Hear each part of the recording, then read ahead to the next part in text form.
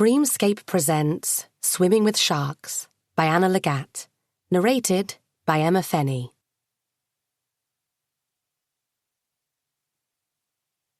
Chapter 1. Day 1. The boat skids across the tide. Every time a wave hits the floor, Nicola's stomach lurches. She cannot see into the night. The ocean is a black oil spill, its vastness disorientating. The stars are bigger here than back home. The reek of petrol is nauseating. Despite the speed, time stands still. It feels like she is going in circles. On a roller coaster, wind in her hair, her stomach in her throat, gravity defied. Even as a child, Nicola disliked roller coasters. They made her feel sick. She is feeling sick now. Yellow smudges of light from small islands along the way take Nicola out of the spin. She focuses her eyes on them for as long as they last, but they vanish quickly, left behind in the wake of the speedboat. The skipper, lean and hairless like a pubescent boy, turns and flashes his teeth and the whites of his eyes at her. She wishes he would keep those eyes on the steering wheel and on the road ahead. But then there is no road, she realizes. Only the blackness of the night seeping through the blackness of water. He has switched off the headlights. He is not navigating by what he can see, he is going by instinct. She shudders despite the heat and tries to distract herself with the bottle of water he gave her at the start of the journey. She takes a small sip just to moisten her tongue. Since landing in Colombo, she has drunk gallons of water. Where did it go? She sweated it out the moment it touched her lips. The air is swollen with moisture, clammy. The air here weighs twice as much as the air in England. It sits on your skin. Boy Skipper turns away and speaks to his companion. A gesture of his hand imitates a slap on the cheek. Their laughter drowns in the drone of the engine. Should Nicola be afraid? She is the only passenger on this boat, a female passenger. Boy Skipper and the other man, both black-eyed, black as the oily equatorial night, are ogling her in the rear-view mirror.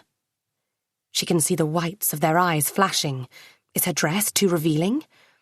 In Colombo, she had changed from her grey winter layers into a flowing summer dress, one so light that she didn't feel it become airborne as the speedboat took off. She pushes the fabric down and traps it between her knees, but it flaps around her thighs, desperate to break free. The eyes in the rearview mirror stay focused on her, willing her knees apart. They surely threaten an assault, even rape. She could be kicked in the stomach and thrown overboard, then left behind to be torn to shreds by sharks. Her two ferrymen have guessed correctly that no one would miss her. A lone woman in the honeymooner's paradise. Boy Skipper has caught her eye in the mirror. He is smiling with a knowing glint in his eye. His earlier reverence is gone. He could give it to her here and now if that's what she is after. Cheap thrills, that's what she wants. He nods and Nicola shifts her gaze towards the black water. It offers her no comfort. She can still feel his eyes on her, penetrating her flimsy summer dress. The boat staggers on the waves and her breasts shift inside her bra. They ache. She asked for it, Boy Skipper will say if they asked why he did it. And he will be believed. A furtive glance up and there he is. The mirror brings his lecherous eyes closer to her, so close they can almost touch her. Horrified, she places the flat of her palm on her chest. Her heart thumps against her hand. The dress is drenched with her sweat. A cold trickle slides from under her finger. She tries to stop it before it goes any deeper, but the nervous rubbing of her chest makes it worse. She gasps for air, looks nervously into the night, begs for it to lift so that their intentions are revealed. It's the unknown that makes her panic. Where are they going? Why is she the only passenger? Who are they? What are they planning to do with her? Which way is home? They are staring at her openly now. The smiles are gone.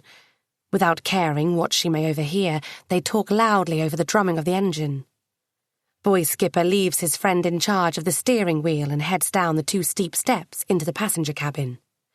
Nicola holds her breath. Her suddenly lifeless hand peels off her chest, leaving it exposed. She was gagging for it, Boy Skipper will say, and they will believe him. He leans over her. A sharp change of direction throws the boat to one side, tossing him at her, his hand landing in her lap. Nicola screams, pushes the bulk of his body away from her, but in that second, reinforced by the velocity of the lurching boat, he is way too heavy. Quickly, he pulls himself up and inquires with the most reverential customer-centered concern. "Is Madame feeling sick? It is not very much longer. Itsuru is that light, over that way." The first lights of Itsuru shimmer weak and tentative, but soon many more of them break up the night. At first, travelling alone didn't seem like such a bad idea. She bravely joined the queue to check into her flight to Colombo. Heathrow was buzzing with anonymity, an extension of London where everybody minds their own business and no one establishes either body or eye contact. Nicola was in her element. She had stood in an orderly queue of like-minded travellers. Behind her, 3 women were bubbling with conversation. 3 women and no man, and they were perfectly happy. Well, 2 of them were, the younger ones. The older one, a mother figure after a fashion, sounded rather neurotic. Nicola hazarded a gaze behind her, observing the back view of a titch of a woman with fluffy fair hair, the compact body of a marathon runner, and a high-voltage disposition. She was at a loss to tell why the woman was so paranoid. She wasn't the one going anywhere. The other 2 were. "Tara, concentrate, please." She was pulling the tall, blonde girl by the sleeve. "You must call me the moment you arrive so I know all is well. Do you hear me?" "Mom, you can't come with us beyond this point, see? Only passengers with boarding passes." The tormented young lady was beginning to sound relieved. "I'll call you. One last hug?" She took her mother into her arms, where the woman briefly disappeared without trace, and then she was gone. Soon after, the 2 girls vanished as well. Nicola saw them through a crowd of people, chatting with 2 young men from the back of the queue. They all looked in full holiday swing, laughing, taking selfies on their mobile phones, and exchanging text messages, even though they stood right next to each other. It was then that Nicola had had her first doubt. She was no longer part of the gang, not even in her own head. They didn't know her from Adam. She was on her own. "Madame Eagles travel alone?" At arrivals in Mali, Boy Skipper could not help himself. He gawped at her modest suitcase, willing Mr. Eagles to jump out of there and put everything right. She nodded and pointed to her suitcase. "That's my luggage." "One bag?" "So it is." She tried not to look guilty. As they walked towards the jetty, Nicola's bag rattling behind Boy Skipper, he tried again. "Mr. Eagles? Will he be joining later?"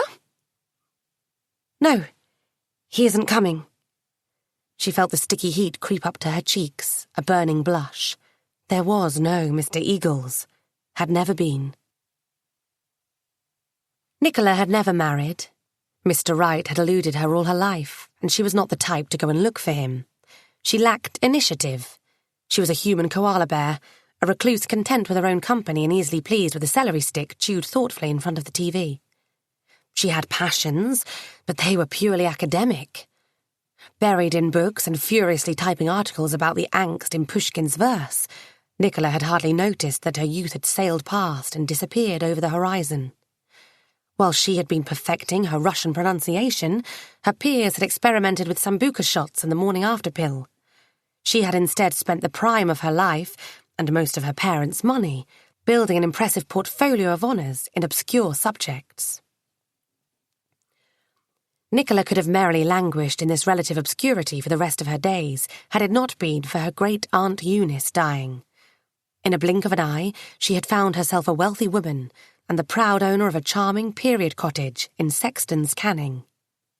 The cottage came with a cat called Fritz. She had no heart to send Fritz to a cat orphanage, but neither could she rehome him in her matchbox flat in Hammersmith. Fritz was a country cat. He did not climb stairs and didn't use litter boxes. The sensible option was to sell the flat and move in with Fritz. After that radical move came another brainstorm. A holiday. Somewhere nice and warm. Somewhere exotic. Boy Skipper turns off the engine and the boat drifts towards the shore.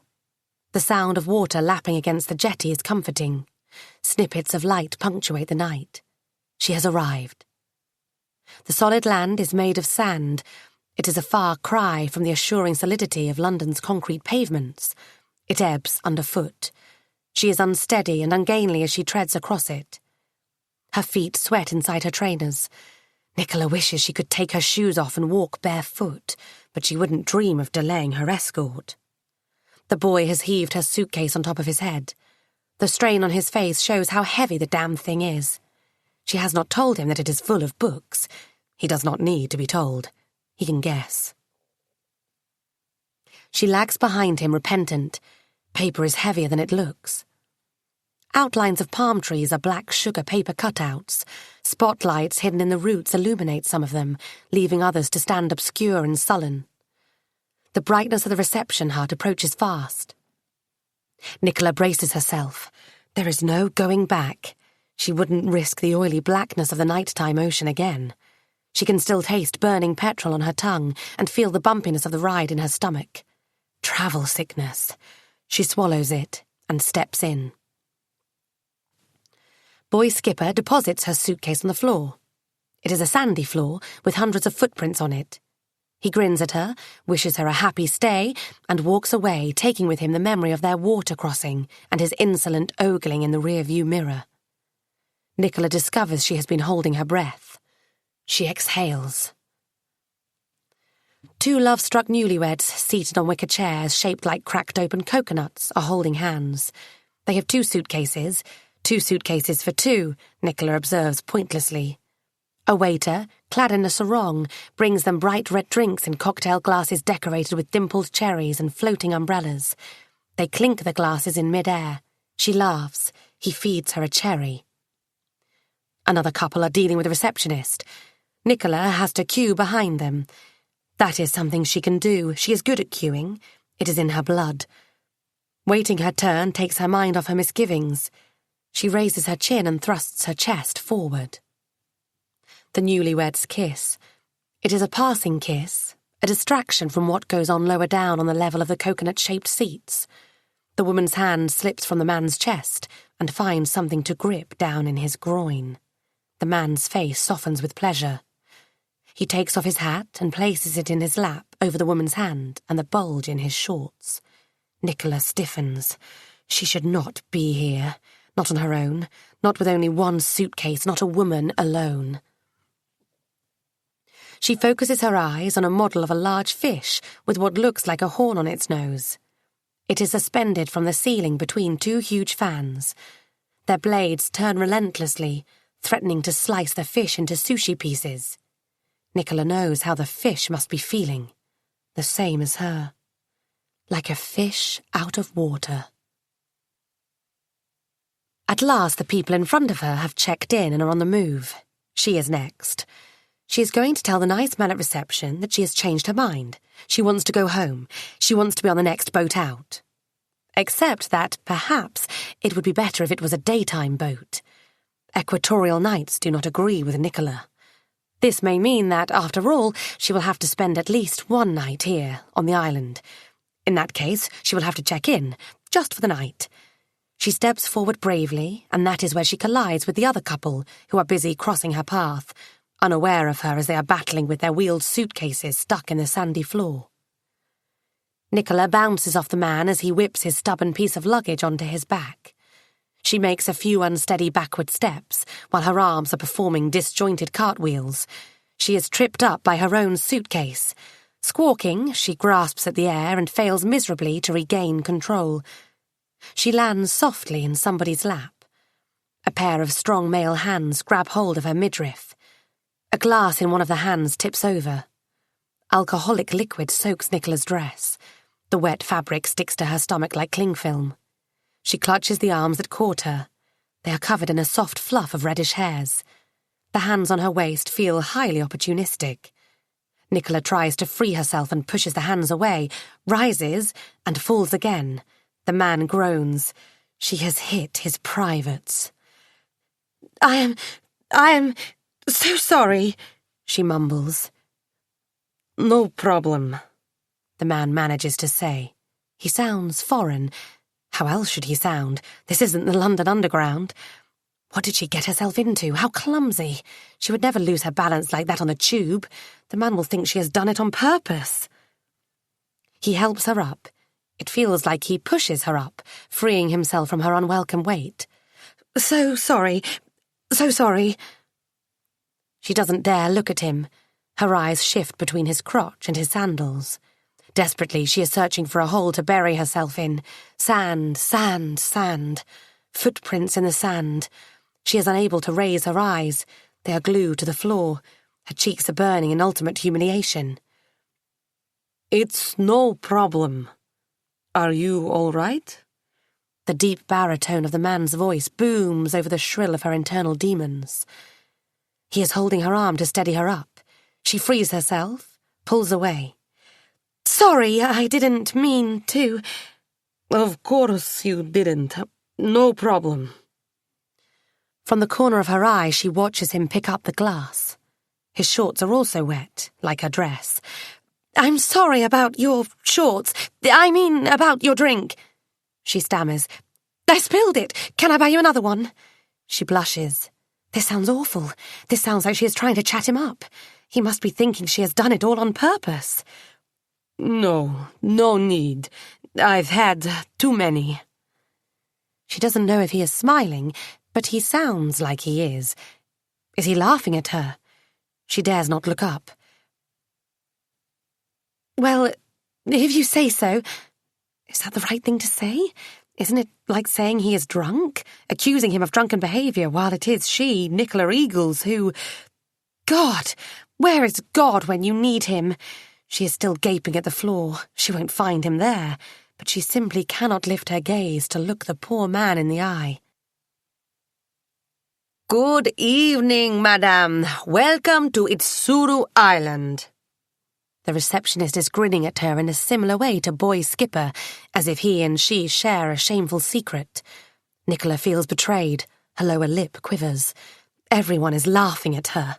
She senses their merriment, at her expense. They must stop. Can you... She starts and doesn't quite know how to finish. What can I do for you, madame? The receptionist looks eager to please. Can't you send me back home, please? She wants to say, but that would be childish and would confuse the poor chap. He is only doing his job. His keen eyes are smiling, not laughing. I'm Nicola Eagles. She's fumbling inside her handbag. It is a suitably exotic handbag with large loops of bamboo handles and a clean white canvas sack. It is hard to find anything in it, especially if your hands are shaking. Her fingers brush against the plastic wallet, carrying her return ticket home. She clutches it. At least it is still in her bag, ready to be used in due course.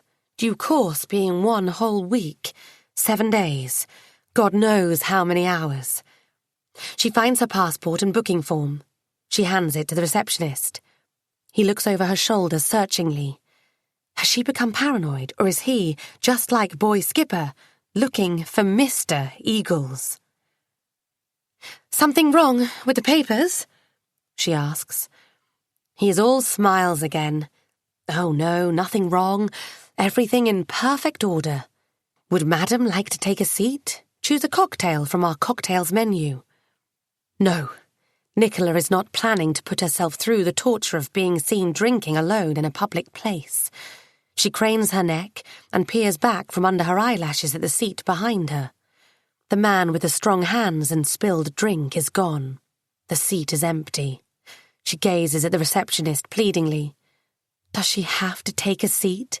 Can she not go straight to her room? Of course. I will get someone to escort you to your chalet. Chalet 42. Do they allocate room numbers based on the occupant's age? Nicola feels it is a bit insensitive, but she takes the key from his hand. He gives her a map of the island and tells her where her nearest restaurant is.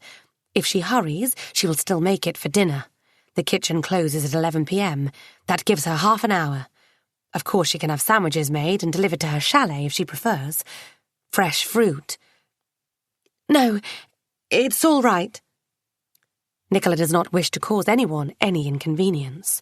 The poor cook wants to go home to his family. She will go to the restaurant and grab something quick and simple. Another boy skipper, perhaps the former's twin brother, hauls her book-laden suitcase onto a cart and drives her to her room. She thought she would walk, but it is late. The island is big and her chalet is at the far end of it. She squats uncomfortably next to her driver, her knee wedged into the side of her suitcase. Her only taste of home in this impossibly exotic world offers her a modicum of comfort. She would cuddle and kiss it if that wouldn't look ridiculous. Her room is a large cabin wearing a conical party hat of thatched roof. Her driver drags her suitcase to the front door and lets her open it. A wave of freezing cold air hits her in the face and wipes the blush from it. The suitcase makes it across the threshold. "I take Madam Restaurant?" The driver nods with keen conviction. He is not going to go away. He has his instructions. "I would need to change, refresh. It's late." "Maybe not?" she asks feebly. "I will wait, no hurry." She sits on the bed, biting her nails. The spillage has evaporated from her dress. She is not going to change. She doesn't know what to wear. Hopefully, the driver will go away. 20 minutes later, as she peeps out of the door, he waves to her, a big, wide grin on his face. The restaurant is an enormous open-plan sacrificial temple. The buffet is brimming with hot and cold dishes. Aromas mingle. Chefs in tall white hats chop pieces of fish and toss them up in the air, using frying pans like tennis rackets. Sarong-wearing waiters look focused and competent. They are friendly, smile a lot. Nicola's waiter puts her at a discreet corner table. The lights here are dimmer and the foot traffic less exuberant than in other parts of the diner.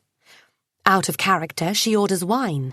She needs Dutch courage more than a clear head. There aren't many diners in the restaurant. She feels singled out as a latecomer and a lone female in a place where having a partner is part of the dress code. If there were crowds, she could try to blend in, but all she has is a few cosy couples dotted over tables, drawn into each other to the exclusion of everyone else. She spies a quartet, 2 women, 2 men, middle-aged, loud and red-faced from the sun or the alcohol. Germans. They are having a whale of a time, even though they are clearly not newlywed or under the age of 30. Loud outbursts of laughter and slaps on the thighs keep them amused. They are happy on this love island. If there can be 4 of them here, then sure as hell there can be 1 of her. Nicola bites her lip. She will be strong, and she will have a good time if it kills her.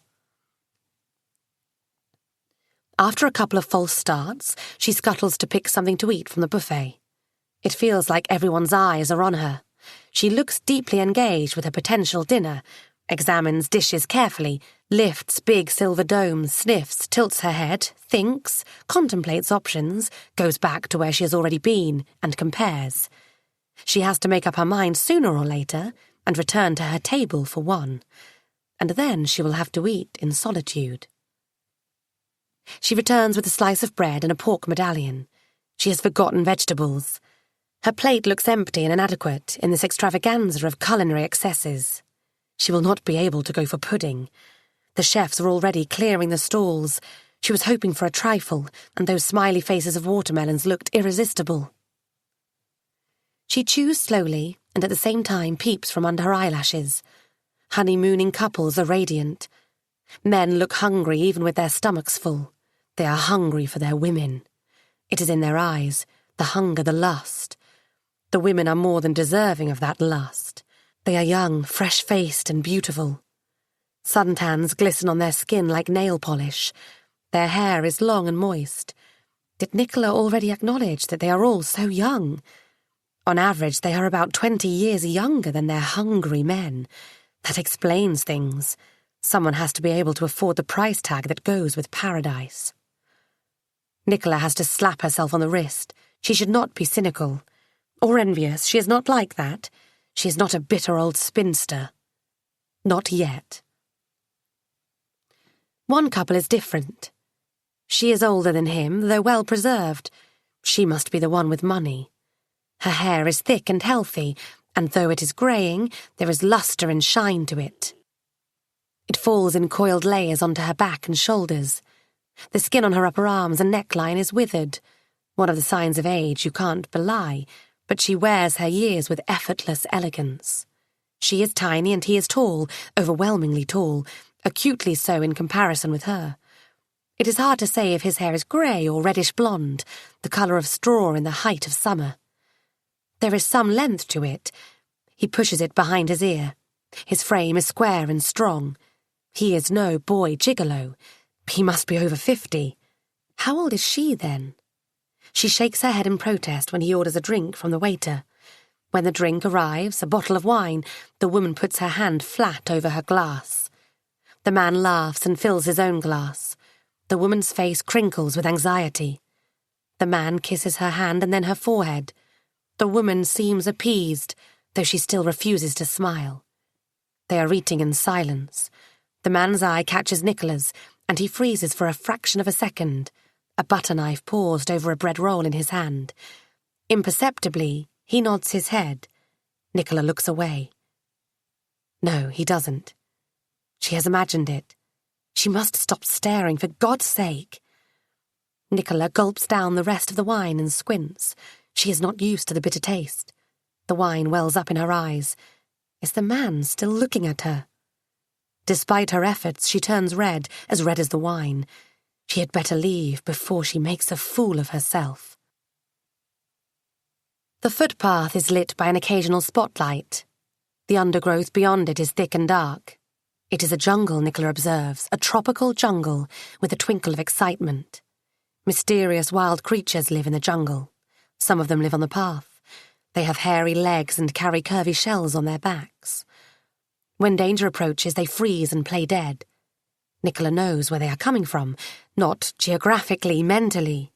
She has been known to freeze when events in her life have taken sharp turns, when strangers intruded on her space, when conversations strayed into the explicit.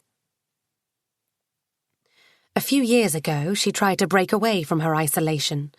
She signed up with a dating website. It was her last chance before turning 40. She had read about the website on Facebook. It came highly recommended. Her friends had found love there. She uploaded her passport photo and truthfully filled out all the sections about herself, her education, background, interests and dreams. She waited. Nothing happened. She searched through hundreds of profiles of eligible heterosexual male candidates of her own age, but she would not contact any of them. It would be too predatory, and Nicola, despite her desperation, was firmly committed to the idea of being chased, not doing the chasing herself. She was dismayed. So many men looking for their true love and not a single one of them showing any interest in Nicola. Why? What was wrong with her? She was not fat. She was not cross-eyed. She wasn't that old. She was comfortably well off. She would not be a burden on anyone. She wasn't stupid. In fact, she was well educated, an intellectual of sorts. She wished she could ask someone more experienced in the area of dating, but that was out of the question. If she were to ask for help, everybody would know she was desperate, a cat on a hot tin roof. They would know she was looking. She would never get over the embarrassment. In the end, Nicola put her research and cross-referencing skills to a good use. She began studying the profiles of other females, learning from the experts. She categorized them by age, image, and style. The discoveries she made were eye-opening. Online dating wasn't about real people. It was about striking the right pose, sending out a vibe of desire and desirability. Rescue me, and I will take you to paradise. Not a day should go by without me by your side.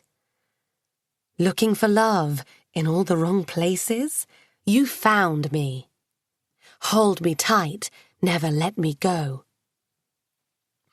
Nicola had always been a fast learner.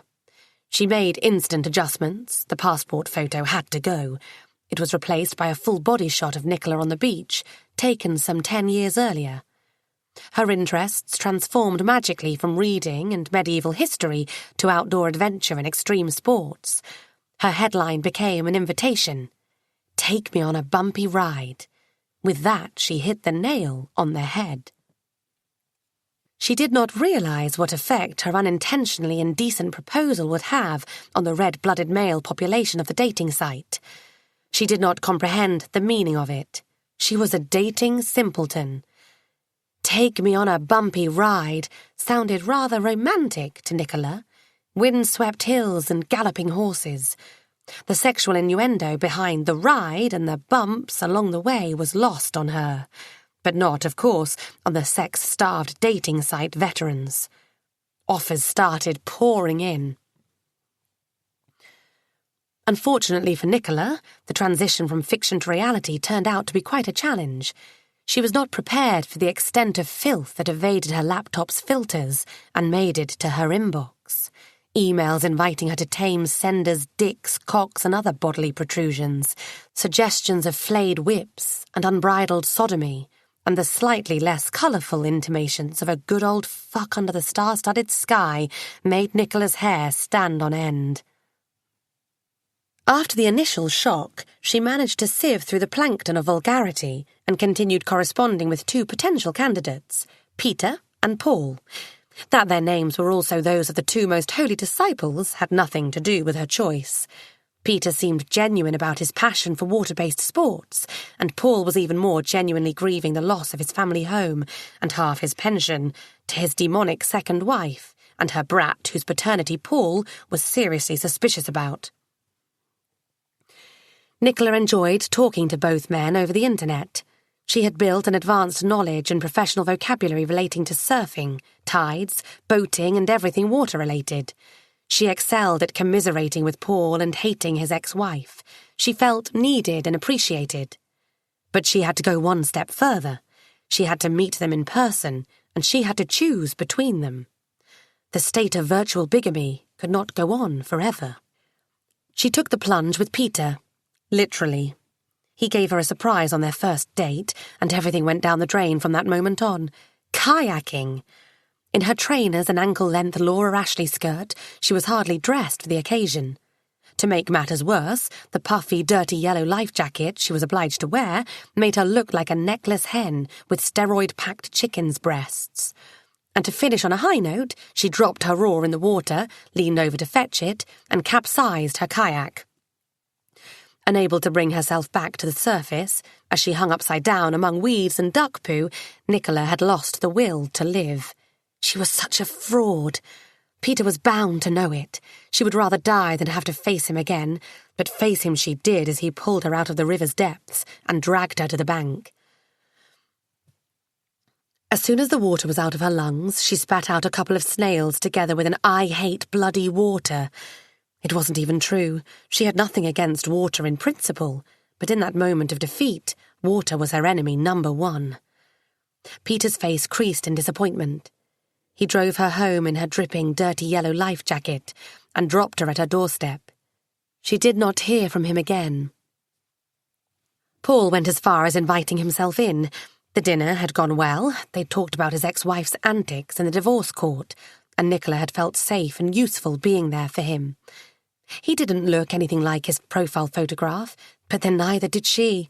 So after the initial shock, they reconciled with each other's actual ages, weights, and hairstyles. He wasn't impressed with her flat. She was still living in her Hammersmith matchbox, but the sofa appealed to him. It was a sizable leather sofa, a deep four-seater capable of housing a pair of consenting adults.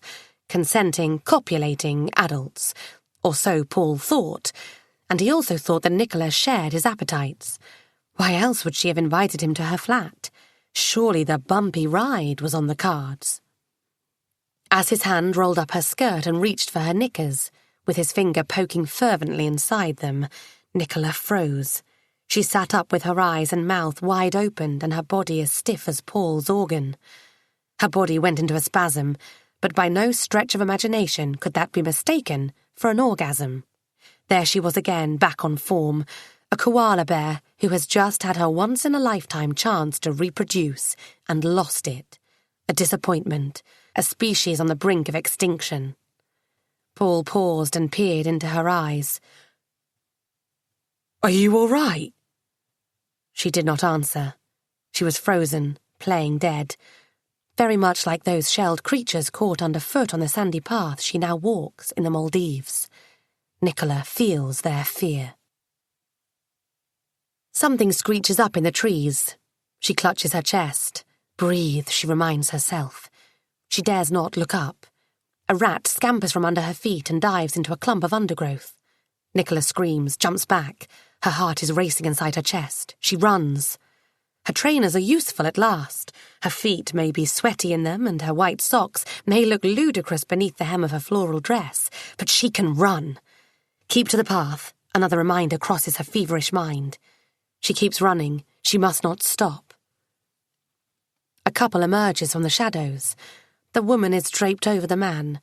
Nicola slows down, tries to resume an ordinary leisurely pace as if she knows where she is and what she is doing. She doesn't want to look stupid and lost. She doesn't want them to ask her if she is all right. Breathing steadily is a challenge. She swallows a gasp and goes red in the face. They pass by without noticing her. She turns to look back at them. The man's hand is on the woman's buttock. Nicola must go in the direction they have come from. They must have come from somewhere. Some civilized place, somewhere other than just rubber plants. She is staggering. The wine is taking its toll. On the other hand, it could be the tree roots. They encroach on the path and trip her over. She carries on regardless. At first, she hears the murmur of human voices cutting across the hiss of the ocean. Then she sees lights. Beyond the next curve of the path stands a bar. It is thatched like every other house on the island. Soft, jazzy music soaks in voices and the sounds of nature. There are tables inside and out, separated with screens and plants. People look relaxed. They are sprawled in comfy chairs, their feet on the tables, colourful cocktails in hand. Mainly couples engrossed in each other. One of the trees is wrapped in Christmas lights. Large blue and red bulbs reflect in the pool. Never in a million years will Nicola gate-crash this party. Not even to ask for directions, because, truth be told, she does not know where she is on the island. She is lost. Nevertheless, she will not go in. She will not introduce into this peaceful equation the discord of a single woman barging in on lovers' privacy. Instead, she crouches behind a leafy branch and watches. A twig snaps close behind her. 2 half-naked kids are running away. They are laughing, no doubt at her. An adult woman spying on other adults, being spied on by kids. How do the kids fit into it? Where the hell did they come from? Dave! Pitya! Shouts one to the other. Was it Russian? Is she looking at 2 Russian boys under the age of 10, loitering motherless on a tropical honeymoon island? Surely she has had too much to drink. The boys dive bomb into the pool. There is one splash after another, and they swim with their heads underwater like 2 slippery otters. Could it be sunstroke? Nicola is feeling faint. She is tired. She has travelled non-stop for the past 24 hours. She needs rest. She needs to go to her room and sleep. Beyond the pool, she recognises the reception hut. She staggers towards it like a doomed desert traveller towards a mirage. With a wild look in her eye, she summons a boy in a flowery sarong. He may be the lecherous boy skipper for all she cares. She needs to be driven to her room. Chalet 42. Out of sight. She dims the lights and shuts the curtains. She eagle flies onto her indecently huge king-sized bed and lies sprawled across it, watching the relentless fan as it wrestles with the ceiling, wanting to break free. Think of all the homeless people living in cardboard boxes, she admonishes herself, but the guilt does not come. She is beyond caring. The icy cold interior has invigorated her. She is not that sleepy after all. The trainers have to come off. They squelch off her feet. Her socks are wet. She peels them off like blisters. Her feet look swollen. Her breasts still ache inside her bra. She unclips it and pulls it out through an armhole in her dress. Her breasts burst out. Nipples spring up and harden on contact with the cold air. Even the light dress feels oppressive. She slides it over her head, takes off the knickers. Her pubic mound itches. It's a jungle there. The sweat and the heat make the itching unbearable. Her pubic hair has never seen the sharp end of a razor. She should shave it all off, not just the bikini line, all of it. That should bring some relief from the heat. She will do it now, then shower, moisturize, and go to bed. Armed with a razor, Nicola heads for the bathroom. As the door swings open, she is assaulted by the heat and the bubbling sounds of the tropics. Quickly, she covers her modesty and retreats into her room. Bloody hell. Hopefully no one has seen her. Where is the bathroom? There aren't any other doors. The front door, the sliding door, and this one. The one she thought led to the bathroom. She has to discount the wardrobe doors, surely. She tries the same door again, peers in. Indeed, it is a bathroom. But there is no roof over it. It is out in the open air. The walls are high, but are they high enough? She tunes into the sounds. Nature's squawking and screeching, but no human voices. Is she going to crouch here, peeping through the keyhole into an empty bathroom, or is she going to go in? She ventures in. It feels awkward to sit on the toilet without solid walls to protect her. She can only hope that flushing won't wake up the neighbours. The water from the cold tap is colder than the air. She will be having cold showers. After dark, only after dark. Now is a good time. First, the razor. The hairs fall off, twirl around the plug and travel down, out of sight, carried by the lukewarm water from the shower's cold tap. She has to sit down and spread her legs wide to reach deep between the folds and crevices of her most intimate areas, places she does not visit often. It is a painstaking exercise, but at last all is smooth and much, much cooler. It may be a bit decadent, but she moisturizes the whole area with her face cream. That is all she has.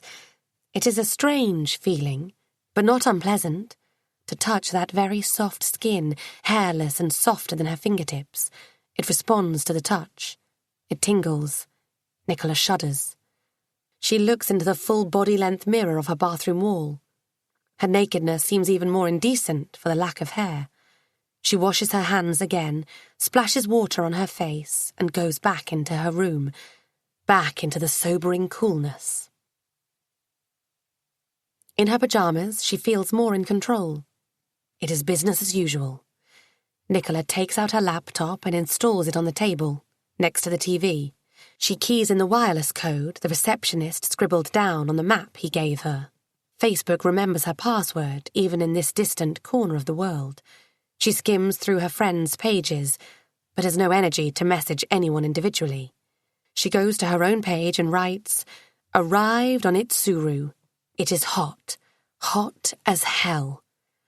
She shuts down the computer and rolls under the thin sheets. She is out within seconds.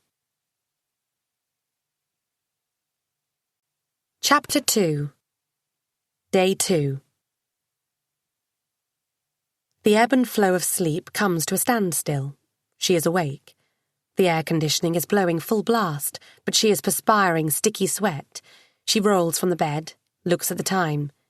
It is 10:08 a.m. She has overslept, missed breakfast. A residue of dreams weighs on her eyelids. Nicola has not dreamt in years. She is too disciplined to allow dreams to infiltrate her conscience.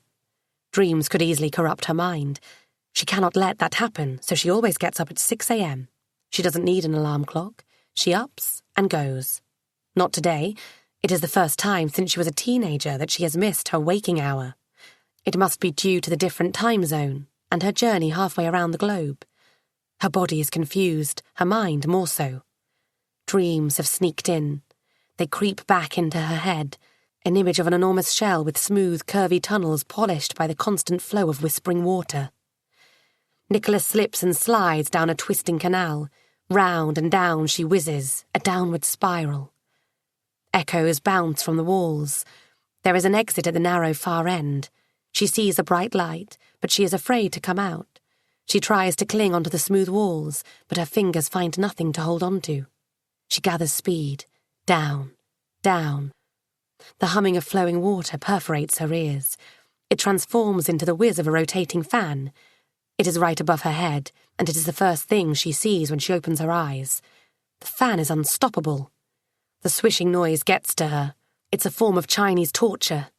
She turns it off. It quietens down, its pulse slowing until the blade halts and remains still. Heat pours into the room. It is suffocating. She pours a glass of water and gulps it down in one go. She is hungry, raids the minibar. A bag of nuts will have to do. She cannot bring herself to start the day on a chocolate bar. She could go out, find a bar, and buy a sandwich. Except she can't. She simply cannot open the front door and step out. She cannot leave the safety of this room. She might get lost again if she does. Nicola unpacks her suitcase. Books find their way to the table. She lines them up in a straight row, propping one against the other. Ambitiously, she brought Anna Karenina in Russian. She will start with that. She stretches on a settee, piles up cushions under her back, feet on a glass coffee table, nuts in the cup of her hand. She does not have to go out at all. She can spend the entire 7 days in her room, reading, sleeping, and eating nuts and chocolates. She wakes up an hour later, a dribble of saliva tickling her neck. Her arm is folded awkwardly under her ribs, her body folded in half like a penknife, her cheek resting on a remote control. She must have pressed the power button, for the TV is on. Exchange rates flash at the bottom of the screen. A weather presenter is talking about the scorching temperature of 38 degrees, as if it was something ordinary. Perhaps it is. She drinks more water. What's left in the bottle? She is thirsty. She will have to get out from time to time, if only to get more water and food. Her neck aches. She must have slept awkwardly. Swaying her head from side to side makes it worse. She gets up, looks in a mirror. She has the pattern of the keypad from the remote control etched on her left cheek. Her eyes are puffy. She needs air. When she opens the curtains, she is instantly compelled to open the door, too. The world behind the glass cannot possibly be malignant. It is calm and blue, its tranquility complemented by the warmth of yellow sand. She steps outside. The heat surprises her once again. It sits on her shoulders, her face and her back. It is omnipresent. Her muscles go flaccid. The sun, which does not occupy a clear spot, but is spread thinly across the sky as if someone has tried to bleach it out, dazzles her. Its rays bounce off the sand crystals and fly into Nicola's eyes. She puts her hand to her brow and scans the horizon. The sublime blueness is broken in a few places.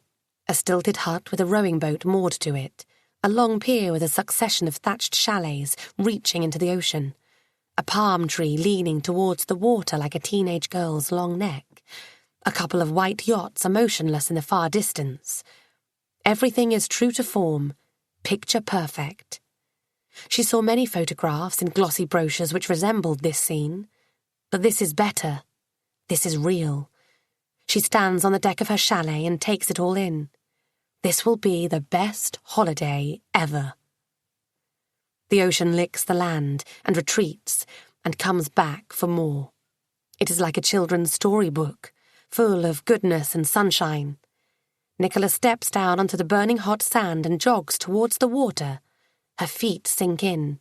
She feels the warm and moist tongue of the sea on her soles. She sees a fish pass by, just a few steps away. You could reach out and pull that fish out with your bare hands. But who would do such a thing? Nicola has taken hundreds of photographs. Panoramic landscapes, but also small things. The broken glass of vacated shells strewn under the pier. A root that has abandoned the ground and climbed up the invisible ladder of air to freeze into a coil, like a snake. A clay pot with a ladle, dry and cracked, wood turning to white bone. She intended to circumnavigate the entire island, but only managed to get to the other end, the end where the reception hut is, and the bar with a palm tree impersonating Christmas. The place looks less intimidating in broad daylight. Guests camp on deck chairs, surrounded by beach towels, water bottles, sun creams, iPads, sandals, baseball caps, and the rich tapestry of summer dresses rippling out of straw totes. An air of lazy indifference hangs low and heavy. Nicola finds a table where she unpacks the contents of her canvas bag, her phone, towel, and Anna Karenina in Russian.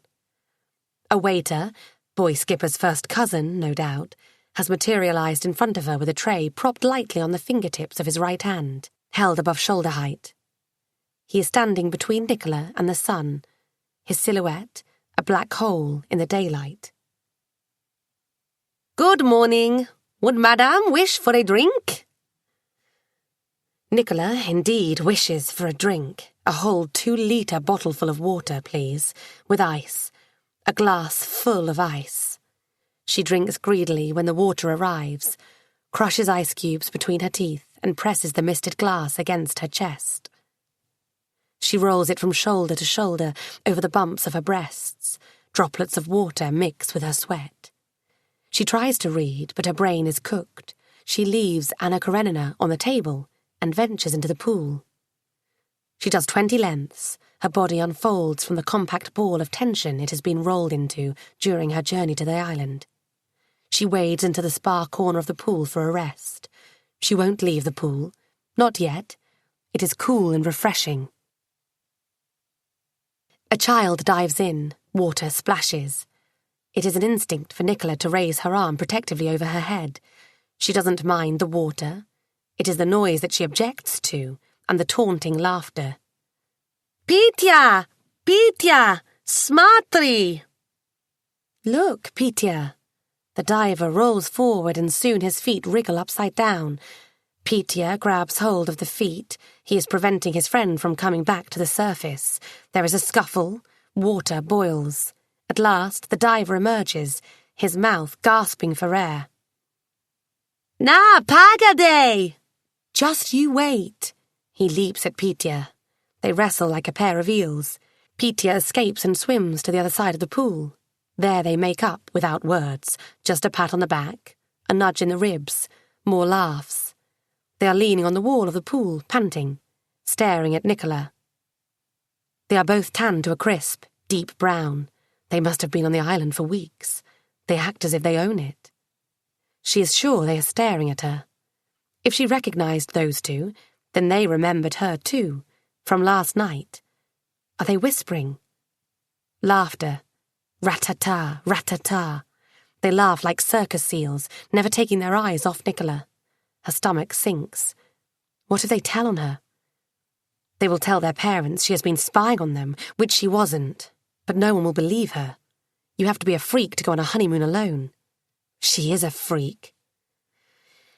They're such a nuisance.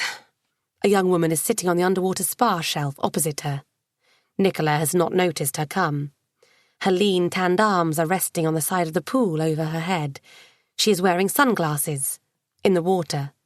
Judging by her toned arms and tight skin, she cannot be more than 30. Her hair is blonde and cropped short. She resembles a matchstick. "Do you mean those boys?" "Yes.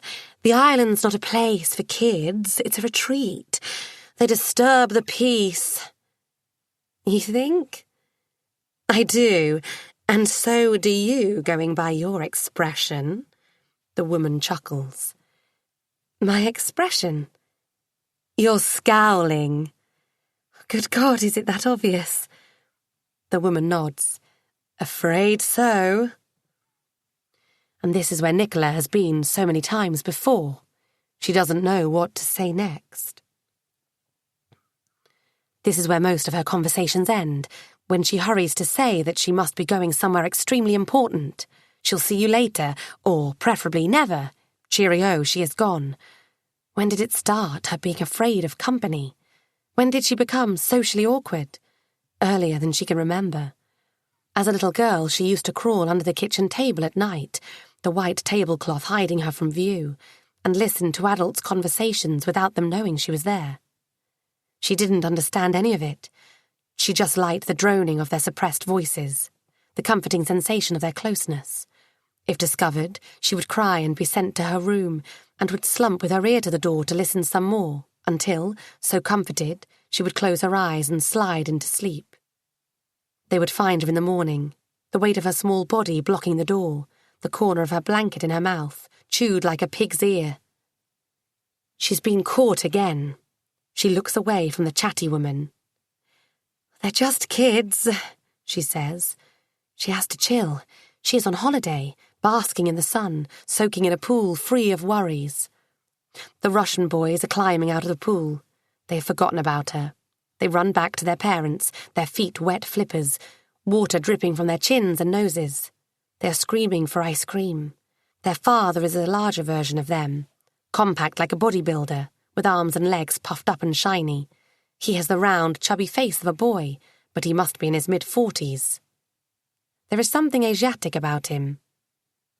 His wife, on the other hand, is blonde and petite, her stomach flat and sunken between her hips. She doesn't look much older than the boys. Perhaps she is not their mother, or perhaps she is just good for her age. They're gone. Nicola says it just to break the silence, just to say something. The chatty woman smiles at her and raises her glass in mock salute. She is not afraid of them. They are only kids, but they bother Nicola. They've got under her skin. If she could make a second entry onto the island, she would do it differently. She would not be caught with her knickers down by a pair of freckled brats. "Do you want a drink?" the woman is asking her, while at the same time waving to the smiling waiter. Boy Skipper has a large family. To Nicola, the waiter is yet another clone of him. She has to start paying more attention to people's faces. "Can we have 2 cocktails? Greyhound for me with plenty of ice. And you?" Nicola cannot pretend she knows the names, never mind contents, of any of those tropical beverages. "Just water, thanks." The woman pulls a sympathetic face. "You've just arrived." "Easy to tell." "Yes, you're white as a lily." "Always." Nicola relaxes. "You, on the other hand, you've got a beautiful tan." "Thanks. I like it here. Would come here every year if I could. This is my second time. My second honeymoon." "Second? Wow. Congratulations." Nicola does not know if that is the right thing to say to a serial honeymooner. "You're alone? Couldn't help noticing. Is your someone joining you?" This is a sharp and unwelcome turn in the conversation. The woman has strayed into the joys of spinsterhood and loneliness, and the stupidity of people who suddenly come into money and choose to spend it unwisely by coming to places where they have no business being.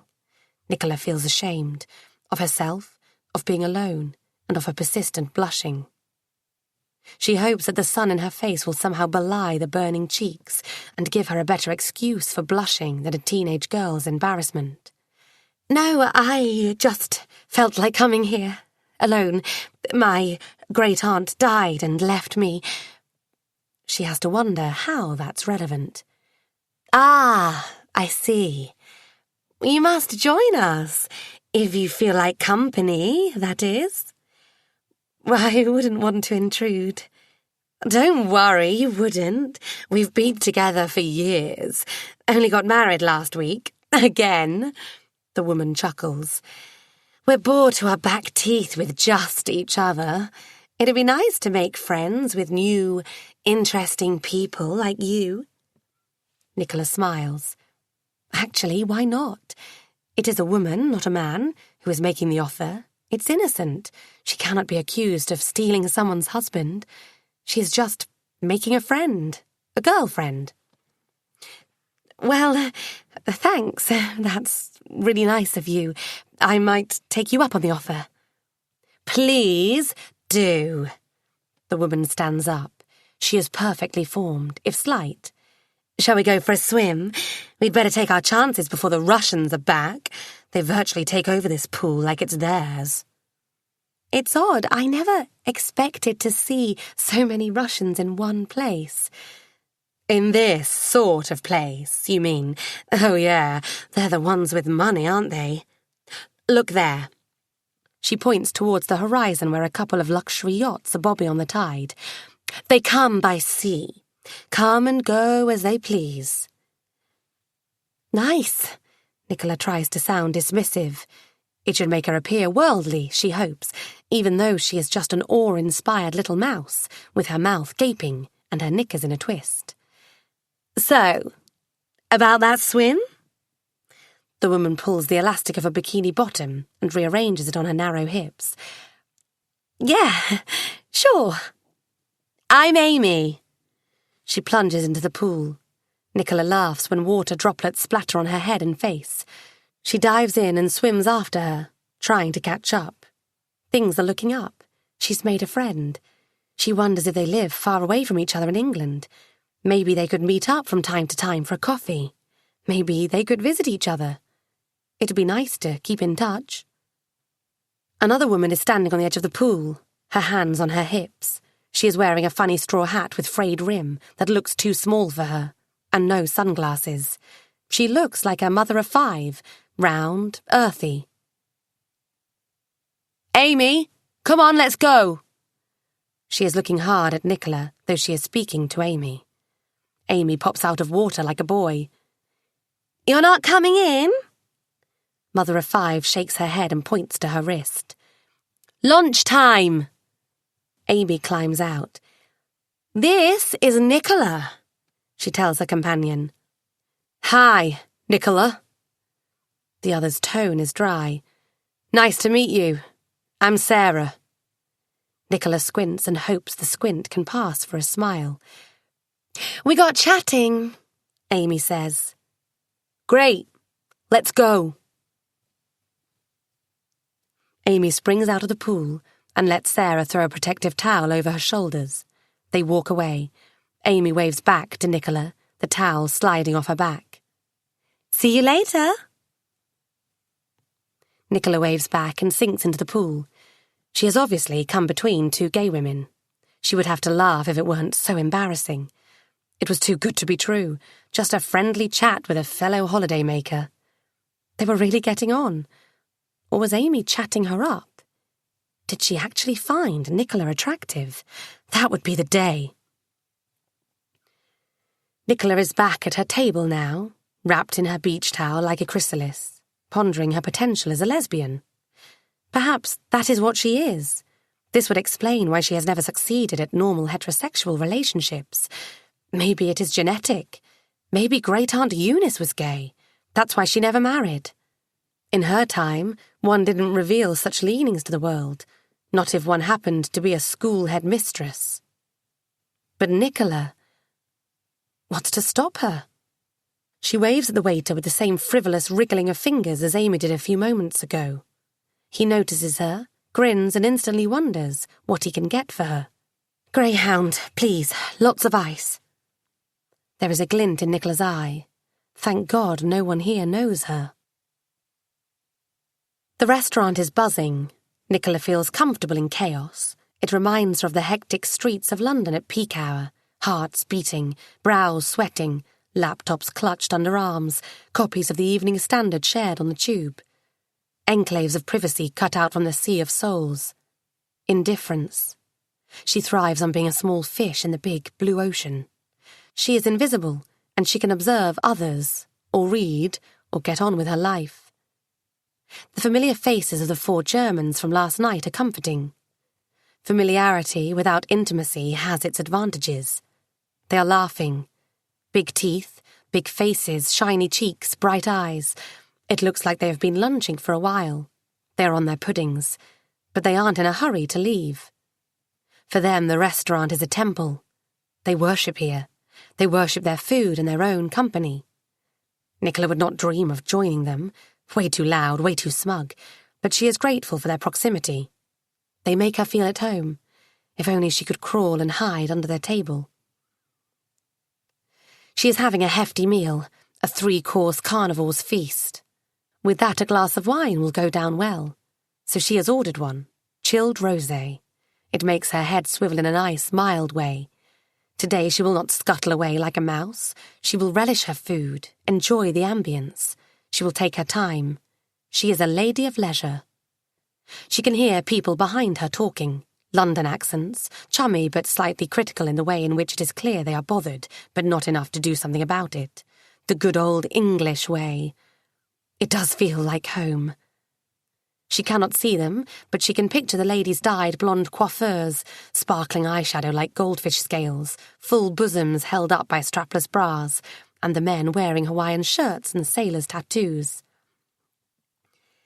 By comparison, Egypt is a Mecca, one of the women sings. Mecca ain't in Egypt, pet, a patient, long-suffering male replies. I know where Mecca isn't. I'm just saying. Tourist Mecca. Another woman comes to the rescue. Exactly. Have you been to Egypt? Course. More civilised. If you don't set foot outside the resort, we were swarmed when we went out. Only once. Once was enough. Ooh, I know what you mean. More wine, pet. Just a touch. A bit more than that. Paula? Oh, go on then. The pyramids are well overrated, don't you think? We went on camelbacks. My backside. Chuckles follow, and a cough. The wine must have gone down the wrong hole. I'll be calling reception if the sheets ain't properly done. Right you are. I can feel every crease. It's torture. Too much sun if you ask me, pet. But no one's asking you, George. Nicola tends to agree with George. She feels this place is luxury enough for her. And then, lest she forgets, there are people in London sleeping in cardboard boxes. You don't hear them complain about the sheets. She is on her raspberry and bramble trifle laced with drambuie. A man waddles by her table. A cloud of body heat envelops him. The man is seriously obese. He puffs and wheezes, clutching a main course plate which seems a miniature in his hand. He bulldozes his way to a table where the rest of his family sits. There is no doubt they are related, because they are all huge people. He drops his weight on a chair and digs in. One of the women speaks to him, her mouth swelling with food. He nods, but does not stop eating to respond. Nicola scowls at her pudding. She is sure they are lovely people, probably very jovial and kind. Somehow big people are invariably jovial and kind, she finds. But it isn't their character that disturbs her. It is their weight. How did they get to this point? It isn't any of her business, though. It is so incorrect to ask such questions. But she does. She drinks her wine, followed by a glass of water. And, so detoxified, she leaves the rest of her pudding untouched. Nicola has never liked Anna Karenina as a person, and she sometimes wonders if Tolstoy himself cared that much for her. She was out of control. He let her rave through the story like a woman possessed, and then didn't know what to do with her, so he just let her take the easy way out. Got rid of her because, frankly, he couldn't restrain her. But it wasn't really fair of him to inflict that woman on Count Karenin. Now, that's a man after Nicola's own heart. He is the sort of man she could fall in love with, if love was ever meant for her. She would fall in love with a man who does not waver, a man of integrity and a man of his word, honourable, staunch. Nicola feels for him and feels with him. She would not betray him like Anna. She refuses to see any of the Anna Karenina films, convinced Count Karenin would be portrayed as a hapless old fool. Nicola sees him differently, a man of steel, a strong man who can overcome self-pity and rise above base instincts. He is impeccable in his controlled poise. He is larger than Alosha Vronsky, in body and in mind. Nicola imagines that in films he is shown as shriveled and dry. He is not like that. He has a deep Russian soul. You need a large frame for a soul of that size. Nicola's cheeks are burning as she tears her eyes away from the page. She is back at the bar with the Christmas tree. Amy and her partner Sarah have not returned. Why is she not surprised? She downs another glass of ice water and calls for more. She might go for a swim. The ritual around here is simple. Drinking and dipping in the pool on a loop. Everyone does it. At some point you stop seeing individual people, just a mass of quivering bodies hydrating themselves in a relentless struggle against the heat. She watches the heads bobbing in the pool to check if the two Russian brats are there. They are not. But there is a couple that draws her attention. She is not sure what to make of them. They are at the far end of the pool where earlier the two kids were playing. Unlike the two kids, this couple is not aware of her existence. The man's back is to the wall of the pool. The woman's head is just above his, her arms hooked over his shoulders. She seems taller than him. Though their bodies are tightly pressed together, she is going up and down. It is a rhythmic motion that creates small ripples around them. Up and down. Nicola realizes. No, the woman isn't taller. She is sitting astride the man's hips. His arms are submerged. He is holding her. She is sitting, nesting, in his hands, and he pushes her up and lets her fall down into the water, onto his... Well, it is clear. They are having sex. Nicola is frazzled. She is worried for them. It is an irrational concern. It is as if she was in on it, an accomplice. What if someone sees them? Will they be in trouble? What if someone sees her watching them without protest? She knows from her travel agent that the Maldivians are oppressed that way. The Moors are strict. No bared arms or midriffs in restaurants. No public displays of physical intimacy. It is a Muslim country. The woman starts bobbing faster and faster. It isn't going to last much longer, surely. He isn't going to last, the man. They freeze for a split second. Smile at each other, wickedly, Nicola thinks, like a pair of rascals up to serious mischief. The woman laughs, flips back, detaches herself from her man and swims away on her back. It is over. Nicola breathes relief. She half expects to see a trail of sperm floating on the surface in the woman's wake, but there is nothing to affect the pure blueness of the water. All is well. She enters the pool and swims to the far end where not long ago the randy pair were doing their best to offend common decency. She fancies that the water here is warmer. Nicola cannot tell whether she is disgusted or fascinated. She is definitely stirred, intrigued. Perhaps she has imagined it. It has been a hot day. She has had too much sun. It seems like a blessing that the sun is sinking fast on the far horizon. Dusk happens unexpectedly. The pool empties. Nicola climbs out, dries herself with a towel. She slumps in a deck chair, takes out Anna Karenina. A wriggle of her fingers brings a skipper boy with a tray and a friendly grin. She orders a greyhound. She needs something stronger to steady her nerves. Before the waiter returns with the drink, the two Russian boys dive into the pool. Nicola sighs, picks up her things, and leaves. She cannot take those two little weasels.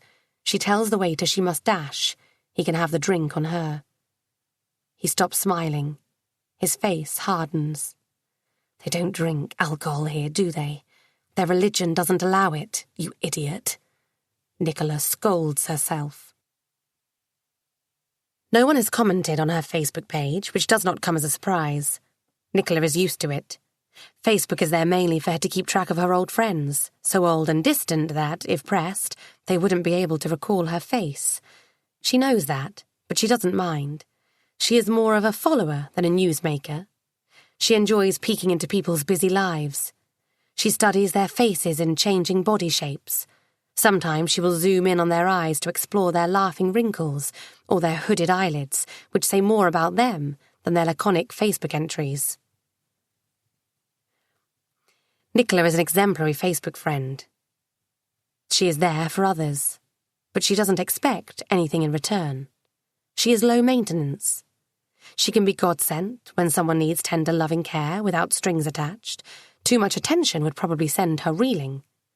So no comments is perfectly okay. In any event, her last entry wasn't much of a groundbreaking revelation. People go on holidays every day. Only for Nicola, it is one of those once-in-a-lifetime events, like getting married or dying. Today she has all these fantastic pictures to post. The memory card in her camera phone is brimming with them. It is quite a job to select just a few. No, it won't do. She will upload all of them. It is her adventure, her memories. She copies one photo after another. It takes a while. She works tirelessly through the evening, Pictures are spilling onto her webpage, impossibly blue, impossibly bright. That done, she surfs through her friends' pages. She has a bit to catch up on. Fiona, the long-suffering, endlessly jilted, darling Fiona, has broken up with her partner of 2 years, David. That is her 5th boyfriend in so many years since she divorced Ben, or he divorced her, exactly which has never been quite clear from her entries. Nicola had high hopes for David. He had the staying power, she thought. Fiona was proud of him and at last at peace with her lot. But even he has let her down. She must be devastated. Not very lucky with men, poor sausage. Ben habitually fails to keep up with maintenance payments. The others care at first, but then find Fiona's twins impossible to live with. They walk over her. She lets them go. What else can she do? Some of them get angry, with the kids bumbling under their feet, with the school runs, with Fiona. They flee and Fiona is left behind to pick up the pieces. Nicola sends Fiona hugs, if there is anything she can do. Deep down, she is glad of her own inner peace and her single status that points to no men, no pain in her life. Good news on Barbara's front, she's got a new job. It's not what she's used to, not as high-powered, and the money is half what she was getting. But it is a change after 14 months of job hunting. In today's market, it is a success story. But Barbara sounds cautious and a little flat. There aren't as many exclamation marks as Nicola would expect to see. She remembers Barbara's joie de vivre back in their university days. It has been missing from her posts, and it hasn't quite come back with her new job. Nevertheless, Nicola joins 76 others in congratulating Barbara. Her brother, Robert, she always checks his page. His Facebook is her peephole into his new life. He signed up with Facebook after moving to Australia, and since then Nicola has learned more about her brother than she had ever known before. He has a decent job selling IT technologies, though it involves lots of travelling abroad, especially in Asia, where the new markets are. Hannah, his wife, stays at home with the girls. She tried to find a job and hold on to one for a few months, but lost it, and Robert decided she didn't need the stress of looking for a new one. The money is tight, but the children are happy to have their mum around and are doing well at school. There are photos of their escapades into the outback and the East Coast. They all look happy and healthy. Ruddy faces and white-toothed smiles. Bless them. Nicola doesn't leave comments on Robert's wall. She wouldn't dream of imposing. Robert is just like her. He never comments on her wall. She wonders what he makes of her Maldivian holiday. He is probably scratching his head in bemusement.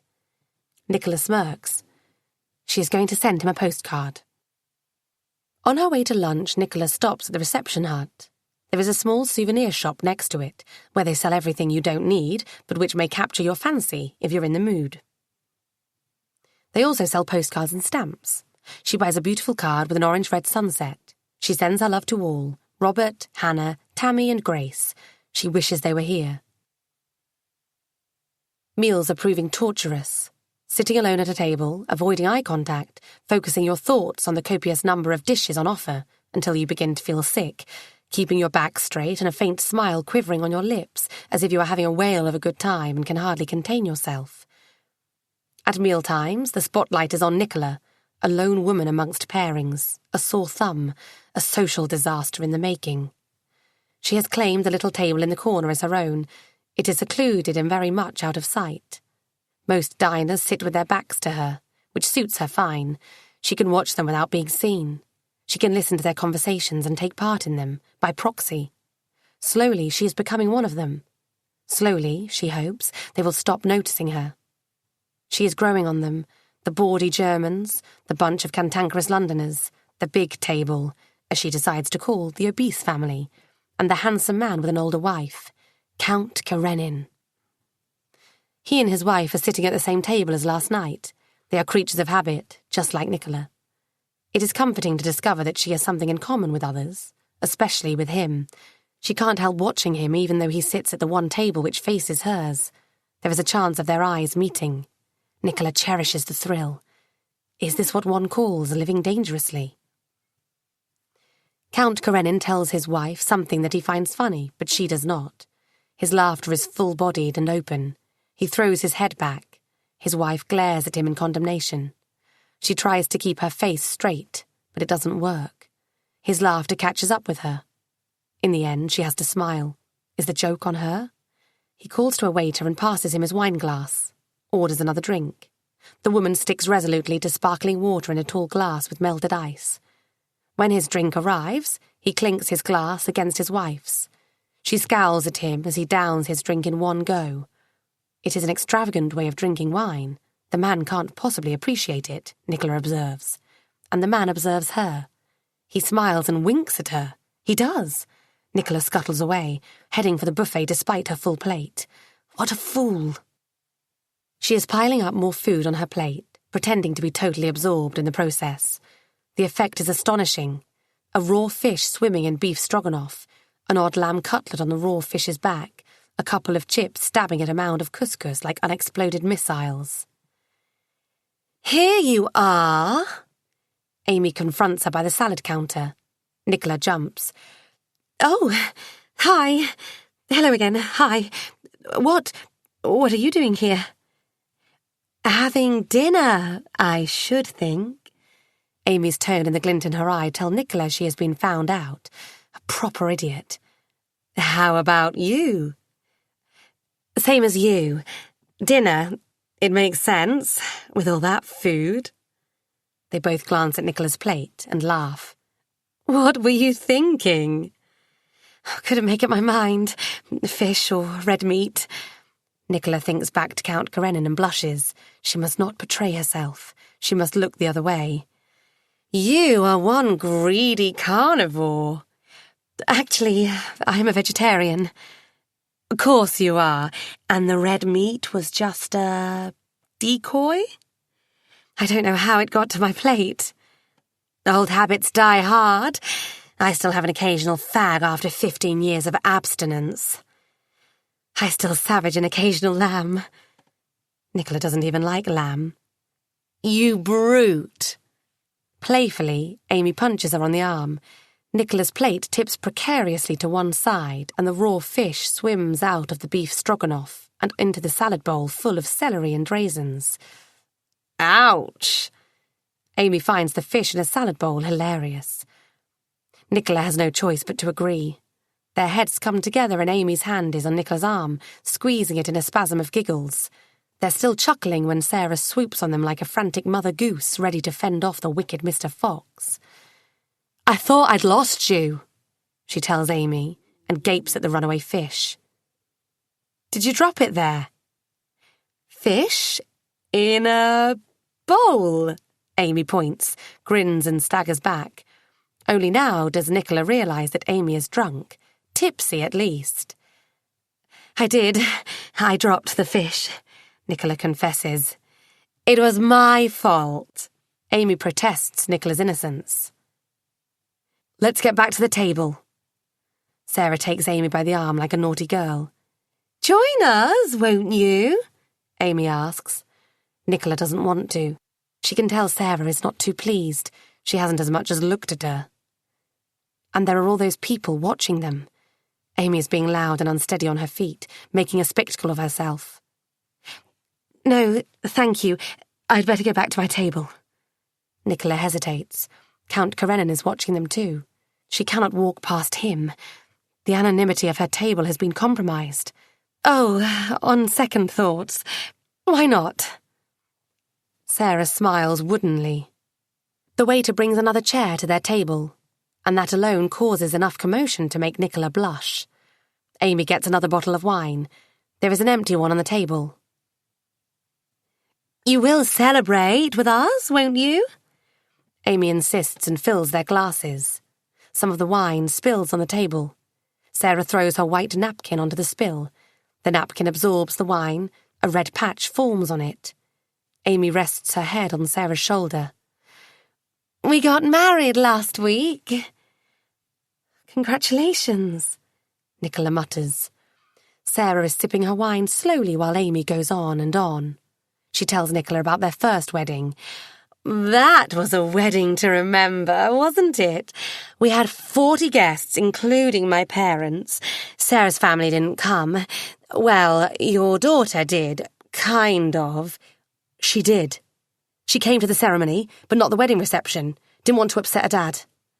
Supercilious prick. And he left Matthew at home. Oh, that was 5 years ago. Things have changed since then. Matthew can make his own mind up now. I thought you got married last week. Yes, correct. Married being the key word. Sarah looks hard at Nicola. She either doesn't like her or thinks her stupid. Nicola frowns, trying to take in the importance of the key word. She wishes she could leave now. She has had enough of food, of wine, of attention, and of Sarah's disapproval. Amy is pouring more wine. 5 years ago, we did the civil partnership thing. It wasn't the same, Sarah says. Me? I don't mind. I don't need formalities to know how I feel. It's not that. Blah, blah. Amy laughs loudly. Sarah can be such a prude. Sarah turns to Nicola. You're not married? There is admonition in her tone, perhaps a touch of insecurity. No. So, what brings you here if you don't mind me asking? Stupidity, Nicola thinks. You must tell us about yourself, will you? I like your type. I like the veil of mystery. There is mystery about her, isn't there, Sarah? Do you think? Amy squeezes Nicola's hand. Sarah glares. Nicola feels like apologising. There is no mystery. There is no story. There is nothing but stupidity. Stop pestering her, Amy. I'm not pestering her. Am I pestering you, Nicky? Her hand is still on Nicola's hand. Tell me I'm not pestering you. I'm just curious. You are pestering her. I'd better be going. Nicola gets up. Her legs feel like they belong to someone else. I've never drunk so much wine in my life. I think I need to go to bed. You'll sleep like a baby. Amy gets to her feet. She stretches her neck and kisses Nicola on the cheek. She loses her balance for a split second and leans on Nicola for support. Her breath is hot. Her lips brush against Nicola's ear. It was just meant to be a friendly and meaningless peck on the cheek, but Nicola dreads to think what Sarah will make of it. Amy whispers in her ear, Don't mind Sarah. She takes time to warm up to people. I'll see you tomorrow. See you, Sarah says louder than it is necessary. Sorry about Amy. It's okay. No, it isn't. The warm, humid night does very little to sober her up. She feels tingly all over her body. Her brain seems numbed. It swivels in her skull. Tensing her muscles to keep a steady pace has the opposite effect. She staggers. Shelled creatures scurry away from under her feet, but to Nicola it feels as if the sand shifts underfoot. Steady girl, she tells herself. It can't be too far to her chalet.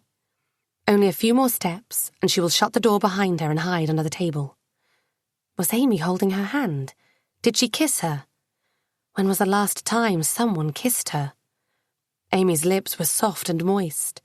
Nicola rubs her cheek. For God's sake, it was only a peck on her cheek. It didn't look like that to Sarah. And all those people watching them. They were watching. Nicola felt their eyes drill into the back of her head. Why does she care so much? They don't know her. She'll never see them again in her life. She is hurrying to the safety of her chalet, hopeful she is heading in the right direction. It has only been 2 days and she has already made a fool of herself twice. Once a day, what a score! Yesterday it was a manoeuvres in the bushes where she was found out by a couple of kids. Tonight it was a liaison with a newlywed lesbian. Her foot catches in a stray root and she trips. A few quick mangled steps and just in time, just before falling down on her face, she manages to regain her balance. She looks nervously around. Did anyone witness her drunken antics? Before she can answer the question, a high-pitched squeal fills the air and a pair of flying objects emerge from the bushes. Nicola's thin balance is lost. She tumbles to the dusty ground, clutching her chest. It's an automatic response to her heart's attempt at breaking out through her ribcage. It takes a few seconds to establish that the two flying objects are her old and well-hated tormentors, the two Russian boys, playing fighter planes with their arms spread out like wings and their throats expelling squeals of menace. Even they are momentarily taken aback by their own success at bringing Nicola down to her knees. They stare at her for a while, furtive at first, then bursting into peals of laughter. From the corner of her eye, she can see the stocky figure of their father behind the trees, dimly lit by the soft light from his chalet. He is standing on the deck, doing nothing to help. The blinking scoundrels are having a field day with Nicola. They are like the biblical locusts. They won't go away until she is torn to shreds. They're laughing their little hearts out, slapping themselves on the thighs, the rat-a-tat of their laughter like a machine gun. Nicola hides her face in her hands and bursts into tears. She doesn't care how old she is and how young they are. She is humiliated. She wants to go home. She can't move. She is stuck on the ground. Her legs are useless and her eyes shut tight. She doesn't want to see her own disgrace. The boys stop laughing. Someone has stopped them. A male voice is shouting at them in Russian. She can tell it is in Russian, but her mind is too frayed to decipher a single word of what the man is saying to them. All that matters is that they have stopped laughing and are running away. She thinks it is the boy's father. She looks up towards him, but he is silent. Angrily, he takes a few steps towards the path, towards where the voice is coming from, but halts in his tracks. The fury in his face fades away. He cocks his head. He is intrigued. Stealthily, he steps behind a tree. With a deep and still focus, he is watching the man who scolded his kids, but he does nothing to confront him. Meanwhile, that man approaches Nicola. He leans over her, takes her by the elbows, helps her up. "Are you all right? Can you walk?"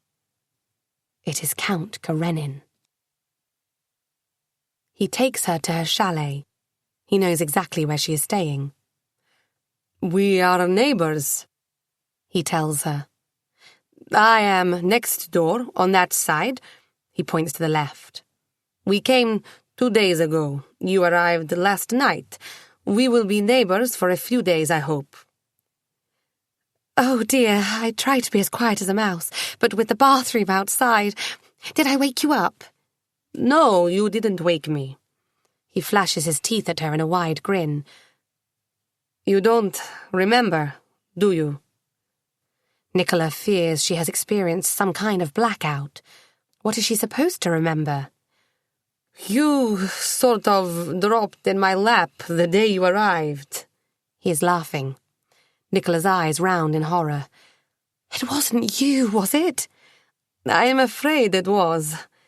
"I'm so sorry." "Why, it was the highlight of my day." He stretches his hand out to her. "You've got the key?" She hands over the key without hesitation. Inside, he sits on her bed while she is standing hapless and alien in the middle of the room. "Those shoes, they are uncomfortable. Hot, are they?" He points to her trainers. Nicola gawps at her feet and views them with disbelief. Do they really belong to her? She is an ugly duckling, which wouldn't be that bad except that she has little hope of turning into a beautiful swan. A bit too late. "I'm sorry." She is speaking to her feet, though she means it for Count Karenin. She is sorry he had to witness her humiliation, twice. She is sorry he had to come to her rescue, sorry she is wearing inappropriate footwear. "I'm so sorry." "What for?" "I mean, thank you." "Those boys deserve a smack on the ear. I've been keeping an eye on them, and on you since the first night we met. I saw them follow you from the restaurant. I knew they were up to no good." His broad, singing accent aside, his English is perfect. "They must have scared you witless. Sit down, they're gone." He pats the side of the bed to his right. It is an innocent gesture, though to Nicola the thought of the man's close proximity is both unsettling and exhilarating. She can't make up her mind whether to run or to take those dreadful trainers off and join the man on the bed. This is the man she named Karenin. Close up and personal, he looks even stronger and more assertive than from a distance. His weight has made a dent in the bed. The white sheets have crumbled like broken icing. She does need to sit down. She needs to sit down desperately before her legs go to jelly. Drink? He is up, heading for the fridge as soon as she lowers herself next to him. Clearly, he doesn't have any untoward intentions. Nicola is disappointed and at the same time relieved. She nods. Yes, please, she wants to say. Greyhound with ice. But she says nothing, and the nod gets her a glass of plain water. He watches her as she drinks greedily, smiles. Well, I would take off those shoes if I were you. Nicola kicks off one of her trainers, wriggles her toes. I had better go, he says. Shout if you need anything. I am just over the wall. Thank you again. She passes an empty glass back to him. He takes it, puts it on the table. May I have another glass before you go? She doesn't want to be left alone. Not by him. His presence reassures her. She needs plenty of reassurance. She needs a man's hands to hold her together. She is drinking the second glass as slowly as she possibly can. He sits next to her. He smells of aftershave. She could never tell the brand. The scent is exotic and manly. How about the other shoe? He is smiling again. It's a boyish smile, like there is a prank somewhere behind it. She would have never suspected a Russian man to be so childlike, carefree. She has always thought them somewhat severe. I don't know why I'm telling you this, but I don't want you to go. It's a very wrong thing of me to say, but... She starts crying. The tears haven't really gone away. They have been welling up ever since she arrived here. He puts his arms around her. Don't cry. I can stay for a bit if that makes you feel better. Don't worry about those boys. They won't come near you. They know I'm watching over you, and I'm just that much bigger than them. His smile is wide and open. Laughter lines shoot out like fireworks. Nicola sniffles and presses herself hard against his chest. She clings on to him, her fingers digging into his back. She is too strung up to remember who kisses whom first, but they are kissing. More hunger on her part than his. She isn't even surprised that she knows how to kiss a man. Everything flows naturally. Everything that happens seems preordained. His hand slides under her dress and parts her thighs. His fingers are cold and moist from the glass of iced water he took out of her hand and put on the floor by the bed. She wants to be closer to him, skin on skin. She eases herself out of her dress. No shame, no propriety, no hesitation. She is drunk. She does not know what she is doing. Chapter 3. Day 3. The morning finds Nicola's nakedness wrapped up in the sheets. Her heart is thumping in her temples. It's the hangover. She crawls out of bed in search of water. On her way to the fridge, she knocks over a glass. The glass. Karenin put it there last night after he had taken it out of her hand and before they made love. She picks the glass up and examines it. It is real. It is here. It must have happened. She uses the same glass to quench her raging thirst. As she is drinking, she catches herself in the mirror. It is the upper part of her body, from the point where her hips narrow into her waist and open up towards her breasts, underlined with sinuous curves that travel to her upper arms. She looks herself in the eye. There is something settled and satisfied in her face, something she hasn't seen before. She smiles at herself, raises her glass and says, "Good morning, Miss Eagles. And how are we today?" "Couldn't be better," she replies. "Haven't been better. Last night I had sex with a stranger. Well, I had sex, full stop." She drinks to it. She feels her inner thighs. They are sticky. It could be sweat. It could be something else. There is also dried blood. There are blood stains on the bedsheets too. She has only just noticed. It is her blood. She is no longer a 40-year-old virgin. She is a woman. She pulls the sheet off the bed, rolls it up and hides it in the wardrobe. Nobody needs to see it. Nobody needs to know. It is a sweet secret. Nicola doesn't see that there is blood on the other sheets too, a couple of small patches that soaked through in the night. In her newly acquired boldness, she pulls up the curtains while still stark naked. Why should she care? She is a worldly woman, experienced in the arcane arts of sex, drugs, and rock and roll. The ocean is tranquil, the sky bears no clouds. A figure is wading out of the water. Tall, muscular, familiar. It's him, Karenin. Nicola's heart misses a beat. To her surprise, she discovers that it is not just a manner of speech. Her heart truly stumbles over itself, misses a beat. Her camera phone must be somewhere. She fumbles through her bottomless beach bag. There! She is holding it in her hand in triumph. Before it all becomes a myth, a figment of an old spinster's imagination, she will capture him on camera. She will have proof that it has all really happened. By the time she gets back to the window, he is already crossing the strip of sandy beach, heading for his chalet next door. Didn't he say he was her neighbour? Nicola zooms on him and presses the button. She has him. He stops, looks to one side. She takes another picture. After that, it is too late. He is too close not to notice her naked in the door. She scampers to her laptop. Her hands are shaking as she thrusts the memory card into her laptop and uploads her 2 most precious photographs onto her Facebook wall. With her trembling fingers, she can only manage a 2-word caption. Count Karenin. Sitting in front of her laptop, she is gazing at the photos. This is the man I made love to last night, she wants to add.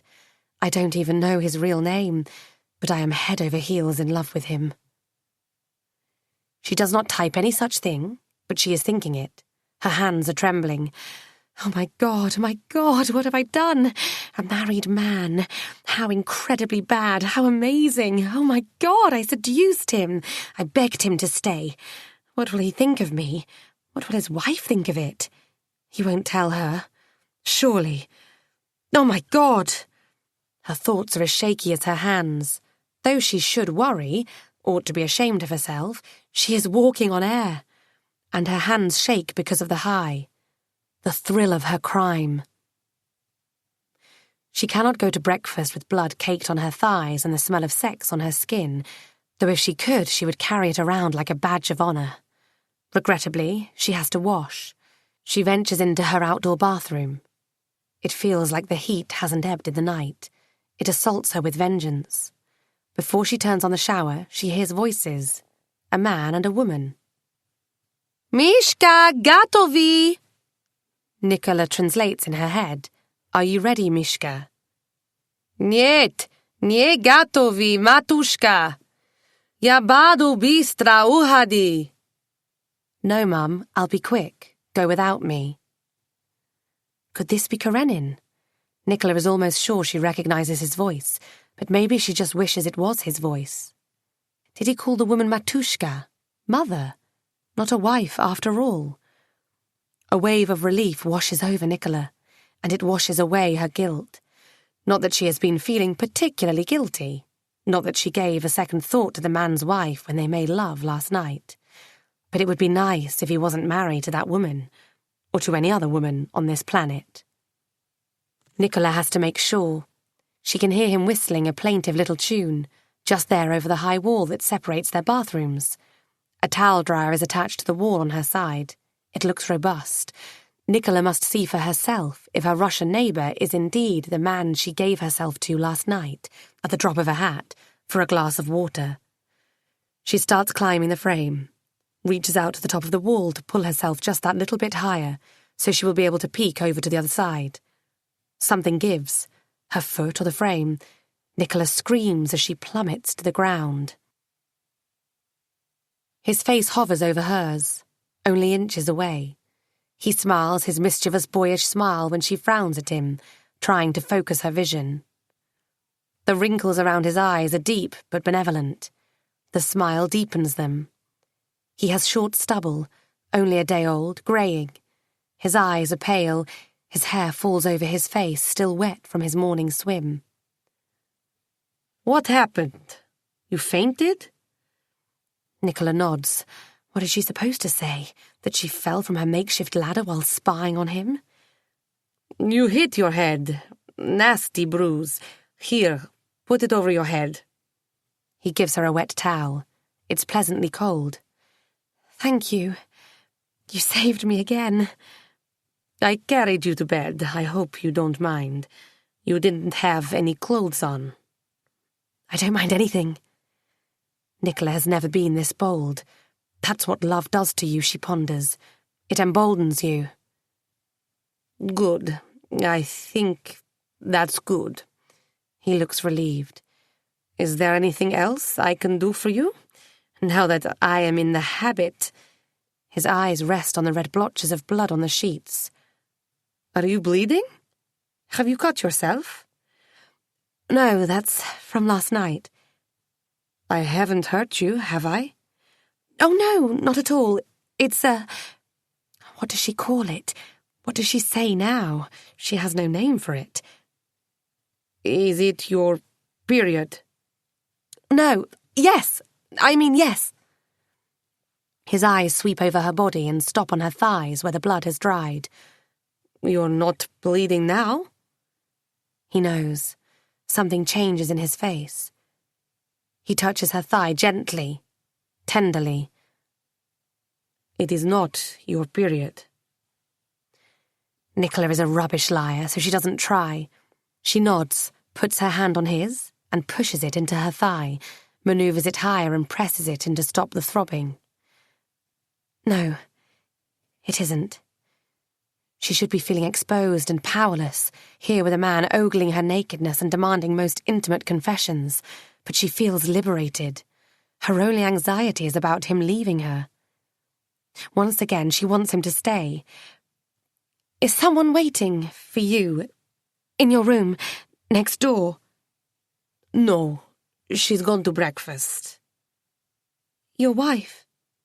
He laughs. No, not my wife. My mother. Nicola exhales. She wants to get up, but her head hurts. She winces and groans. Stay here. Stay in bed. I'll bring you something to eat from the restaurant. He lifts her hand to his lips and kisses it like a gentleman. Like a true count. Nicola limps to the shower. Her ankle hurts. It looks swollen. She puts pressure on her toes and balances awkwardly like a three-legged dog. A cold shower is what she needs, she tells herself, for the swelling in her ankle and for the fever in her head. It is burning with excitement. She washes her hair, lathers her shoulders, breasts, stomach and legs, watches the water carry away in rivulets the scents and stains of last night.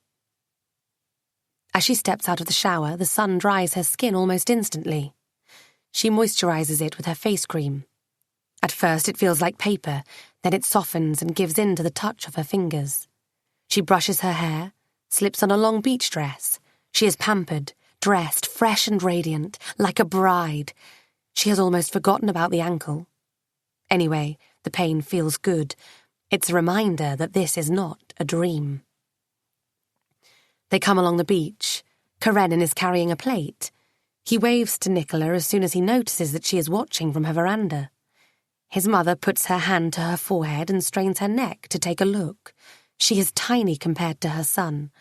She is walking in quick, small steps, her long, striped dress restricting her movement. She is also carrying a plate.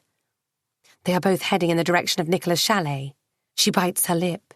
She will have to meet Karenin's mother. Nicola is not good with people. The woman won't like her. Is he bringing his mother with him to prevent any more intimacy? A safeguard, a chaperone. Not too far behind them, another man follows. He is alone. It strikes Nicola that he appears to be hiding, staying close to the line of bushes, ready to dive in should one of them turn to look back. Nicola recognizes the man. He is the Russian, the father of the two boys. She knows him by his thick-set frame, deep tan, roundness of the head. She is also sure that he isn't just taking a stroll on the beach. He is following them. Stops and looks away when the mother pauses to take off her sandals and pour sand out of them. She decides to carry on barefoot, slinging the sandals over her shoulder. The Russian moves too, maintaining the same distance. He is obviously annoyed with Karenin for shouting at his boys, but he is also, for some reason, reluctant to approach him directly. Perhaps he is afraid of him. We bring gifts. Karenin lifts the plate over his head and produces his trademark naughty boy smile. Is it for me? She makes an attempt to get off the deck chair, but stands on her sore foot and winces in pain. Don't get up, I've got you. He is holding her around the waist and ushers her back to the chair. He puts the plate in her lap. I hope you like bacon and egg for breakfast. It isn't called English breakfast for no reason.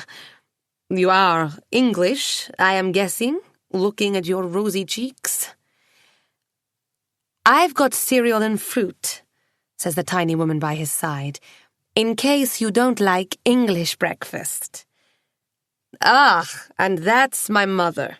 She knows better, of course. I am Agata. Call me Agata. She is a no-nonsense, straight-talking woman who looks Nicola in the eye with calm interest. She doesn't have her son's fiendish smile, but she has his directness, and her English is less accented than his.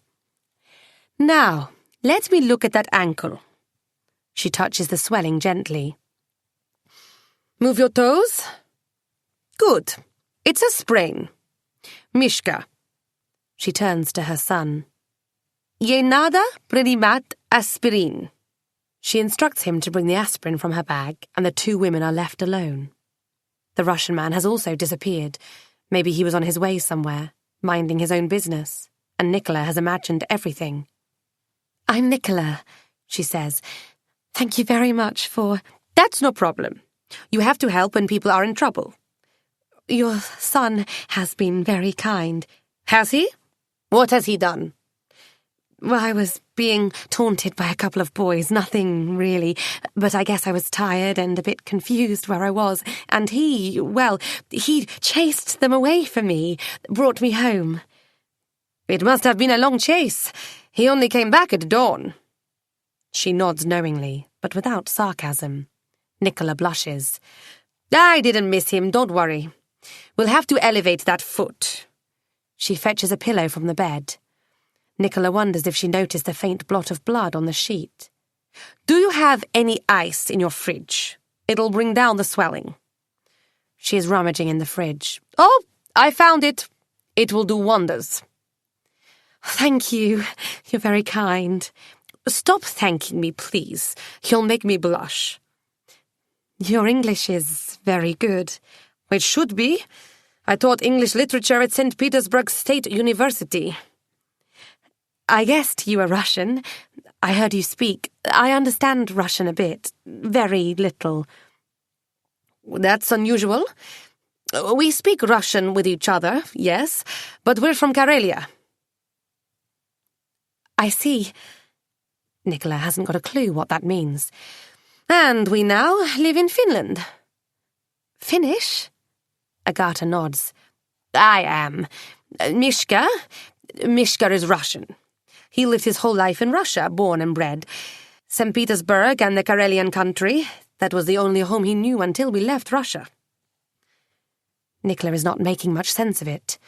The woman looks pensive, regretful in some way. We moved to Finland 15 years ago, after Mishka's wife, Darya, died. She looks sharply at Nicola, then pats her hand. It's an affable gesture. I shouldn't be talking about his wife. He wouldn't want me to. Not with you. I think he likes you. Nicola feels something grip her stomach. It is a mixture of delight and guilt. Delight because he likes her, and because his wife has died and won't stand between them. Guilt because it is wrong to be happy about it. What do they call it? Schadenfreude. I'm sorry to hear about it. I mean, about Mishka's wife. It is the first time she has uttered his name, his real name. This makes him more real. He is no longer a character from a book. He is a man, a real flesh-and-blood man, a man in Nicola's life. It was 15 years ago, but it feels like only yesterday. Everything changed that day. It all fell apart. Mishka gave up everything. He had a good job, a comfortable life. What do you call it? He was a high flyer. Is that right? Yes, a high flyer. Someone who does well for himself. She died in a car accident, just an accident. It happens.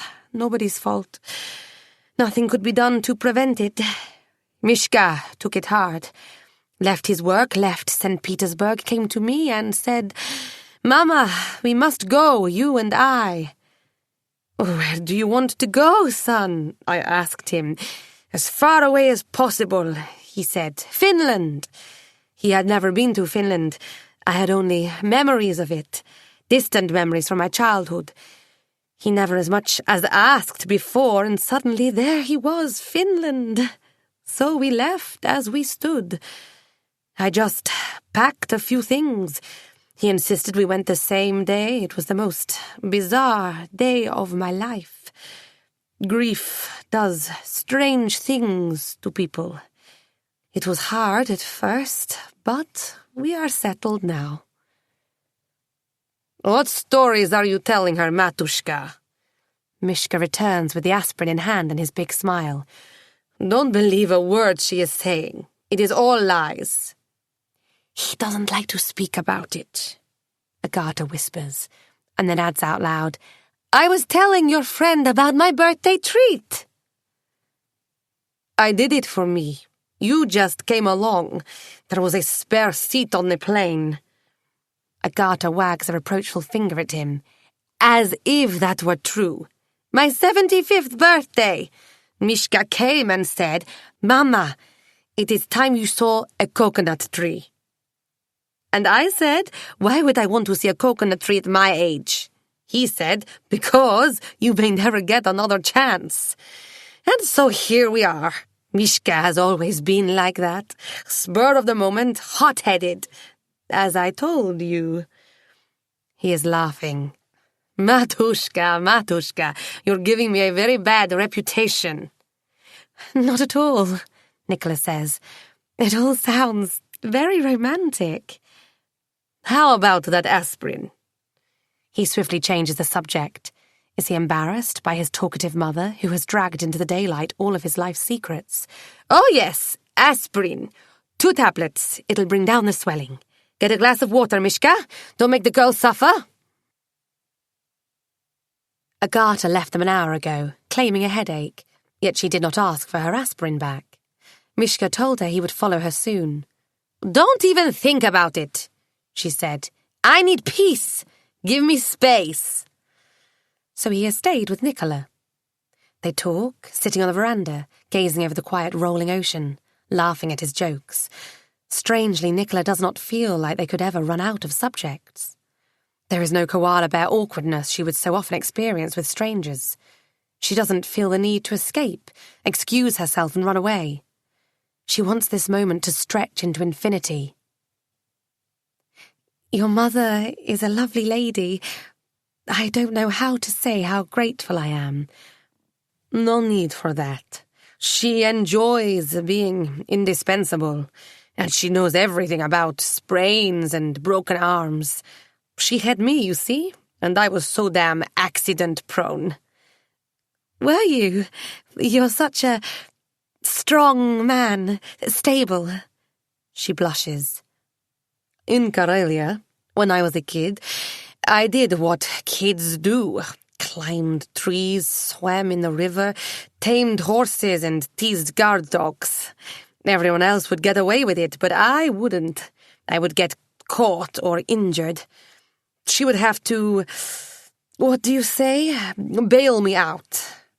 My father was a lieutenant in the Red Army. I didn't see him much, didn't know him that well.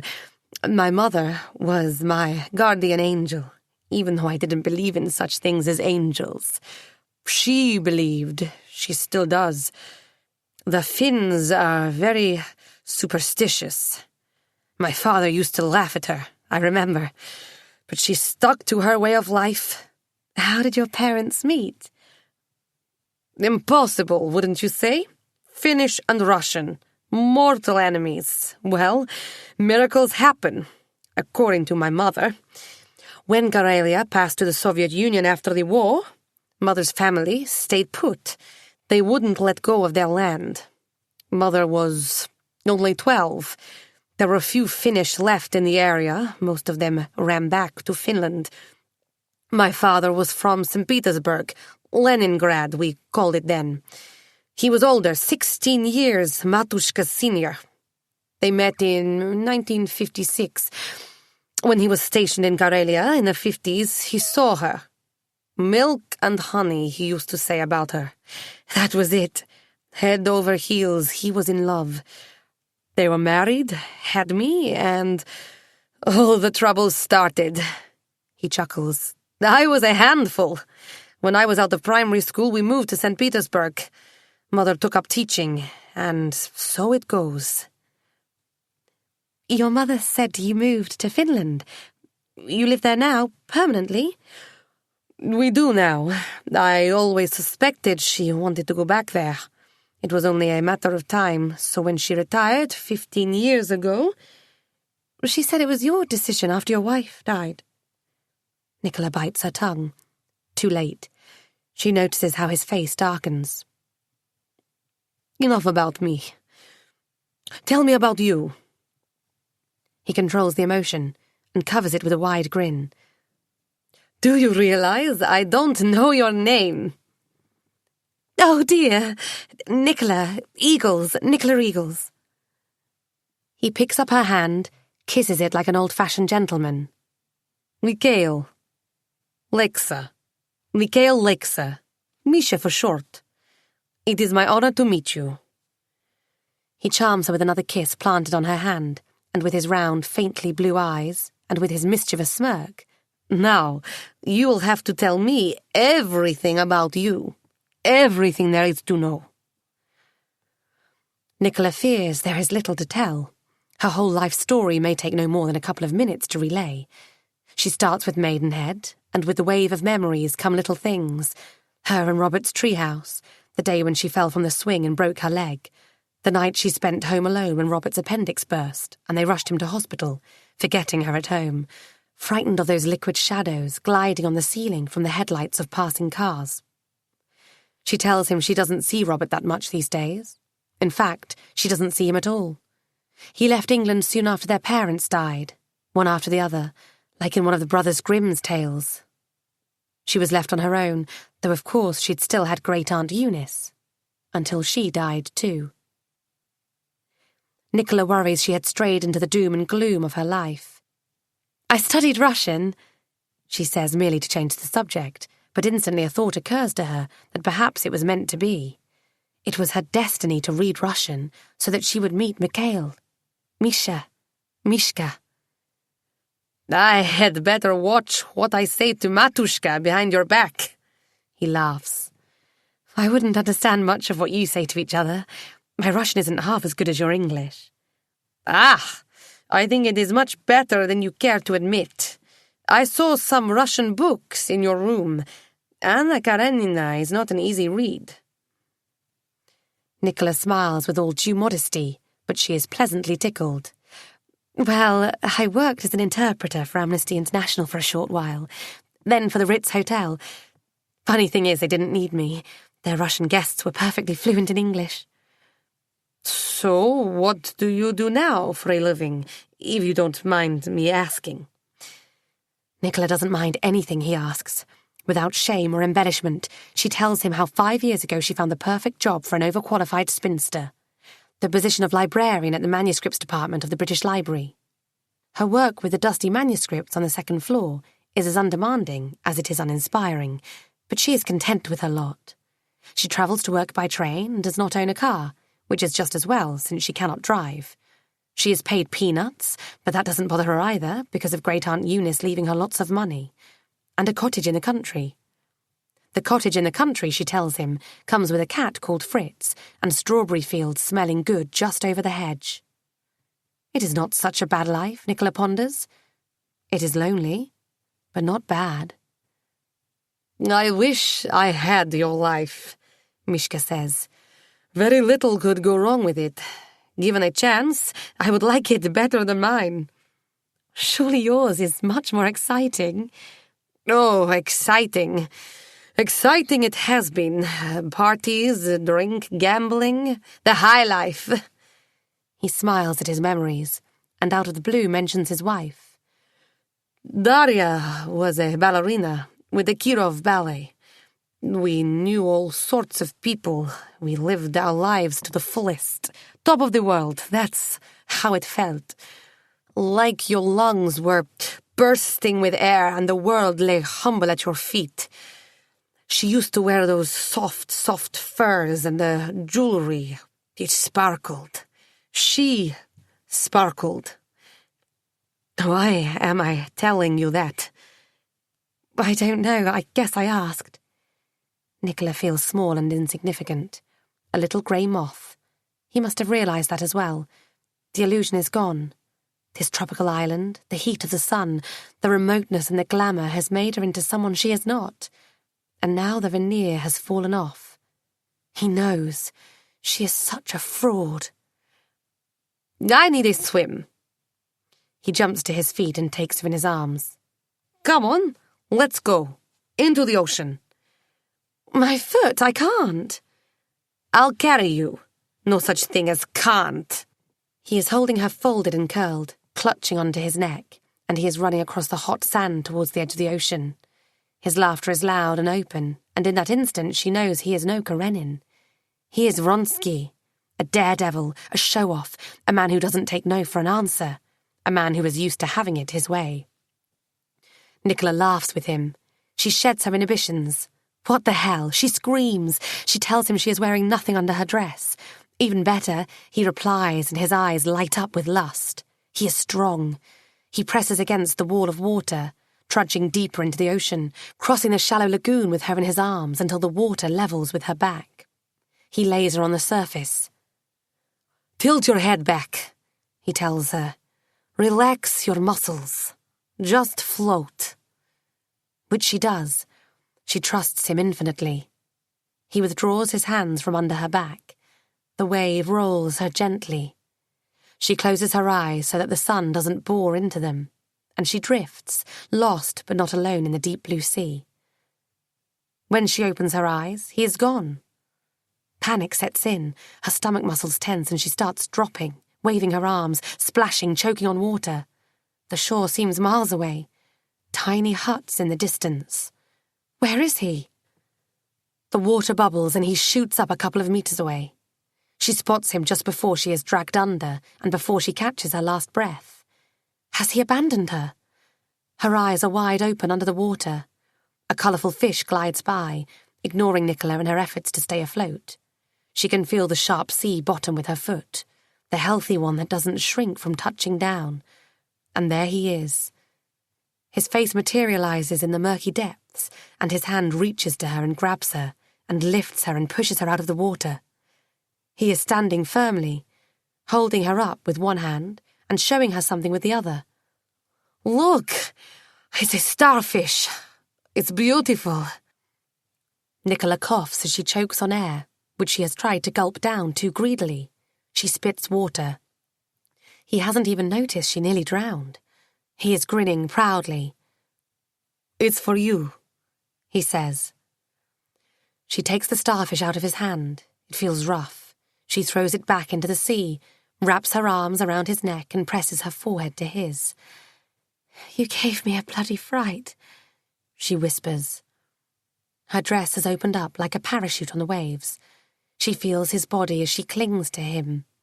Urgently, with the agility of a monkey, she folds her legs around his back and sits astride him. There comes a memory of those two lovers rocking against the wall of the pool. He must be reading her mind, for he pulls her down and into him, and she is bound to him and safe. Chapter 4. Day 4. He has stayed the night with her. When Nicola wakes the next morning, she finds him fast asleep on his stomach, his knee bent, His arms stretched across her chest, his face buried in the pillow. She examines his naked body. It is toned and still youthful. Not like hers, but it doesn't matter that she is a bit flabby and pale, because he likes her the way she is. He likes her, full stop, and he has stayed the night with her. Agatha doesn't mind, Nicola is sure of that. Agatha is used to being alone. Her husband, Mishka told Nicola, died suddenly of a heart attack 3 years after they moved to St. Petersburg. Agatha had never remarried, never cared for another man. She must have been worried that Mishka took after her. A one-woman man, and that he would not find or search for anyone else after his wife's death. But Agatha must worry no more, because he has found Nicola. A touch of miracle, Nicola marvels, and miracles are what both she and Agatha believe in. Maybe Mishka, against his better atheist's judgment, believes in them too. The previous evening is a blur. They drank a lot of champagne. He had brought it from the bar in an ice bucket with silver handles.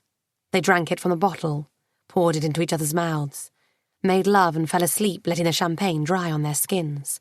Nicola was wasted. This morning her head is throbbing and her tongue is swollen inside her mouth. She can believe now that thirst kills. She slips from under his arm and staggers to the fridge. A large, icy bottle looks like salvation. She swallows in loud gulps. "Where do you think you're going?" His voice is gritty. "You're not trying to escape from me already?" No, the thought scares her. God, no! Just having a drink. I'm so thirsty. "It is called a hangover." She sits on his side of the bed. His side of the bed, she rejoices, and passes him the bottle. He sits up, pulls himself up to the headboard. His stomach is flat and muscular even when he is sitting, folded in half. He drinks. His Adam's apple bobs like a boy. I wouldn't dream of escaping, Nicola says. I can't imagine when it is all over and you go back to Finland and I go back to the UK. I just can't bear the thought of being separated from you. I know it's silly. I know I've only known you for 2 days. But I can't bear the thought. It doesn't have to come to it. I won't let it. The bottle is empty. He puts it aside and pulls her towards him. Don't even say it. Let's not worry about it. It won't happen. He kisses her on the forehead, a strange paternal gesture after a night of passionate lovemaking, but Nicola finds it reassuring. He won't let me go. She reminds herself to keep that reassurance afloat. Deep down, a nasty little voice whispers in her head that she is one of many conquests. She is a little grey moth attracted to a bright light. He must have told many women the same thing and then walked away to his high life and the sparkling memories of his ballerina wife. Nicola banishes those thoughts from her mind. She is too afraid to doubt him. She wants to believe him. Somehow he won't let it happen because he says so. But she won't ask him how, exactly. If she did, she would hear the truth. How can he not let it happen? How is it at all within his power to not let it happen? Chin up, he tells her. Let's go for a swim. Her foot is better. The swelling has gone down a lot, but he insists on carrying her like he did yesterday. Except that today she has managed to put her costume on. He doesn't object. His hunger for her nakedness has gone down just like the swelling of her ankle. He is spent, Nicola fears, but tries to combat her insecurities. He is spent, but not bored. How many times have they made love in the span of 2 days? She has lost count. He is spent, not bored. He dives in and pulls her with him. I love water, he shouts. Ever since I used to go to pioneer camps in the Crimea, the Black Sea is just like this. And he is gone. Nicola bobs on the surface, waiting for him to emerge. She scans the hazy horizon. Someone is waving to her from a pier. A lonely, small figure sitting with her legs up, knees drawn to the chin. Nicola recognizes the matchstick body. It is Amy. She waves back. Mishka pops out of the water, shakes droplets out of his hair, grasps her arms and pulls her in before she is able to draw air into her lungs.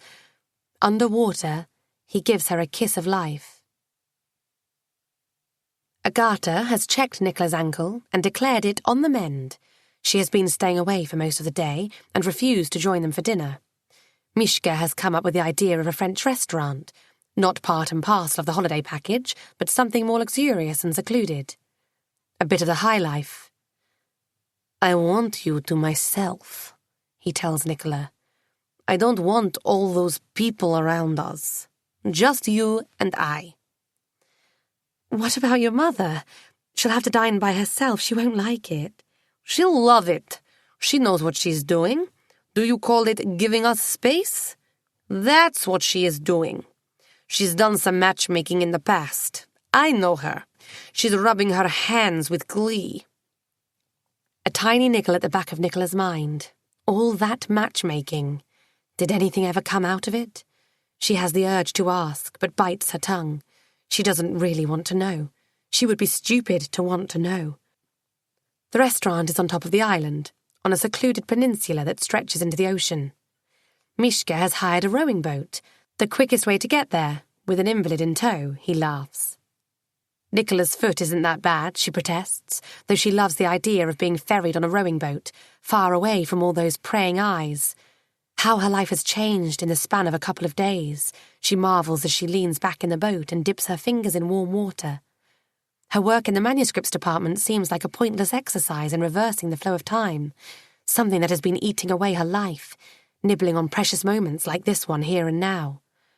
Her home is an empty shell that belonged to a different snail, an old aunt who has squandered her own life on pointless exercises. Nicola will not make that mistake.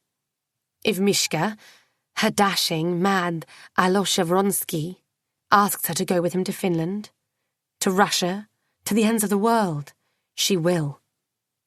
If he asks. The sun is setting in deep hues of crimson. In the distance, a couple of white yachts break into the crimson. The two Russian boys are building a sandcastle on the beach. One of them runs with a bucket to get water. The other is patting a conical shape that looks like a turret. They are two innocent kids, Nicola reflects, playing in sand. Only 2 days ago she saw them as the devil's own. Now they make her smile with warm affection. They have brought her and Mishka together. Everything changes when your own perspective shifts, and you see the world from a new angle, and it surprises you how different it is. The boy's father rises from a beach chair and pulls a towel from his face. He is watching the ocean or the bobbing yachts. Perhaps he is watching the two people in the rowing boat. The young, gorgeous mum also gets up and starts dusting the sand off her legs. She is wearing a wide-brimmed straw hat. She stands next to her husband, shades her eyes from the sun and watches. In a surge of affability, Nicola waves to them. She feels like she knows them. The woman responds, but the man puts his hands on his hips, shouts something to the boys, and they all begin to collect their belongings. An idyllic family snapshot. Only yesterday she feared them and suspected the man of sinister intentions.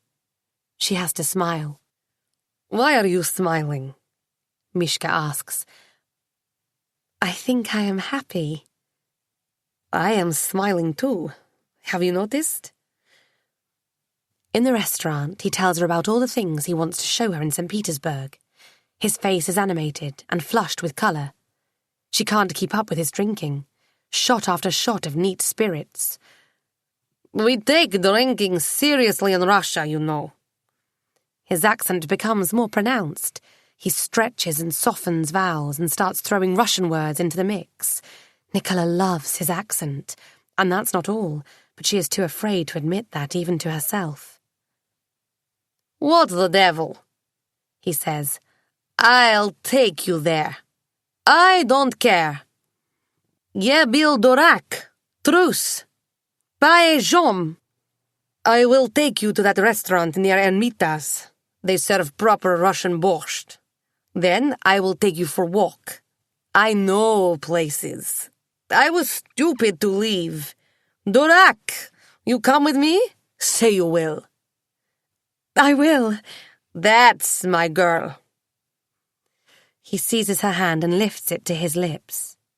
"You will see life in Russia. Ah, it will dazzle you. I bet you all I have. You will be dazzled." When we partied in those days, I was younger then, but I can still do it. You watch me. When we started going, the morning would never come. We could go on day and night. Champagne was flowing in rivers, a never-ending ball. Whoever said Rassia was sad and dull was a fool. Honnez nayet. His eyes are sparkling with a feverish light. They are a bit bloodshot from the amount of alcohol he has had, but they are alive and almost insane with excitement. Nicola tries to imagine the wonders he is talking about, how she wants to be part of it. She downs a whole glass of champagne in one go like he does. She can do it. What the hell? You only live once. Chapter 5. Day 5. How quickly things change, unexpectedly and without a warning. Thinking calmly about it, if she ever does, she will realise she has had it coming. Her mother used to say it often. If it looks too good to be true, then it probably is. It has been too good, way too good to be true. And it is so easy to get used to the good thing, so easy that you find it impossible to let it go. They wake up together, once again, at an ungodly hour well past breakfast. Nicola recognises the symptoms of a hangover and drowns them in a pint of water. She joins Mishka on the deck. He is gazing over the waters of the peaceful ocean which rustles and whispers, and sighs and murmurs as the waves throb only skin deep, while the depths remain unmoved. The invisible heat is beginning to rise, but it is still relatively cool. Nicola wonders if she has enough money to be able to live here permanently. Probably not. A few months and she would have to pack up and return to London to earn a living. She shudders thinking about it. She wraps her arms around Mishka's body. It is a reassurance. For now, for here, nothing is impossible. Almost too good to be true. The sun isn't yet high or powerful enough to dazzle. In the distance, the two regular white yachts are joined by a third one. It is bigger than the others, a cruiser rather than a yacht, and it is blue with white lettering on the side. Nicola recognises them. Russian letters. Like Amy has said, they have all the money in the world to come and go as they please, and even to live here permanently if that takes their fancy. Nicola can only dream. "My ankle is fine," she says. "I'm walking today. In fact, I think we should go for a long walk around the island. I've been planning to do that ever since I arrived. Got lost a couple of times." She chuckles. Mishka doesn't respond. His body is rigid, and he is stubbornly staring into the horizon. He hasn't even looked at her, not once, not since she joined him on the deck. "What do you think?" she asks. "About that walk? I'm perfectly capable. No more carrying me around, mister." She doesn't think he has heard her, or he is ignoring her on purpose. His face is inscrutable. The mischief in it has vanished, and so has the wide grin. "Is your head as bad as mine?" she guesses. "Too much vodka? I think I'm due for another glass of water. You too?"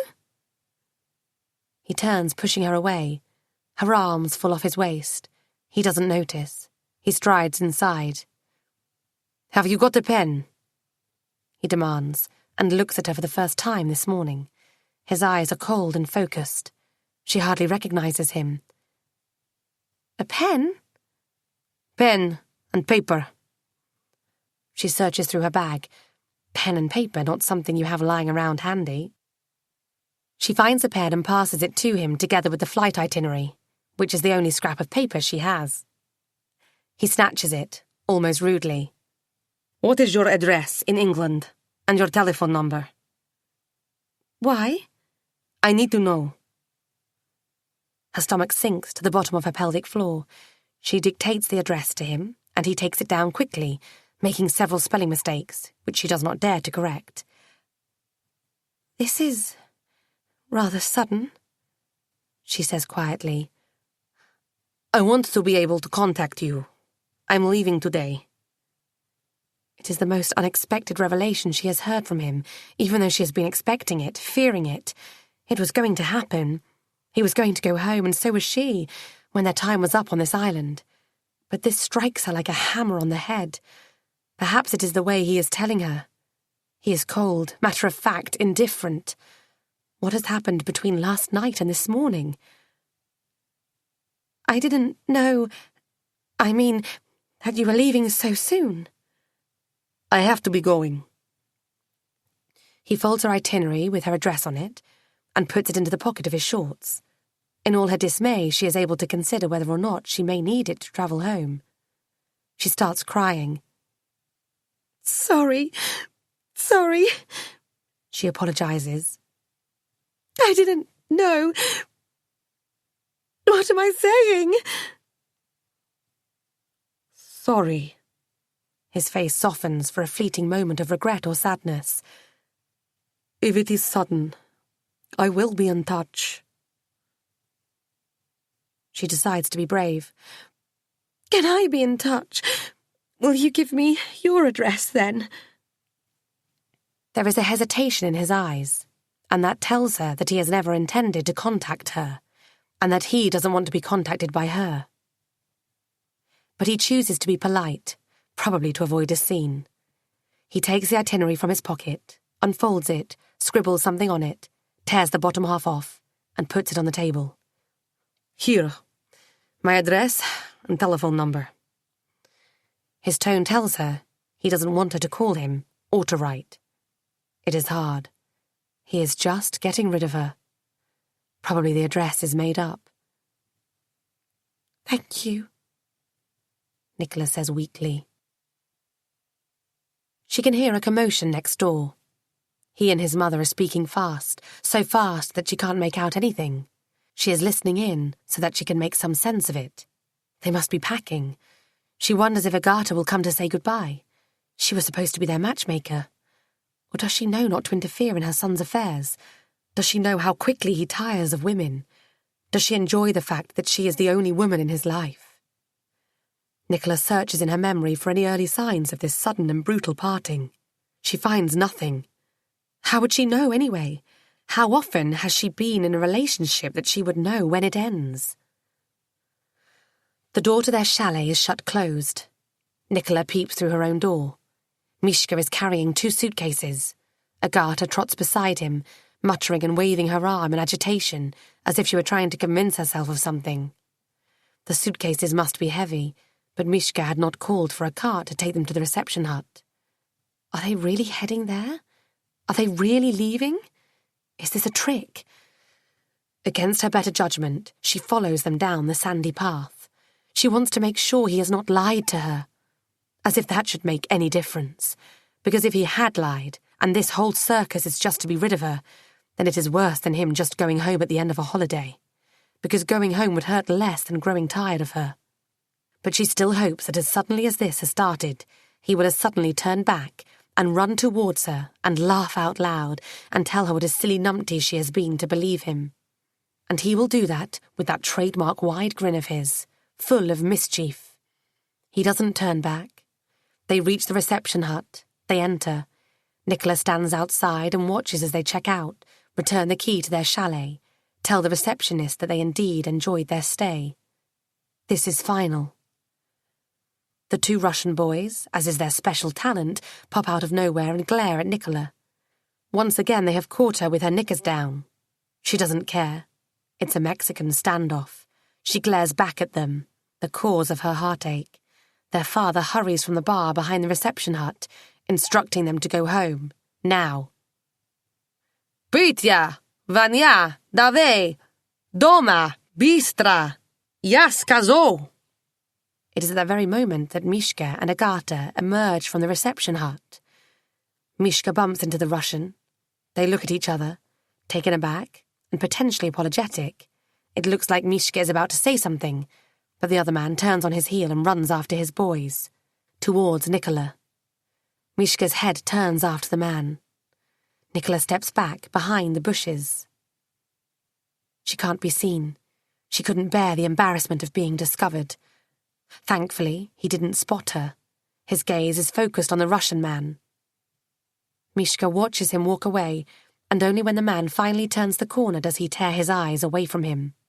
He points his mother towards the jetty and urges her to head that way. He puts the smaller of their suitcases in her hand. There is a boat moored by the jetty. Holidaymakers have poured out of it, loud and excited. A group of about 10 people is beginning to board the boat. Mishka pushes Agata towards that group. He says something to her. It sounds urgent and angry. She tries to grab his hand to pull him with her, but he frees himself from her grasp and is starting to explain something. He gestures towards the path and the bush where Nicola is hiding. She'd better disappear now, before he finds her spying on them. She starts walking back to her chalet, or just walking without any particular aim. The more she walks, the more strain she puts on her ankle.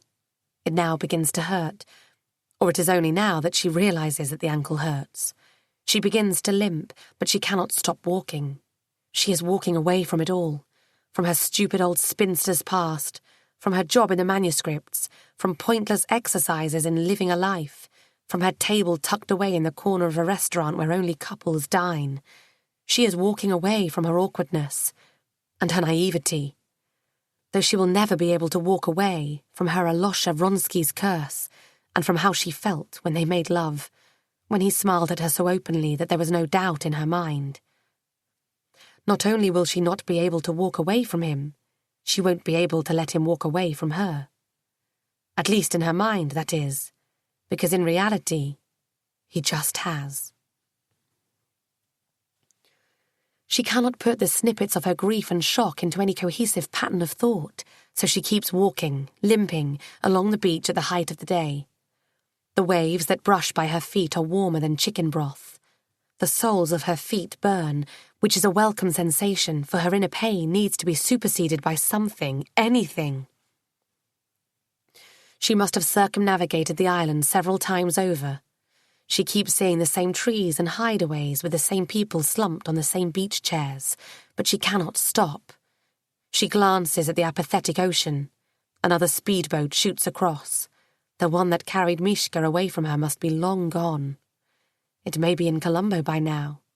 He may be boarding the plane back to Russia, or Finland, or wherever the hell he has come from.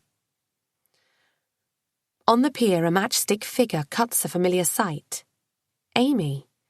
She is in the same place she was yesterday. Has she been there all night? Daft question. It is only polite to acknowledge her, to wave, even if you don't care and don't want to speak to anyone. Manners will never desert Nicola, even if everything and everyone else does. She waves. Amy responds in a half-hearted way. Her hand goes up, but not her arm. A tiny quiver of the wrist. That's all. Surprising, coming from the jovial Amy. Her body language is altogether despondent. Her shoulders are dropped, her back curved. She is gazing at her feet.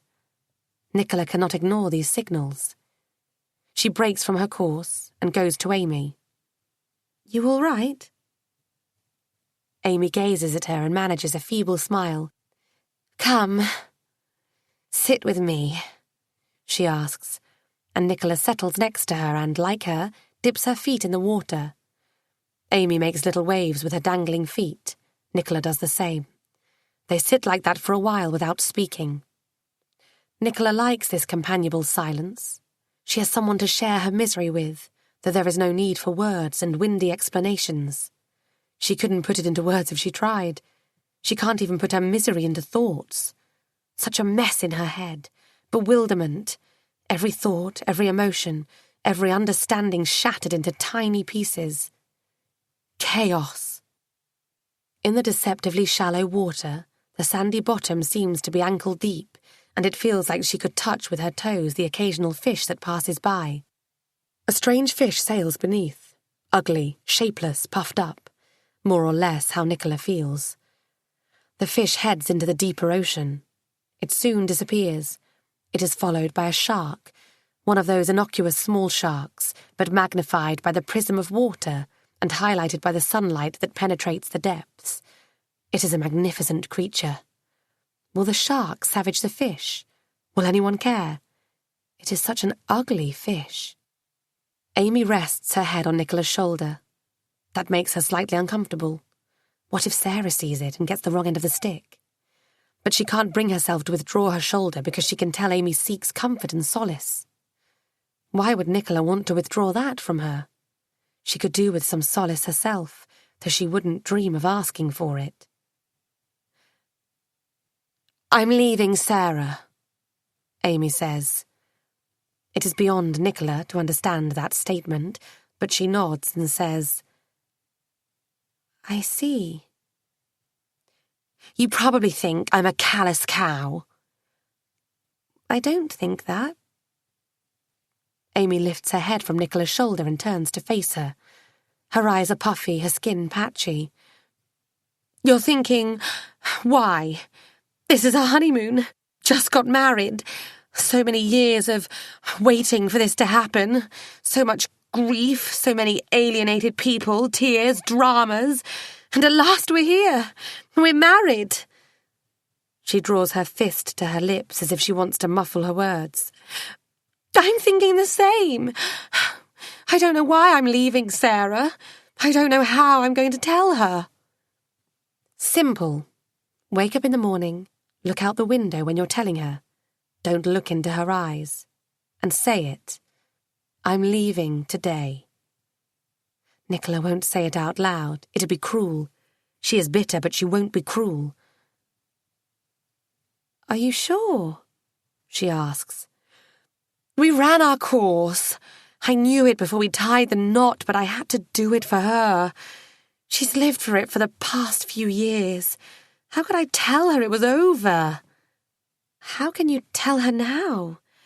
"I don't know, but I must do it now. Today, before we go back home, or I'll go bonkers. The thing is, I won't be able to tell her why, and she'll ask. I don't know why. I don't know how it came to it, but this is where I am. I don't love her. I don't want to be in it. She suffocates me." I think she knows, Nicola realises. She can see now how protective Sarah is over Amy. It's not protectiveness, it is insecurity. She doesn't trust her. She does suffocate her because she knows she is about to lose her. "She knows. She can't know." Amy shakes her head. "We just got married. How can she possibly suspect what goes on in my sick mind?" "Because, well, I don't know. It's hard to put your finger on it." Nicola observes another fish. 2 of them. 2 of the same kind. Orange and snappy in movement. "Well, I think I do know. Because she doesn't strike me like she's happy. She doesn't look happy. She acts anxious, gloomy, dark. Because I think she knows. Though maybe I'm wrong. What do I know? I don't know Sarah. I don't know her when she was happy. That's if she isn't happy anymore, which she knows." Amy grabs Nicola's wrist. "You're right, she knows. God, she does know. Oh, God, poor Sarah. How long has she known? It must have been torture." "How long have you been feeling like that?" "Years." "You'll still have to tell her, because she knows, but she doesn't believe." "Yes, I'll tell her. Tonight. Take her out of her misery. Thank you." Amy hugs her. Her arms are tight around Nicola's neck. It feels awkward, but there is so much neediness in that hug that Nicola has to reciprocate it. It comforts her, too. That human contact, the warmth of another's body, that vulnerability, that closeness. Nicola needs it, too. "I hope I'm not interrupting." They draw their arms away from each other as if on cue. How long has Sarah been standing there, listening and watching? She doesn't look hurt or anxious. She looks angry. Nicola couldn't bring herself to go to dinner. She doesn't feel hungry, but even if she did, she couldn't face the buzz, the affection and the happiness of all those tables for 2. Her legs wouldn't carry her there. The swelling in her ankle has returned anyway, and the skin is peeling off the soles of her feet. She is picking on it. The TV is playing with more of the same weather forecast, and exchange rates are flashing before her eyes. carrying no meaning. There is a knock on the door, loud and clear.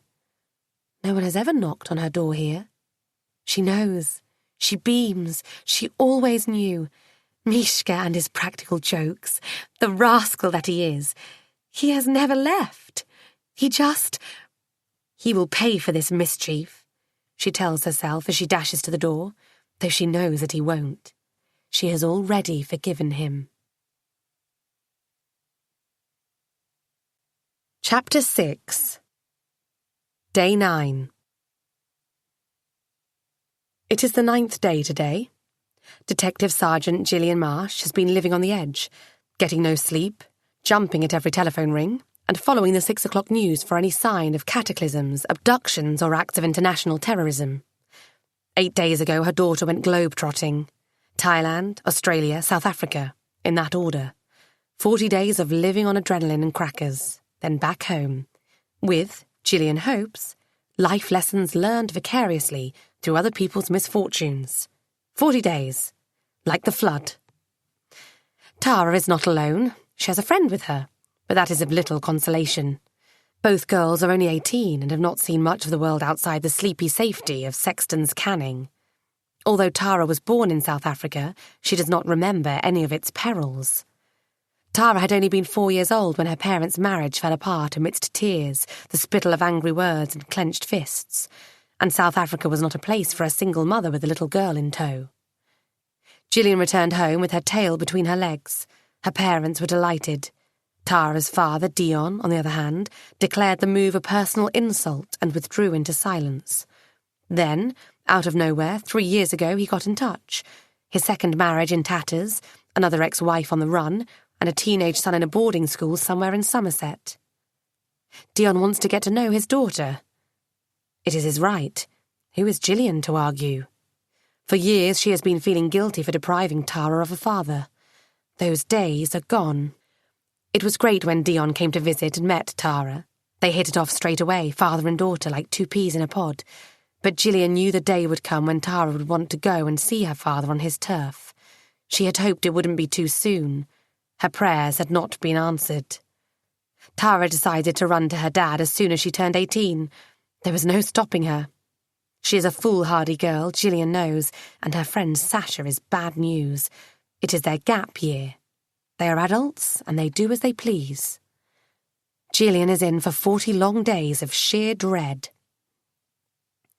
She will keep herself busy. The other option is to go mad with worry. For the past 8 days, she has been mulling over the mortal dangers her daughter is facing. Human traffickers, tsunamis, food poisoning, AIDS-infected syringes buried in sand, sharks, and enraged elephants. Gillian will try her best to put such things out of her mind. Next week, she is going to London. 3 weeks of training. She has been putting it off, citing the demands of single parenthood. But with Tara gone, she has run out of excuses. Her promotion to the rank of detective inspector has been hanging over her head like the sword of Damocles. She will have to let it fall. Her desk is the windmill of her mind, with the sawdust of closed but undocumented casework threatening to suffocate her. She will have to deal with it in the next 2 days. Anything would be better than her single-finger typing. She often thinks of the keyboard as her personal punch bag. It is a battered old thing, but indestructible if you consider the amount of coffee spilled over it and the flurry of invectives thrown at it, all in vain. Any distraction from her worst fears and even worse desk jobs is a good distraction. So when P.C. Miller ushers in an elderly couple who in loud tandem demand to speak to someone in authority, Gillian is at hand to lend a sympathetic ear. She told us she'd be back yesterday lunchtime. Did she say lunchtime, dear? She did. She said by lunchtime, actually. The plane, she said, was landing at 8:40 at Heathrow, Terminal 4. I have taken it all down. Flight number, the date, the time. I've got it here. Mrs. Devonshire's bird-claw hand submits a notepad bearing the flight details recorded in immaculate cursive handwriting. If you could take a copy, I'd like my notebook back, please. The problem, you see, is that Miss Eagles knows we're going away tomorrow. We told her straight away when she came to ask if we'd look after Fritz. We said it's fine, we don't mind taking care of Fritz, but we'll be off on Monday morning. How fortunate, she said, that I'll be back before you leave. Otherwise, I'd have to take Fritz to a cattery. He wouldn't like that, I said. Eunice would never part with him. Eunice, you understand, was Miss Eagle's aunt. Sadly, she passed away last year. We've always been good friends with Eunice. We've been neighbours for 40 years. Miss Eagles moved into Eunice's cottage. Would you say 5 months ago, dear? Maybe 4. I lose count. She told us to call her Nicola. Mr. Devonshire gazes pleadingly at his wife. He has a narrow face with pale, arched brows that give him a look of permanent bewilderment. We couldn't, dear, not right away. We've only known her for 5 minutes. Well, I couldn't anyway. You can call her what you like, though I simply wouldn't go as far as using her first name. I'm particular that way. Anyway, we don't want to bore the police with details. At this point, Mrs. Devonshire's attention returns to Gillian. As I was saying, Miss Eagles was very excited about her holiday. She's never been to the Maldives, she said. Neither have we, I told her. Small world. We had a giggle, didn't we, dear? Mr. Devonshire nods agreement and pats his wife's hand with affection. Gillian is copying the details from the notebook. A flight from Colombo, UL 4016, lands 8:40 a.m, Saturday, 7th of February, Mob 07852 910 22. Have you tried calling her on her mobile? She left you her number? Well, no. Mrs. Devonshire looks horrified. The cost is prohibitive, even if she weren't abroad. Which she may well be, considering that she isn't here, don't you think? We thought the police should be making the telephone calls, especially the ones abroad. We are pensioners, and like I said, we've only known her for 5 minutes. We wouldn't want to intrude on her privacy. No, but we are leaving tomorrow. We've had a holiday home booked for months, the same holiday home we book every year. We go every year, you understand, without fail. We couldn't cancel if we wanted. It just wouldn't do. On the other hand, we simply can't walk away from it, can we, dear? We owe it to dear old Eunice, don't we, to look after that girl?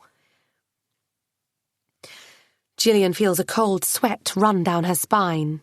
She is thinking of Tara. What a bad idea it was to let her go.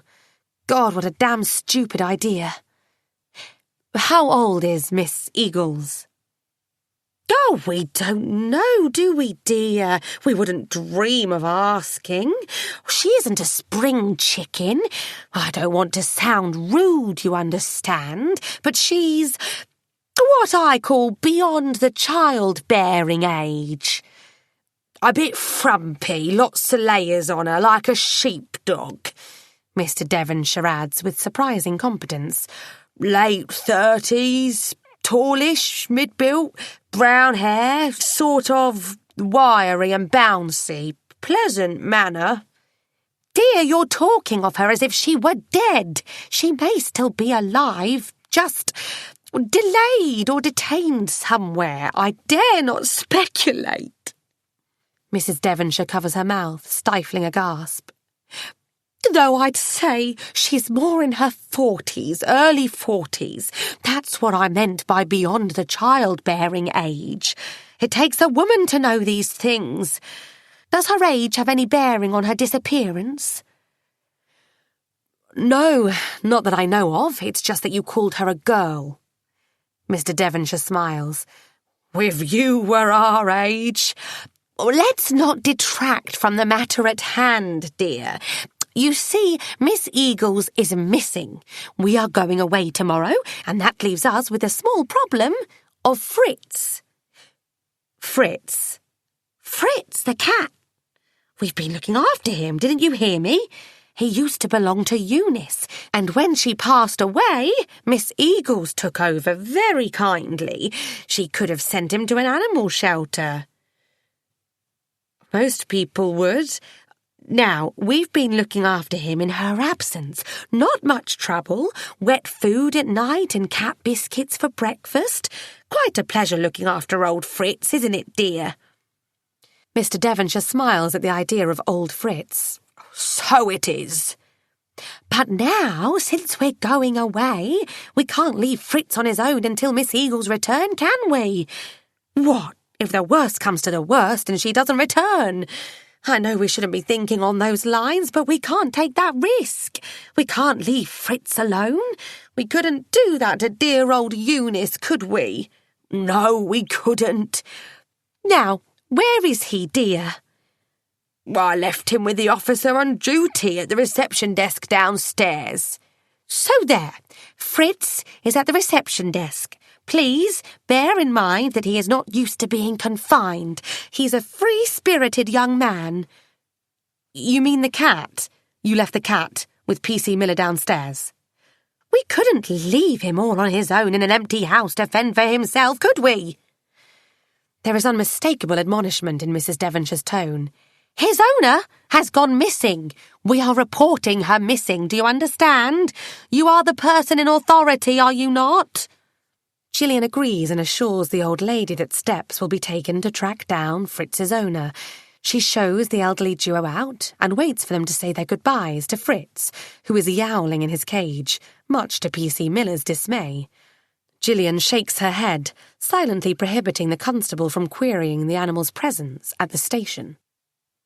On the step outside Sexton's Canning police station, Mr. Devonshire grabs hold of Gillian's hand and presses a large key into it. It's to the cottage.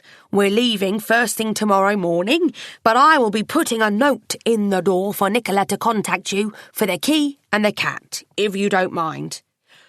No, not at all. We'll look after Fritz. This probably breaks every rule in the book, Gillian thought, but what do you say to an elderly couple expecting your help? Direct them to the nearest RSPCA? That's good. He shuffles away, his head leaning towards his left shoulder. He catches up with his wife at a red estate car. She is already strapped into the passenger seat, ready to go. They have a brief exchange, and hurriedly, Mr. Devonshire waves to Gillian to wait. He shuffles back, this time with a page from Mrs. Devonshire's precious notebook. Our telephone number in France. As soon as you know what's happened to Nicola, let us know, will you? We promised Eunice we'd look after the girl. And then you promised the girl you'd look after the cat. Gillian smiles but says nothing out loud other than to wish the old man a good holiday and not to worry. She will be in touch. A call to Nicola Eagle's mobile renders no results. Gillian is taken straight to voicemail. A polite female voice, sweet but expressionless, says, "Hi, I can't take your call, but please do leave a message. I'll get back to you as soon as I can." Gillian introduces herself and asks Miss Eagles to contact Sexton's Canning Police with regard to her cat, as well as her whereabouts.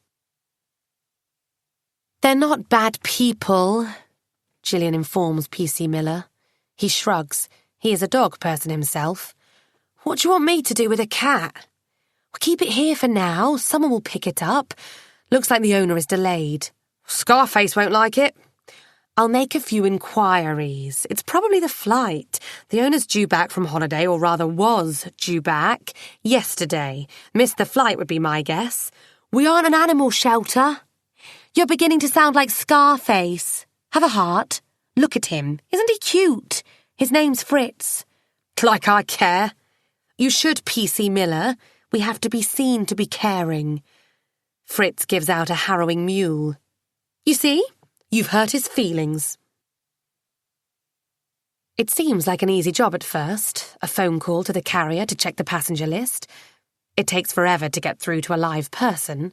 Gillian is offered several automated options, none of which apply to her type of inquiry. Finally, she is invited to press 0 to speak to an operator. She is put on hold. The music is soothing. The longer she listens, she figures, the more likely she is to forget about her problem. become fully pacified, and ultimately put the phone down. She is chewing a pencil. It is an old habit of hers, a habit she developed early in life when the choice was either her nails or school pencils. In the end, both the nails and the pencils got a good seeing to. Habits stay with Gillian for life. She has the stubs of her nails to testify to that. Plus, every pencil she lays her hands on sooner or later becomes her personal celery stick. She is through to an operator. DS Marsh, Sexton's Canning CID. I wish to make an inquiry about a passenger on yesterday's flight number UL4016. I'll have to put you through to my manager. Please wait. The soothing music kicks in again. Gillian's teeth sink into the fibres of the wooden pencil. She has as much patience for automated phone inquiries as she does for Christmas shopping. Good morning. Sorry to have kept you waiting, says a cheery voice of unidentifiable gender. How can I help you? I wanted to check if a passenger by the name of Nicola Eagles boarded flight number. May I just verify your details? Procedure. I do apologise. Gillian repeats her details, which are dutifully taken down letter by letter, number by number, rank by rank. Right, thank you. I have to keep a record. I understand. Now, to Nicola Eagles. Yes, what flight did you say? Gillian quotes the flight number in full this time. There is a brief pause, filled by vigorous clicking of the keyboard. Nope, Miss Eagles was not on that flight. She purchased the ticket, but didn't make it onto the plane. Did she check in on any subsequent flight? Can you verify that, please? Click, click. No, not with Sri Lankan Airlines, anyway. Was she meant to be on any connecting flights? I understand she was returning from the Maldives. Click, click. Yes, she was meant to arrive on a flight from Mali. And no, she wasn't on that either. Nicola Eagles had travelled to Mali on Saturday, January the 31st, her journey commencing at Heathrow on January the 30th. She had then transferred in Colombo to an outward flight to Mali. The manager can confirm she did that, but nothing since. He, if it is a he, sounds concerned, but it is only a token apprehension. His questions are superficial. Has the lady gone missing? Is there anything else he can do to help? Gillian thanks him for his help and asks him to call her if Miss Eagles attempts to make a booking. The manager is delighted to be able to be of some assistance. Miss Eagles' name is being flagged in the system as they speak. Detective Chief Inspector Scarf, affectionately known as Scarface, due to both his name and a slight curling of his upper lip, he had been born with it cleft, shows scant interest in the missing woman. It's the usual holiday romance. The lady will turn up sooner or later, intact and in love with some Caribbean gigolo. She went to the Maldives. Yes, I know you told me. Trust me, she'll complain we intruded on her privacy. It wouldn't be the first time. Anyway, it hasn't been 48 hours. With respect, sir, it may have been 8 days. We don't know if she got to where she was going. We know she landed in Mali 8 days ago. After that, it's anyone's guess. I'd like to check which resort she was booked into, whether she made it there in the first place. I'll take a look around her house, with your permission. It may pay to check with relatives. There may have been a postcard, a telephone call which would explain... Fair enough. Scarface is already distracted. He's tapping his fingers on the arm of his swivelling chair. Gillian wonders whether it is a game of golf or early lunch plans she is keeping him away from. Have it all done and dusted by Friday. I don't want any loose ends when you're gone the next 3 weeks. Sir. And be discreet, Marsh. I don't want you pulling out heavy artillery just to solve the mystery of a holiday fling. Understood? Sir. Mr. and Mrs. Devonshire materialise within seconds of Gillian arriving at Field Cottage. The name of their residence is etched onto a postbox. It is a very appropriate name. The cottage is at the end of a narrow lane, which winds around a massive beach and splits into 2 driveways, one leading to Field Cottage, the twin to the Devonshires' almost identical dwelling. Beyond the 2 houses there is nothing but fields, strawberry fields, now in winter lull. Any news? Mr. Devonshire's brows twitch on top of his forehead. I'm afraid not, other than she wasn't on the flight she was booked on. Mr. and Mrs. Devonshire exchange looks of horror. Would you happen to know the name of the resort Miss Eagles intended to stay in? Oh, dear, she did mention, didn't she? Such a tongue twister, if you ask me. It went in and straight out again. I didn't take much notice, didn't think it mattered. So many things to remember. Vincent, dear, do you recall? No, I didn't think so. Mrs. Devonshire assures herself without waiting for her husband to collaborate. We weren't paying attention when she told us. She showed us some photographs, didn't she? Though, frankly, one of those faraway places looks exactly like the next one. I couldn't tell one from another if it hit me in the face, could you, dear? Never mind, I'll have a look in the house. Gillian manages to turn the key in the door. It opens with a comforting squeak of the hinges. There may be some papers, booking confirmations. The Devonshires follow her resolutely into the house. They are not fully convinced about the weight of her authority. What is a slight female with a pixie hairstyle and plain clothes doing being a policeman, or a police person as they call themselves these days? The place is cluttered, a mismatch of furnishings, the old and the new thrown together in a heap. Two of the same kind of everything point to two households being merged into one. In the last 5 months, Nicola Regal's effects have been added to Eunice's, thus 2 sofas facing each other in the lounge, one tawny leather, deep and soft, sprawled on the floor like an oversized beanbag, the other framed in polished wood, standing on curved legs, with upholstery threadbare in places, the sort of stiff furniture you wouldn't feel particularly welcome to sit on for too long. There are plenty of books, some are scattered on the floor, a series of Cadfile novels in hardback, the National Trust guides to various countryside walks, and countless volumes of Reader's Digest. On the shelves spanning across the width of an entire wall, there are more books. Gillian can't read some of the titles. What language is that? Russian? Oh, yes. Miss Eagles is a very fluent Russian speaker. Eunice was very proud of her niece, wasn't she, Vincent? Russian out of all languages. Did you know it is the 5th most difficult language in the world? Or is it the 6th? I forget. Any living relatives? Pardon me? Miss Eagles, does she have any other relatives I could contact? She is unmarried, I take it. An orphan, I'm afraid, and a spinster. Not that she isn't a good-looking lady and well-educated at that. I guess men don't like over-educated women, don't you think? Men don't like being outdone by women. She struck me as rather shy. Mr. Devonshire gets a chance to wedge in a sentence. So, nobody you know of? A brother? She has a brother? Gillian takes out a pen. Would you know how to contact him? His name? Where does he live? Robert, I think. Robert or Ronald. Robert more likely. They don't call them Ronald these days, do they? He didn't visit poor Eunice when she was alive, did he? Nope, never. Not a family man. He lives in Australia. That could explain it, says Mr. Devonshire.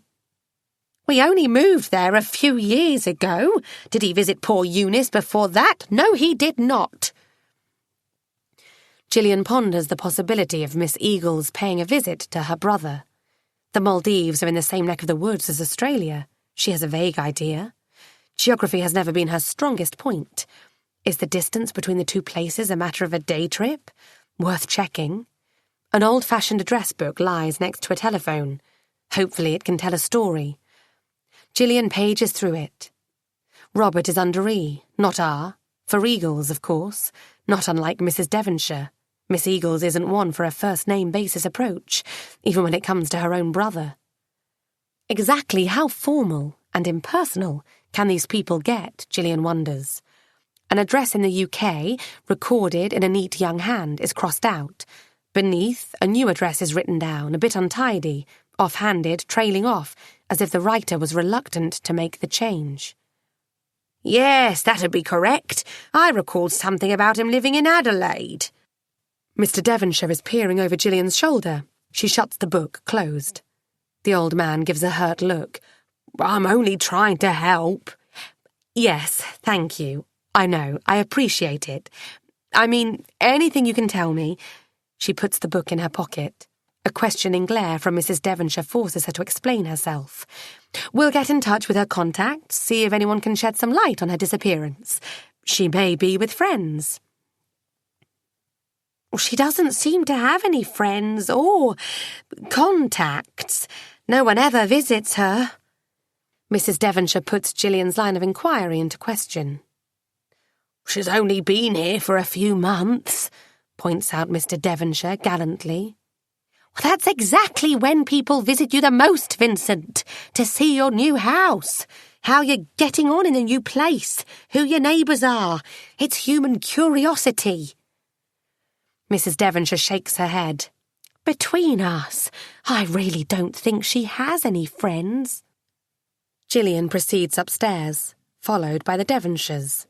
A small room filled with stacks of files, bills and folders, a dismantled printer next to a box of early 90s-style hardware, and a collection of outdated cables bears the resemblance of a study. A quick glance at the papers confirms that they belong to the previous owner, but Gillian also finds a laptop. It looks discarded and forgotten, but it does not go with the rest of the antiques. It is at least 20 years younger. With any luck, it belongs to Nicola. The bedroom is south-facing and warm.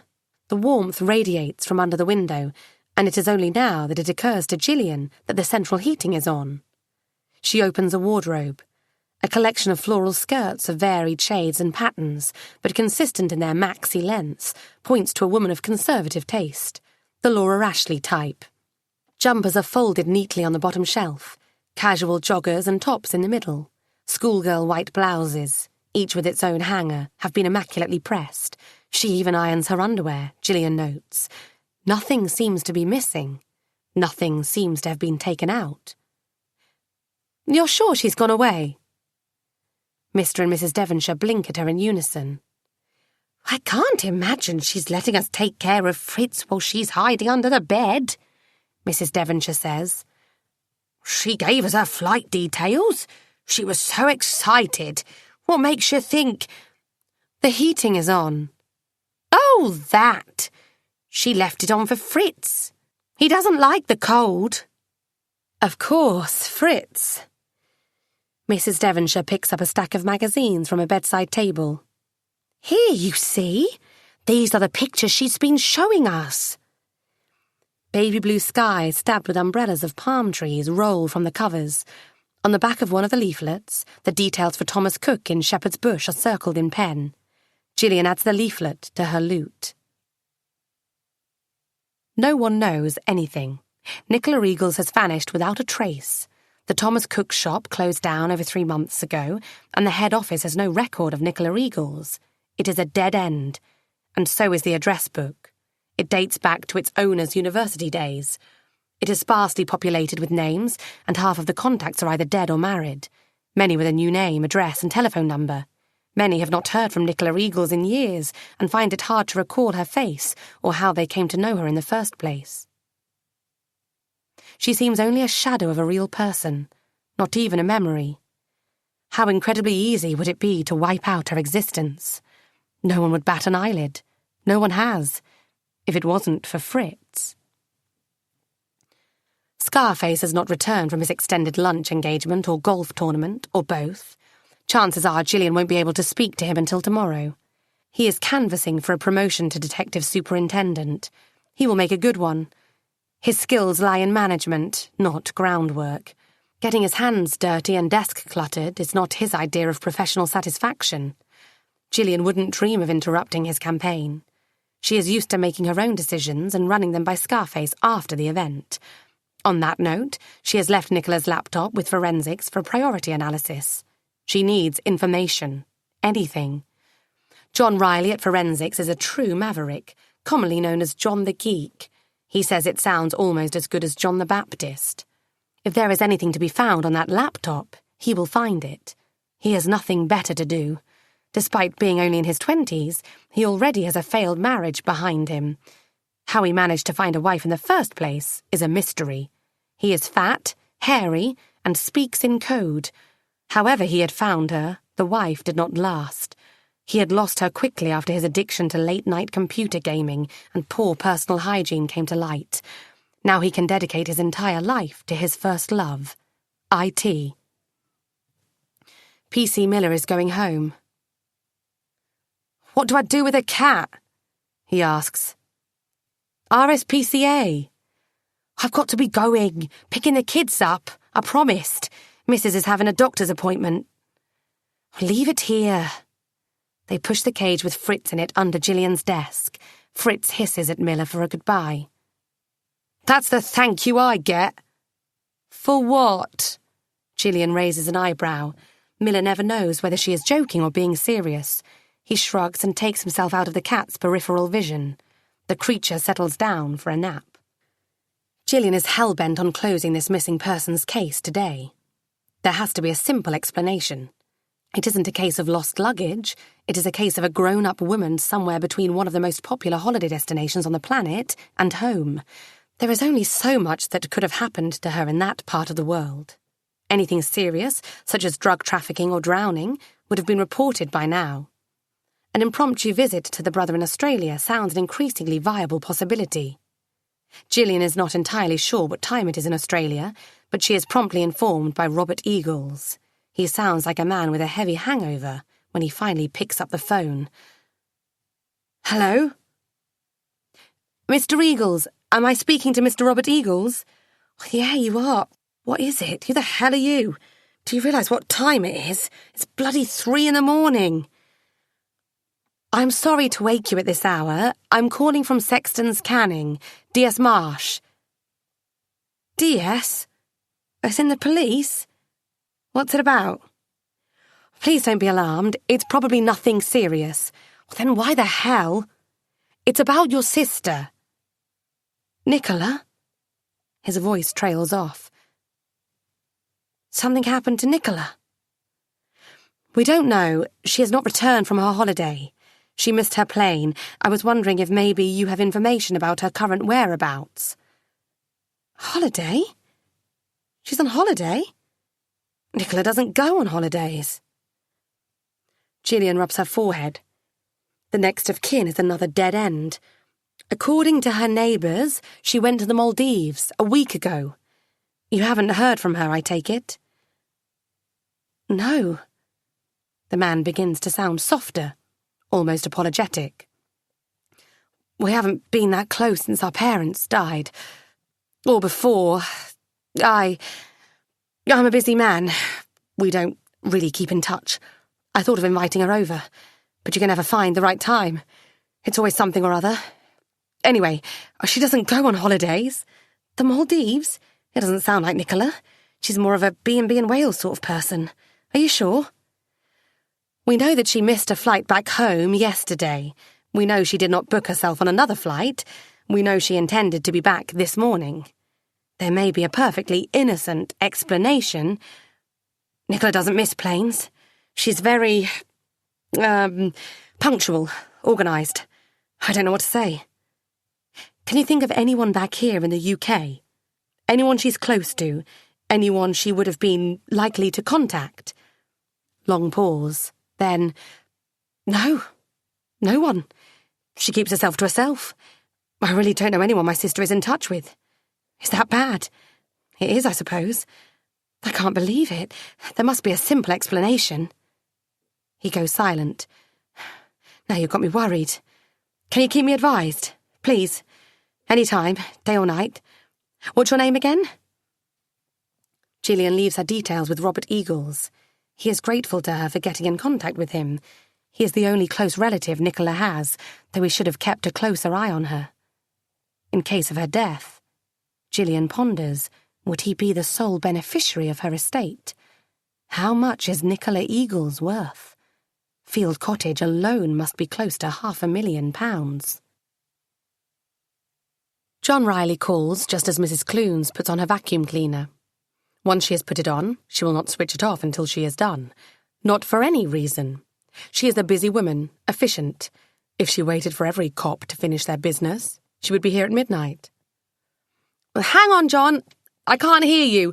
You've got something?"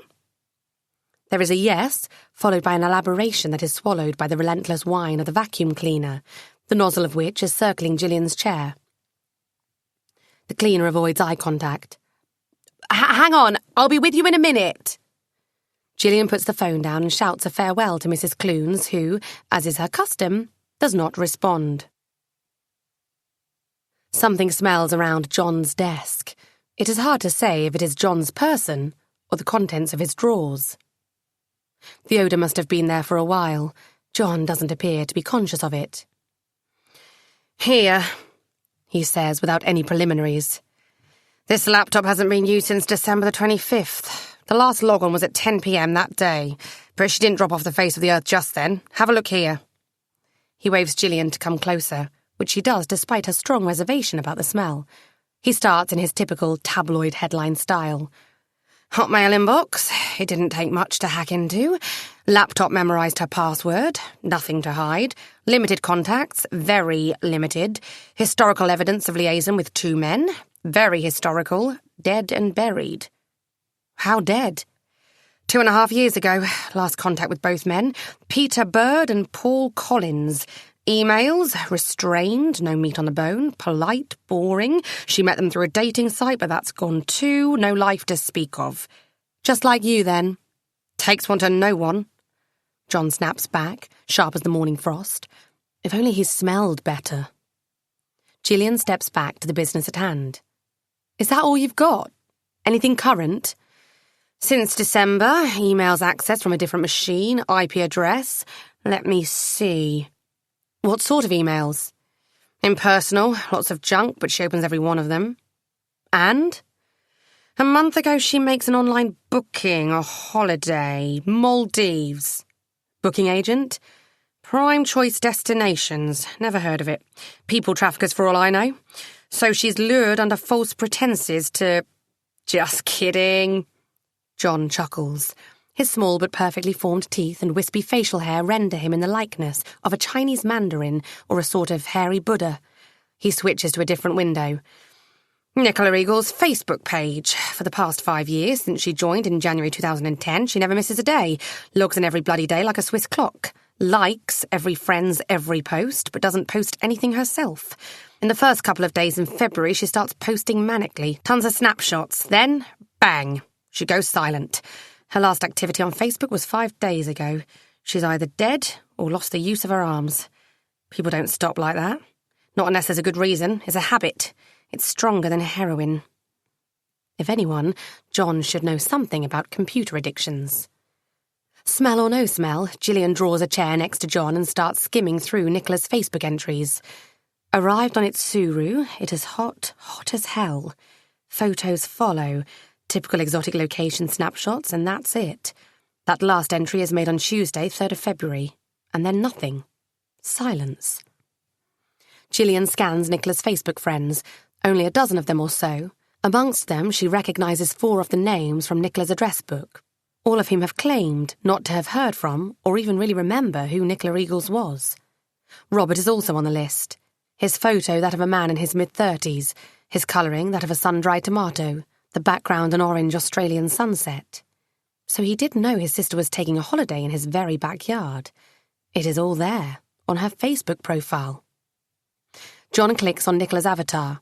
It is a head and shoulders picture of a smiling woman with a heavy brown fringe half covering her trusting round eyes. She is smiling. Her jaw is square and widened by the smile. So this is who Gillian is looking for. Print me a few of her photos, John. Thanks. Hassan, the day manager at its Suru Island retreat, speaks some English, and what he speaks has all to do with his guests' creature comforts and the restaurant menus. Nevertheless, he is able to convey his deepest concern about Miss Eagles. She had not checked out by noon the day before yesterday as she should have. Her belongings are still in her chalet, but she is not. It is as if she has stepped out of her room and vanished into thin air. The police have been called in from Mali. Their arrival is expected later today. A discreet search has been carried out. The idea is not to unduly alarm other guests.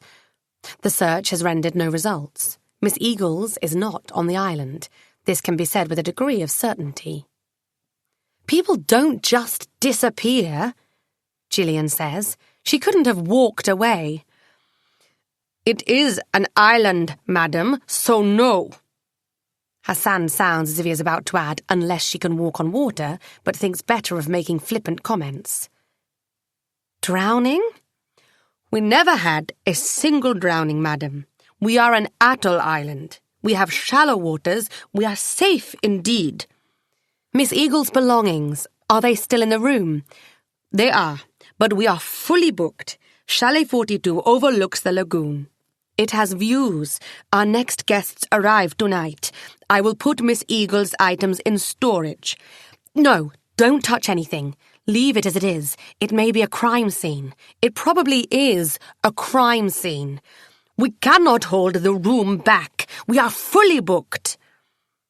Hassan's voice rises by half an octave. "The police are here soon."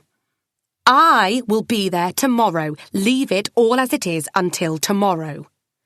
Gillian knows she has no jurisdiction over the man, but she puts on her most authoritative tone. It works. He agrees to wait. He is used to doing his best to please. It will take some convincing to get Scarface to sign off the trip. The cost will make a big dent in his budget. He will argue against it. He will say the Mali police are perfectly capable of dealing with such cases. But Gillian will hit the PR button. We look after our own, no matter what it takes, no matter how far we have to go, especially when some of us are vying for the position of detective superintendent and need to have the public's confidence on their side. Gillian only realises how tired and hungry she is when she gets home. The house feels cold and empty, colder and emptier than usual. There is an inexplicable sense of emptiness that niggles at the back of her head. Something is not right. Something is missing. She cannot put her finger on it. She forgot something important. That much she knows, but having forgotten it, she can't do anything about it until she remembers what it is. It is bound to relate to the missing woman's case. Gillian is going over it in her head. She must have overlooked some small but vital detail. Perhaps something, some clue she had missed in the woman's house. Perhaps something the old couple told her, or her brother, or Hassan, the resort manager. Somewhere there amongst snippets of conversation, books strewn on the floor of Field Cottage, and Nicola's cryptic Facebook entries, lies a detail Gillian has missed. It is there. It's staring her in the face, yet she can't see it. Gillian hates having these senior moments, memory lapses, missed appointments, and words that escape her. Dion used to call them her blonde episodes. He was so annoyingly superior. Why does he suddenly spring to mind? He is in the distant past, but he was the last man to witness her bumbling incompetence on a day-to-day basis. The fridge is almost empty. There are eggs, but they require some form of cooking. Rashers of bacon look mummified. They are at least 5 days out of date. Perhaps they aren't suitable for human consumption, but the label says nothing about any expiry date for cats. Fritz yowls in the cage. She had to bring him home with her. By the time she remembered his existence, it was too late to take him to an animal shelter. It was almost 8 p.m. Gingerly, Gillian opens the cage. Her experience with cats is limited. Do they bite strangers? "Go on then, Fritz, make yourself at home." He shoots out and makes Gillian jump back. Damn animal. His glare is unforgiving, his meow a resentful yodel. He pads across the floor panels and towards the front door. Another yodel. The cats yodel. This one does. It is a desperate sound. "Hungry?" Gillian cuts a strip of bacon and throws it on the floor. Fritz inspects it and turns his nose up on it. He sits and sulks. "Suit yourself." Gillian decides to fry the bacon with a couple of eggs. To block off the silence, she puts on the radio. The news is on. She tunes in instinctively and listens for revelations of humanitarian disasters. She has been doing it over the last 9 days with religious regularity. It hits her. Tara! This is what has been missing in her day. Her daughter. The sense of emptiness, of something not quite complete. She has missed Tara's call. They agreed Tara would call every day between 6 and 7 in the evening. It was the condition of Gillian letting her daughter go. It was Gillian's condition, and she had missed it. With a shaking hand, she reaches for the phone. The receiver tumbles to the floor, sending Fritz out of the room. Gillian curses the cat. It's his fault. If it wasn't for him, Gillian would have been home to hear from her child. But she got drawn into the cat and his missing owners case. Yet another case that has eclipsed her home life. When will she learn to keep her work at arm's length? What will it take? Dread flushes through her stomach, like that day when, deep in thought, she had left Tara on the bus in her pushchair, turned back after a few steps and seen the bus door close, and chased the bus on foot until it turned a corner and disappeared out of view.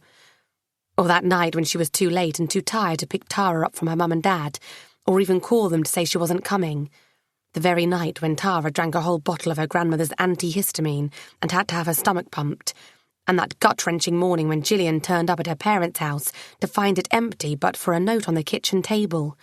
We're at the hospital. It's Tara. Thankfully, there is a message on the answer phone. Hi, Mum. As promised. We'll call tomorrow. Love you too. Frantically, Gillian dials Tara's number. It does not ring, not even once. No signal? She has turned it off. Engaged? She tries again. Leaves a disjointed message, an apology which is cut short halfway through a sentence by Tara's mobile. She is a crap mother. Fritz has regrouped and is back before her, yodeling even more desperately than before, being a pain in the arse. Fuck off, she tells him, but he won't take orders from her. The smoke alarm goes off. Bacon and eggs. Gillian heads for the kitchen. Insidious smoke hangs on the walls like cobwebs. Gillian grabs the frying pan, drops it on the floor, convoluted bacon rashers bounce out. The cat is nowhere to be seen, but when Gillian opens the window, she thinks she can see the spooked creature bundle onto the windowsill. Or maybe it's just the thick, swirling smoke. Fuck! She waves a tea towel under the smoke detector under the stairs. At last, it stops. Cold air soothes it into silence. The cat is gone. Chapter 7. Day 10. At Colombo Airport, Gillian tries again. She has been trying to call Tara for the past 24 hours. She is now so close to her that she contemplates the possibility of putting the missing person inquiry on hold and jetting over to Phuket. Only there are no guarantees that Tara is there. She has been very vague about her lodgings. In fact, she is what Gillian calls in her professional jargon of no fixed abode, moving between youth hostels and B&Bs of dubious repute. It is a daunting prospect for an 18-year-old gullible girl in a country where people get hanged for carrying too many boxes of aspirin. Gillian is paralysed with worry. And Tara's telephone does not ring. It goes straight to the answer phone, and in the same cheery voice, Tara tells her to leave a message. Gillian hangs on to the off chance that Tara called when she was in transit flying over the Indian Ocean with her phone switched off, but the empty voicemail contradicts that. The moment Gillian gets off the plane, she checks. No messages. She leaves one of her own. Tara? Mum here. Please call me on my mobile. I'm on a case. Out of the country. Won't be at home. Call me as soon as you get this message. Did I say you must call my mobile? I have now. Call me. Love you. Nothing. 2 hours later, nothing. What time is it now in Thailand? It is 6 a.m. in Colombo. Another plane, to Mali. It is small and it rattles. As instructed by the captain, Gillian switches off her mobile and she resents the guy next to her who, in defiance of the rules, continues working on his laptop. All electronic devices, she tells him in a half-whisper. That includes laptops. The man smiles at her, nods politely and carries on with his work. Doesn't speak English. Gillian tips her head back and closes her eyes. She just wants to get there. In her head, she is inventorizing facts. She has a name for it because she does it all the time. It reflects her thought process accurately, as something halfway between inventorying and prioritizing. Inventorizing. Gillian's mind works in mysterious ways, and so does her vernacular. Whenever a new case opens, Gillian mounts her spinning wheel of inventorized facts. She goes over the facts of the case over and over again, constantly reviewing the old and regularly adding the new to the spin, like a hamster. She only stops when the case is solved. She doesn't write it down. All she does is relentless mental revision. And now she has very little to go on. A 42-year-old woman, A spinster, fairly well off, in regular employment, suddenly breaks the habit of a lifetime and goes on a holiday. Travelling alone, she chooses a traditional honeymoon destination in the Maldives. Her decision appears sudden and unexpected. No one is aware of it apart from the neighbours who are asked to look after her pet cat. They are told the day before she departs. Her brother doesn't know. Her acquaintances do not know. Correction, the woman makes it known on Facebook, but it looks like nobody reads it. This will be verified. John is checking the viewing statistics on her Facebook page. Other questions to be asked. 1. Was she meeting someone in the Maldives? John is running background checks on Paul Collins and Peter Bird, the only 2 potential romantic interests in her life who they can verify. Both over 2 years out of date, however. But that was just emails. They could have evolved to meetings in person, telephoning each other. John to check her line and mobile calls history. Question 2, who would have interest in getting rid of her? The brother seems like the obvious candidate. He is her only relative, most likely to inherit her considerable wealth. According to John's intelligence, she is worth close to £1 million. Unless there is a will, to be checked, the brother would get it all. If, contrary to what he says, he knew she was coming this way, then this was his perfect opportunity. The flight from Adelaide would have taken him just over 7 hours. It is doable. Robert Eagles travels around the world for work. John is verifying with the Australian authorities if Eagles has travelled anywhere near the Indian subcontinent in the last 10 days. The defiant man with a laptop tugs at Gillian's sleeve and points her to a flight attendant hovering over their heads with what looks like a steaming jug. "Coffee or tea?" the flight attendant asks with a withering smile. Gillian chooses coffee, which tastes bitter but will do for now to keep her awake. Maybe Scarface is right. Maybe all there is to it is a midlife crisis, a woman wanting to get away from it all, losing herself a bit in the world, looking for adventure, all in one, taking time off and wishing to be left alone. If only she had told someone.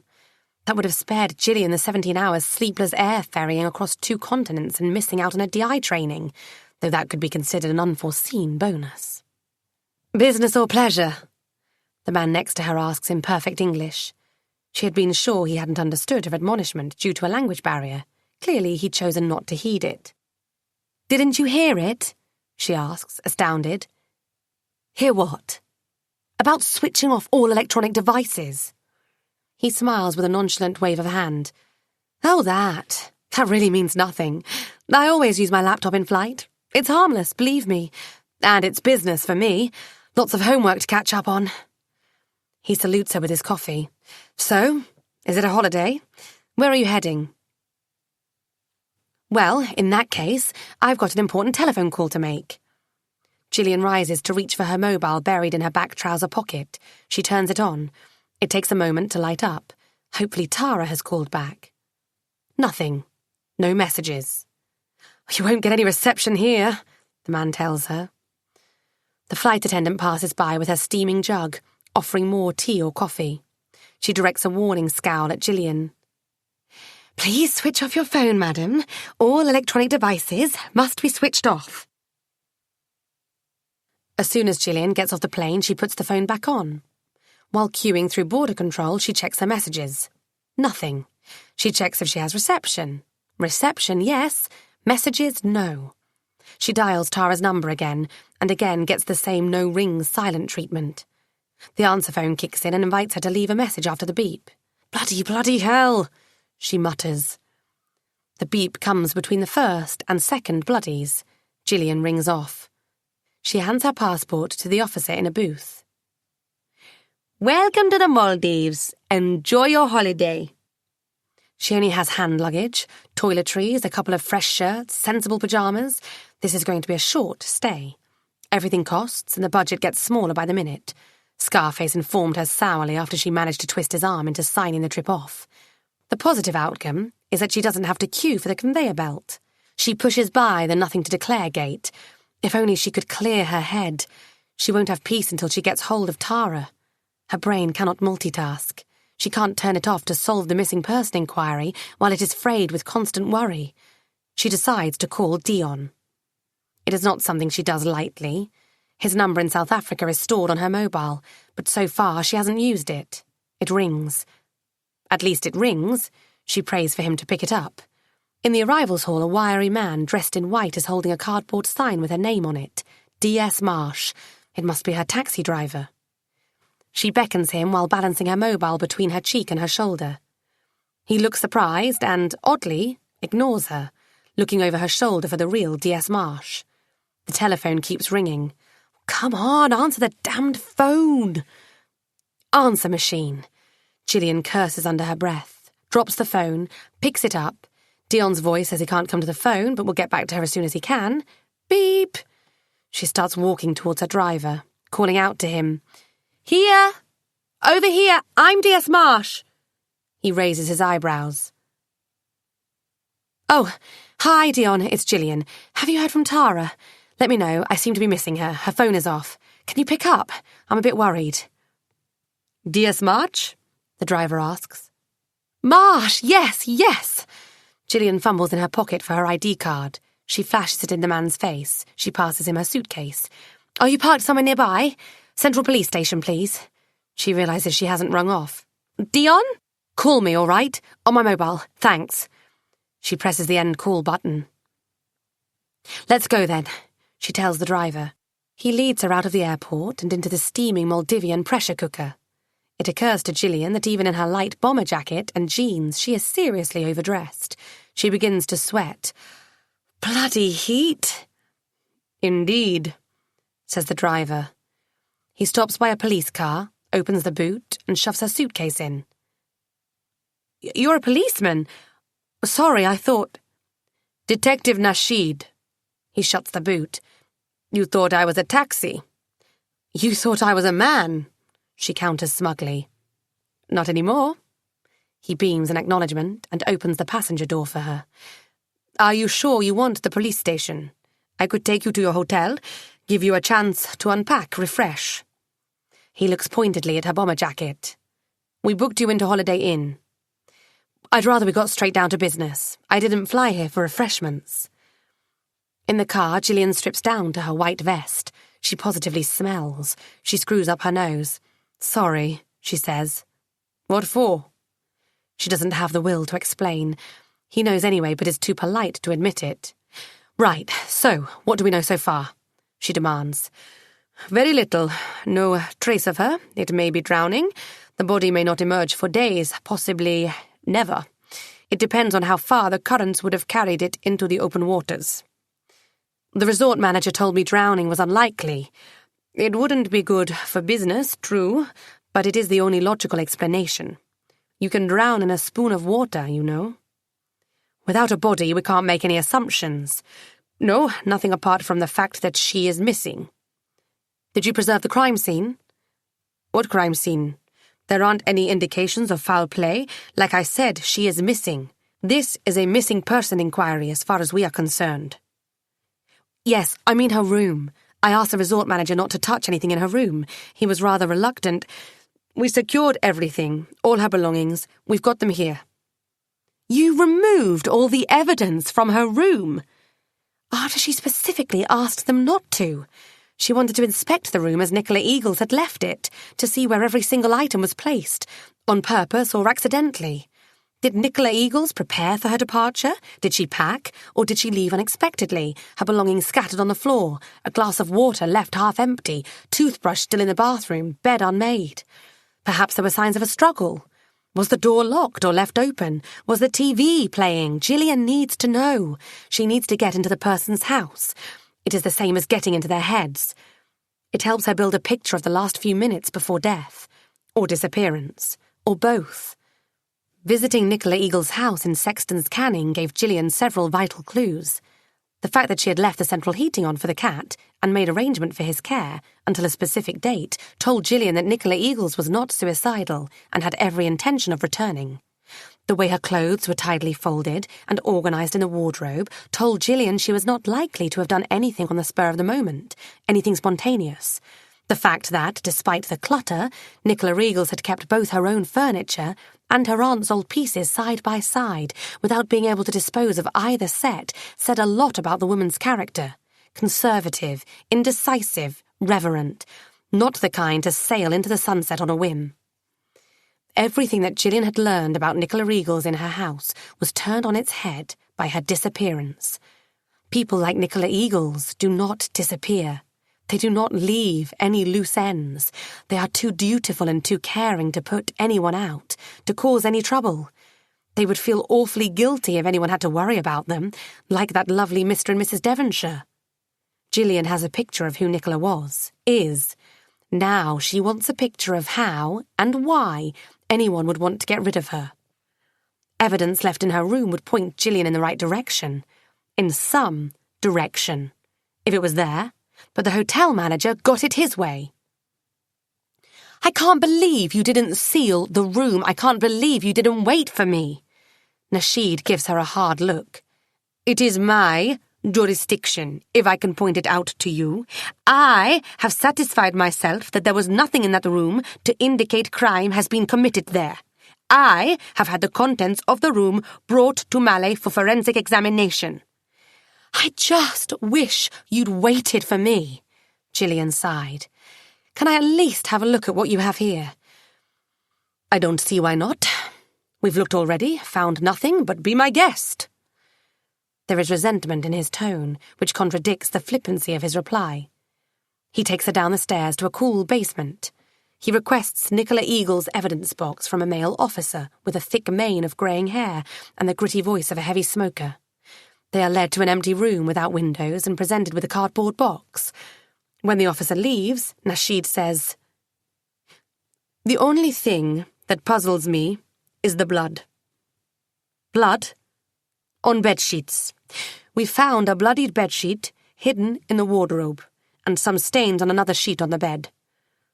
And you call that a classic case of drowning? What did you say? No indications of crime being committed? Gillian is appalled. The blood could mean anything. She could have cut herself. It could be menstrual. We don't even know it is her blood.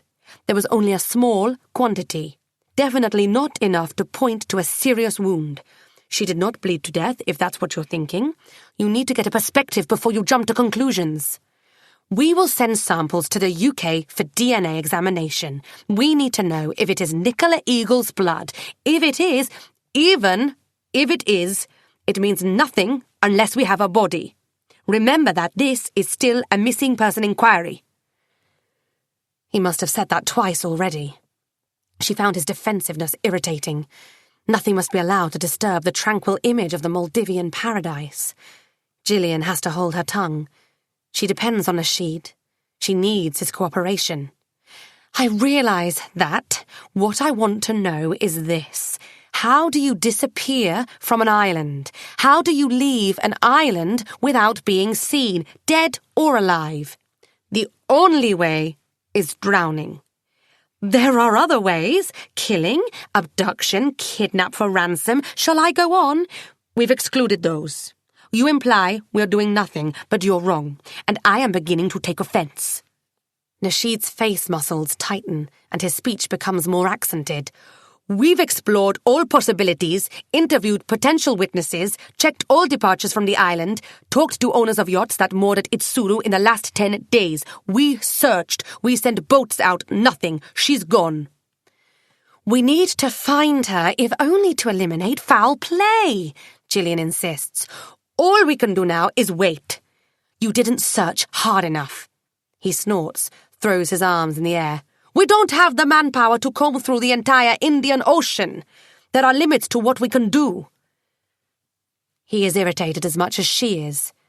Gillian has a feeling that they are going to be stepping on each other's toes a lot. Gillian's mobile makes her jump. She answers it without looking at the number of the caller. Dion's voice is like a call from beyond. She is momentarily covered in cold sweat. Dion? What's happened? Has something happened?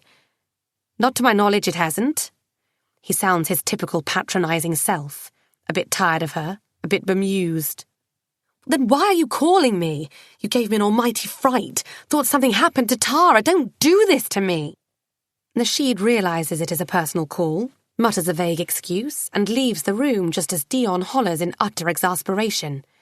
I don't believe this. You asked me to call you, Jill. Get a grip on yourself. Of course, she remembers now. She did call him. If only he had answered then and there. She has forgotten the case, as every other case in the past, has hijacked her body and mind. No need to shout, Dion. How do you think I felt when you called in the middle of the night? I thought something happened to Tara, for God's sake. I should ask you not to do this to me. I was worried. I am worried. I can't get hold of her. Something may have happened. Nothing happened. How do you know? Have you spoken to her in the last 2 days? No, and for good reason. She's gone elephant riding, somewhere in the jungle. She didn't expect to have signal. 2, 3 days. Do you ever listen to what your daughter tells you? Of course I do. I wasn't home when she called. She left the most enigmatic message. What's new? Whatever do you mean? You're either not listening or not there at all. Nothing's changed. The hurt tone of the old supercilious Dion is unmistakable. Gillian remembers precisely why she had to leave him 15 years ago.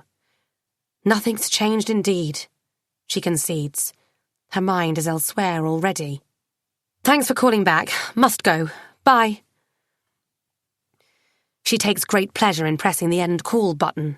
An expedition into the heart of the Thai jungle presents new challenges, but Gillian refuses to face them. Not now. She has an explanation for Tara's silence. That's all she needs for the time being. Back on the case, Gillian takes out object after object from Nicola Regal's evidence box. She has little interest in shampoos and toothbrushes or various items of the woman's rather dull clothing, but by being left behind, they are the confirmation that whatever happened to her was not planned. You would normally take your basic necessities with you if you were going away. The type of sensible outfits Nicola Regal's brought with her on her holiday adds another piece to the puzzle. She was definitely not meeting up with a lover. Kinky nighties, lace knickers, suspenders and bright red lipstick are conspicuous by their absence. Gillian finds a few books, some of them in Russian. That reminds her that Nicola Regal's can speak Russian, good Russian. If she can read Anna Karenina in original, she has to be fluent in Russian. Gillian flicks through the book, marvelling at the alien Cyrillic alphabet. Fluency in Russian is something that sets Nicola Eagles apart, one of her most unusual characteristics amongst the dull and the ordinary. But does it mean anything? Does it have any bearing on the case? Gillian doesn't know, but she inventorizes this fact at the back of her mind. Her telephone rings again. It's John Riley. How are the tropics? Hot? What have you got for me? Not much. The woman is a non-entity. No one knows anything about her. They haven't heard from her at work. She was due to return today. Her boss said she was a reliable employee, but called her Nicolette instead of Nicola. That tells you something. I got hold of Paul Collins. Paul Collins? Gillian is not quick enough to keep up with John's sharp turns and twists in conversation. There are usually plenty of shortcuts in his verbal reasoning, which she is accustomed to. As he puts it, great minds think alike, but today she is jet-lagged and on the edge. Paul Collins, one of her blokes from that dating site, remember? Gillian nods to herself. John sniggers. He pretended not to remember her, said I got the wrong man. Turns out he got married a few months ago and his wife is sitting right next to him when I call. Anyway, preliminaries aside, he claims not to have heard from her in 2 years. He admitted he met her. Once. And once was more than enough, is what he said. Maybe just for his wife's benefit, though he did say Miss Eagles. He actually called her Miss Eagles, not Nicola. Anyway, he said she was awkward. He used the word awkward, and when I asked him to clarify that, he said, weird if you must know, son, as weird as they come. Out of touch. Psychotic. Strong words if you ask me, but the guy struck me as over the top. Agitated. Nervy. Wouldn't you be if a cop called you about a missing ex-girlfriend in front of your wife? That wouldn't have happened. I only have an ex-wife. Now, the other bloke, Peter Bird, wasn't home, spoke to his mother, blimey, she must be 100, couldn't hear a word I said, had to repeat everything 20 times. Like talking to a stone, as in stone deaf? He sniggers. Get on with it, John. So Peter wasn't home, travelling on the continent, some river kayaking thing in France.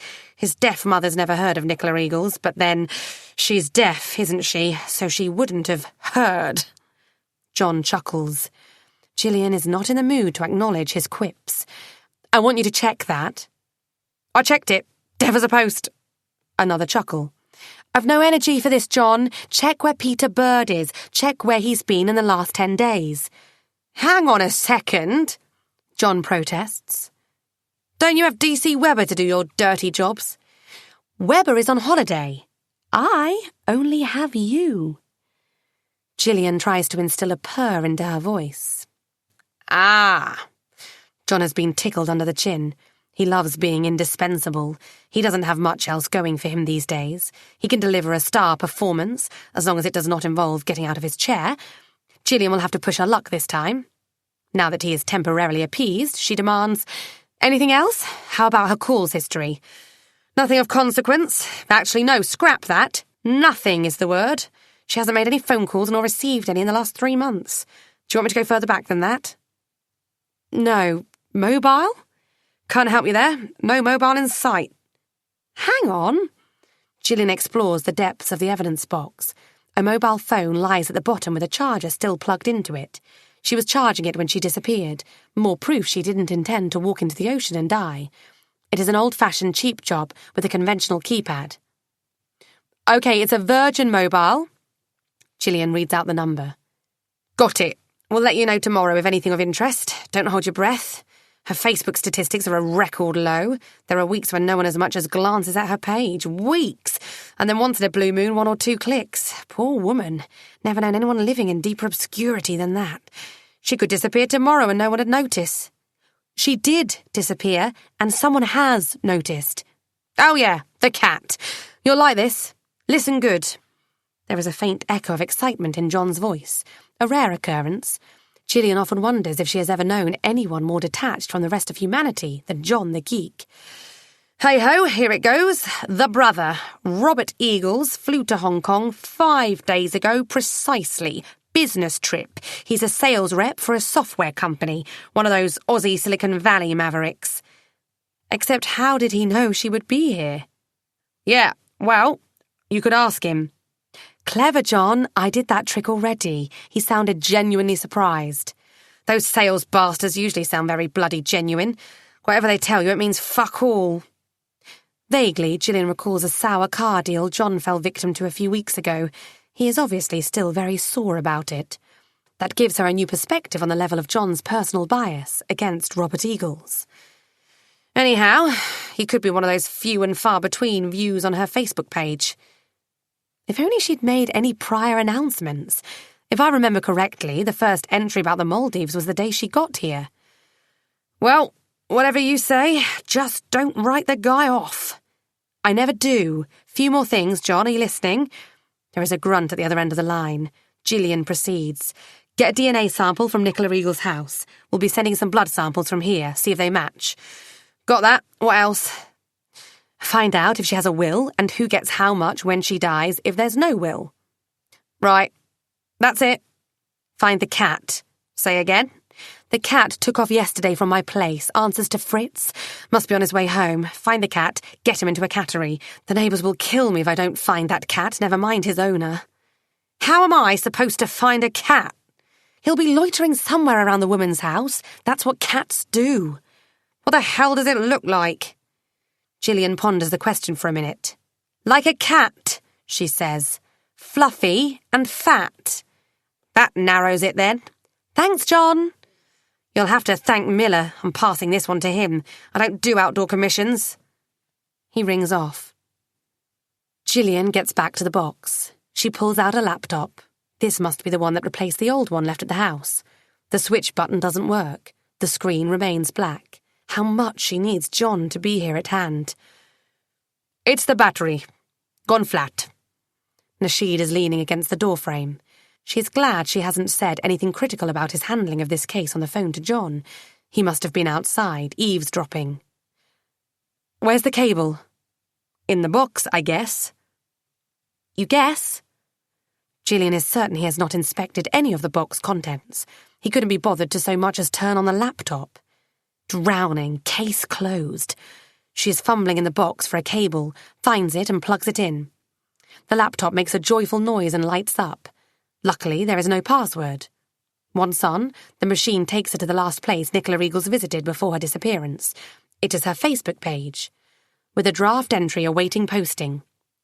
For some reason, Nicola failed to press publish. Did she decide against it? Was she interrupted? Did she forget? Gillian purses her lips and knits her brows as she tries to make sense of that entry.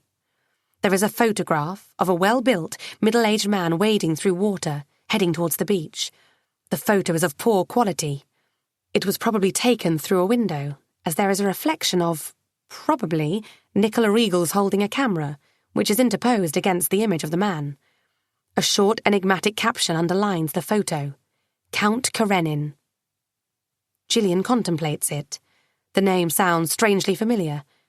It is a Russian name. Sounds it like Lenin or Stalin. Then it comes to her. Anna Karenina. Naturally, it cannot possibly be a real name of a real person. Count at that. Nicola Regals has been called weird. What was the term? Out of touch? The man in the picture is real enough, but it seems to Gillian that Nicola Regals has taken the picture without his permission. He isn't exactly posing, and she is hiding with her camera behind glass. Weird indeed. Could we enlarge this photo, do you think? She asks Nasheed. He comes close and looks over her shoulder. It may be nothing, but... We could enhance it, get rid of the overlay, yes, he says, suddenly intrigued and unexpectedly cooperative. Count Karenin, he asks. A count? It shouldn't be hard to find a count. She was reading Anna Karenina. Count Karenin is Anna Karenina's husband. A character from a book came to life. My guess is as good as yours. It is not yet lunchtime when Gillian feels numb with fatigue. She hasn't slept a wink in the last 24 hours. In England, this would be her bedtime, a well-overdue bedtime. Her brain is fuzzy. She doesn't even know what she is looking at as she wades through the contents of the box. Mindlessly, she is paging through every book. A scrap of paper is all she finds. It looks like a flight itinerary. She thinks she recognises the flight number from Colombo to Heathrow. The paper is well crumpled, torn in half. Something is scribbled on the back. Words which mean nothing and some numbers which may constitute a telephone number, or may not. Probably random notes. Gillian gives up the ghost. She asks Nasheed if he could take her back to her hotel. Holiday Inn, she says. Sounds like paradise on earth. Can't think of a better place to be right now. Nasheed smiles. His teeth are large, whiter than white, and so even that they seem unnatural. Gentlemanly, he opens the door for her and lets her through. He is glad to be rid of her for the day. He drops her in the foyer and watches as she staggers to the lift with the key to her room in her hand. In her nice, air-conditioned room, Gillian drops onto the wide double bed with fresh white sheets and instantly falls asleep. Chapter 8. Day 11. When Gillian's telephone rings, she thinks it is the alarm. She slams her hand on it in the dark. It stops, then it rings again. A glance at the bedside clock, she realises it is the next day, the early hour of 1:32 a.m. This time she checks the number displayed on her mobile. Tara! Thank God! Where have you been? Gillian knows the answer, but is too worked up not to demand it. Mum? Tara sounds mature and in cold control. She has been here before. She knows how to handle her mother. I left my itinerary with you at home, on the fridge. You knew, you should have known, that I'd be in the jungle elephant trekking. You knew, you should have known, that I may not have been contactable. Jungles are like that. Impenetrable. It's no good leaving things on the fridge, for God's sake. You should have told me. Which I did, if only you listened. You sound just like your father. How are you, anyway? And where are you? Even now, when she is asking after Gillian's well-being, Tara sounds just like her father, supremely indulgent of Gillian's inadequacies. Marley. Where's that? The Maldives. Are you all right? Why shouldn't I be? What are you doing in the Maldives? A case. I've got a case. Missing woman. Went on holiday and never came back. Holidays for you? I see. A case. Of course. Could it ever be anything else? What was I thinking? When did Tara learn all of her father's tricks? The one-word put-downs, the superior tone of someone in the know, the forgiving indulgence for the feeble-minded and straying souls of this world like Gillian. Tara knows how fallible her mother is.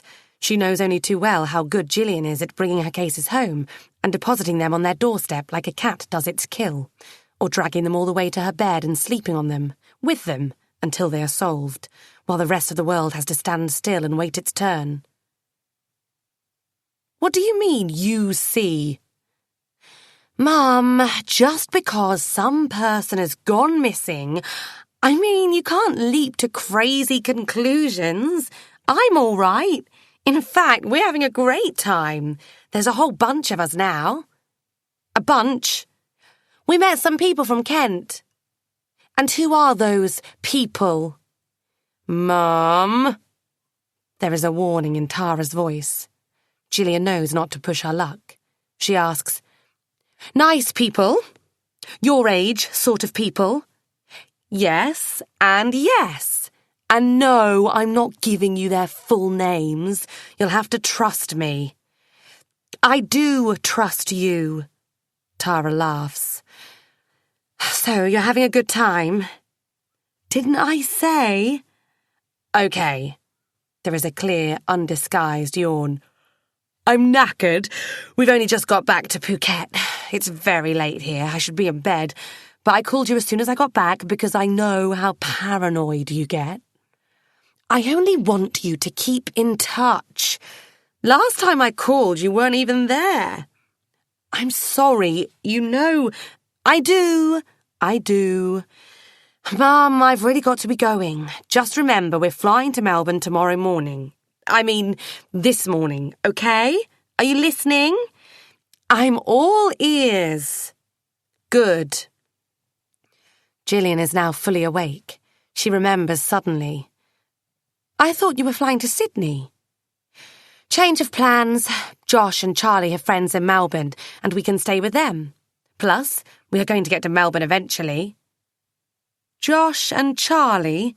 Is that the whole bunch of people? Mum, don't. Gillian becomes conscious of her breathing. Soft puffs, inhaling regularly, just as when she was giving birth to her daughter. She has to take it easy. Tara is a big girl, silly as a turnip, but big enough. Yeah, I'm listening. Get in touch when you get there, okay? As long as you're there to answer the phone, Tara sneers. Watch it, young lady. Good night, Mum. She doesn't remember the exact moment she fell asleep. Once she had heard Tara's voice, bubbly and full of life, the stress level in her bloodstream had miraculously subsided, and Gillian could at last put her weary head to a pillow and sleep. Her mobile, with a charger cable twisted around her neck, is still in her hand when she wakes up in the morning. This time it is the alarm clock on her mobile that demands her attention. She grabs the phone and lifts it to her face, tightening the cable around her throat. It chokes her. She coughs and wheezes, unplugs the charger, loosens the cable and turns off the alarm just as it reaches the crescendo of amazing grace. Detective Nasheed is on standby, ready to escort her to the airport and on her merry way back to the UK. Sitting over a small thimble cup of espresso, he watches her patiently as she goes for the second round of buffet breakfast. Gillian may be a tiny pixie of a woman, but she can eat for England. It's the nervous energy that metabolizes everything she puts in her mouth with the speed of a turbo food blender. She is now on eggs, 2 golden rashers of bacon, and sautéed mushrooms. Her brain is ticking, doing some morning inventorizing of facts.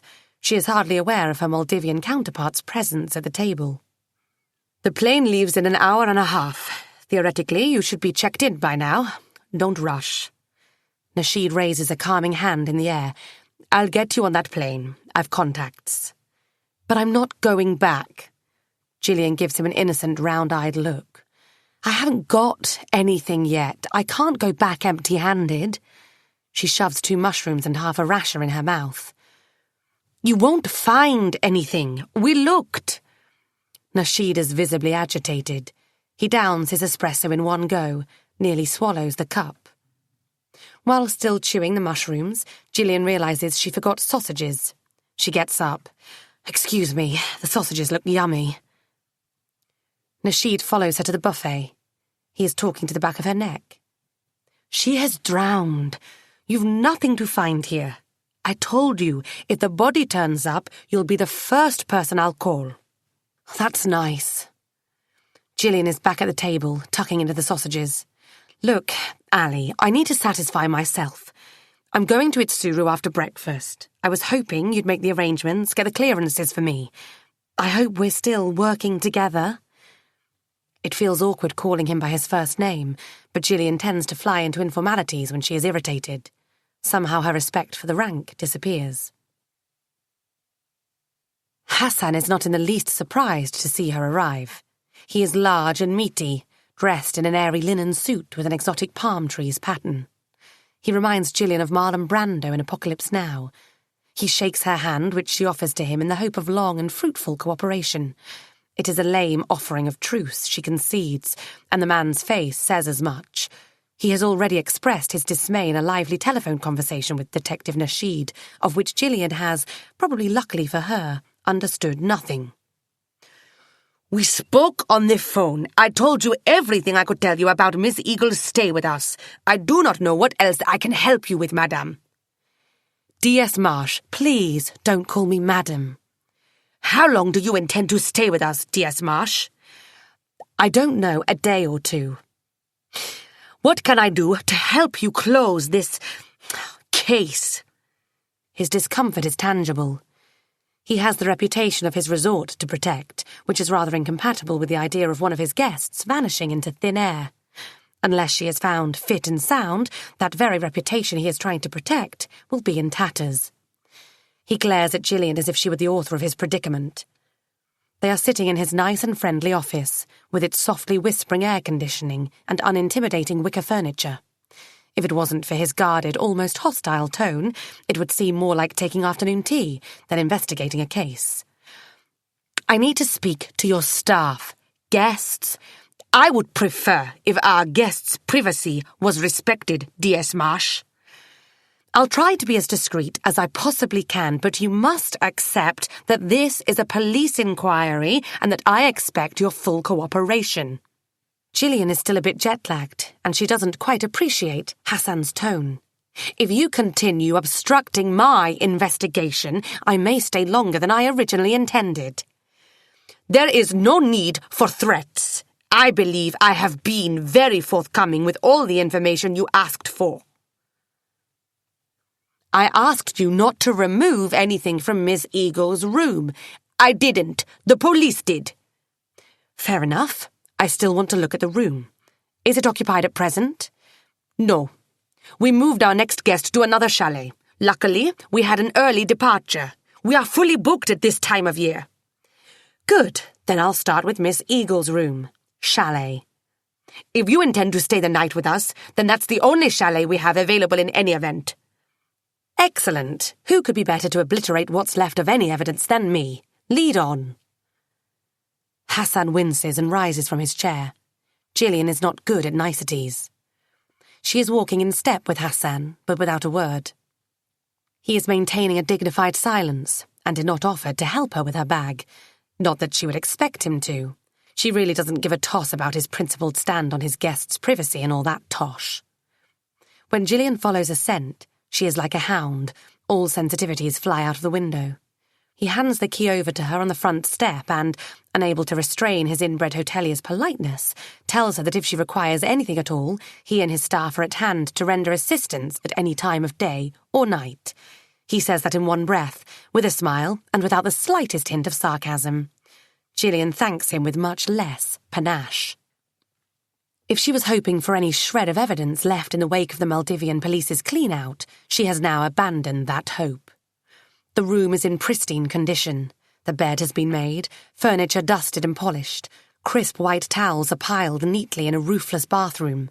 Taps gleam and the toilet paper ends with a triangular fold like a bow tie. There is no trace of Nicola Eagles, not a footprint. It is as if she has never been here. It is as if she has never existed. If it hadn't been for a stupid cat. Gillian sinks into a wickedly comfortable settee, deep and soft. Nicola Eagles sat here a few days ago, she thinks. She was probably loving her holiday in the tropics. According to her brother, she had never had one like that in her life.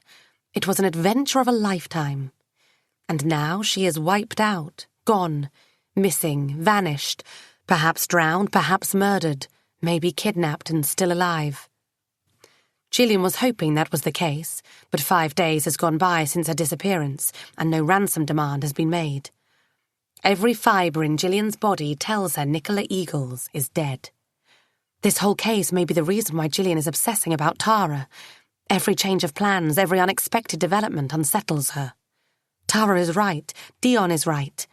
Gillian has grown paranoid. She can't take separation from her child. If it was North Wales or maybe even France, but Thailand is just that 1 nautical mile too far for comfort.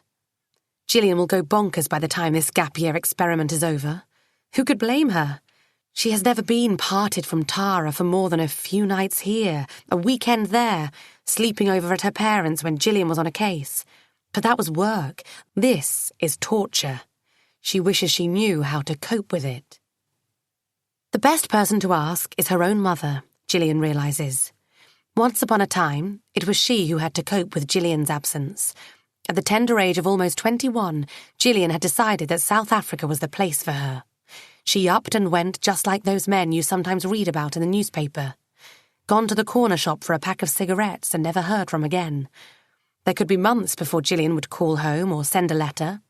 She was so busy living her enthralling life that it never occurred to her that on the other side of the world her parents waited. They never complained, never told her off. They just waited. How did they manage to hold it together? She was their only child and she was gallivanting around the globe without a care in the world, without a second thought, while they waited. It may be because Gillian feels guilty, or maybe because she suddenly understands, or maybe because she needs some reassurance, that she dials her parents' number. Mum? Gillian here. I had a feeling you were going to call us. Her mother's voice is thin and gentle, a bit shaky, the elderly voice of a nice old lady. How are you, darling?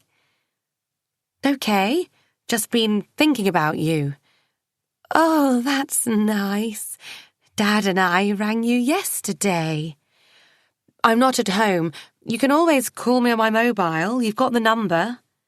She makes that suggestion for 100th time, but she knows they'll never do that. The concept of a mobile phone is for some reason incomprehensible to them. A phone has to be attached to a line, otherwise it isn't a phone. It's a trick, and anyway, they can't hear her very well. Oh, that's all right, darling. We'll wait till you get back. We can wait. We aren't going anywhere, are we, Ted? There is a faint murmur of consent Gillian imagines she can hear. She wonders if patience comes with age, or whether it is something you're born with. How are you both doing? She asks. Oh, we've got each other for company. And a nag. So where are you, if it's not a top secret? It's a missing person inquiry, in the Maldives. Oh, the Maldives, did you say? How is the weather there? That's the beauty of it. Nothing shocks her. Gillian's mother can make everything sound so perfectly ordinary. She puts things into perspective. Gillian should be spending more time with her. It's very hot, Mum. She can't help a smile. Oh, I'd imagine it is. That can't be too far from where Tara is. She called this morning, said the same thing. Hot, hot, hot. Well, that's the tropics for you. She called you? Tara called you? Oh, yes. She calls us every day, if she can. She said she'd keep in touch. Dear girl, I think she's got herself a chap. A chap? What do you call them these days? A boyfriend? Is that what she said? No, silly. She didn't have to say it in so many words. She just jabbered on and on about that Charlie chap. I see. Why does Gillian know nothing about that Charlie chap? Why does she have to find out from her mother? Isn't she supposed to be the first port of call for her own child? Obviously not. In all her innocence, her mother is oblivious to her misgivings. She says, "So, when are you coming back? It's just that when you do, you could pop over for tea. I know there is little point cooking for one." Gazing out into the horizon, Gillian notices two people emerge from the chalet next door and head towards the water. "Must go, Mum. Talk later." They are going for a swim. The woman is slim but shapely with a narrow waist and a perky behind. She is wearing a bikini that is made of narrow strings and knots and very little else. The man is past his prime. His overhanging stomach and thinning hair point to someone over 40. They are holding hands. It is an unpleasant chore, one Gillian is most familiar with, to barge in on their intimate moment, but she has a job to do.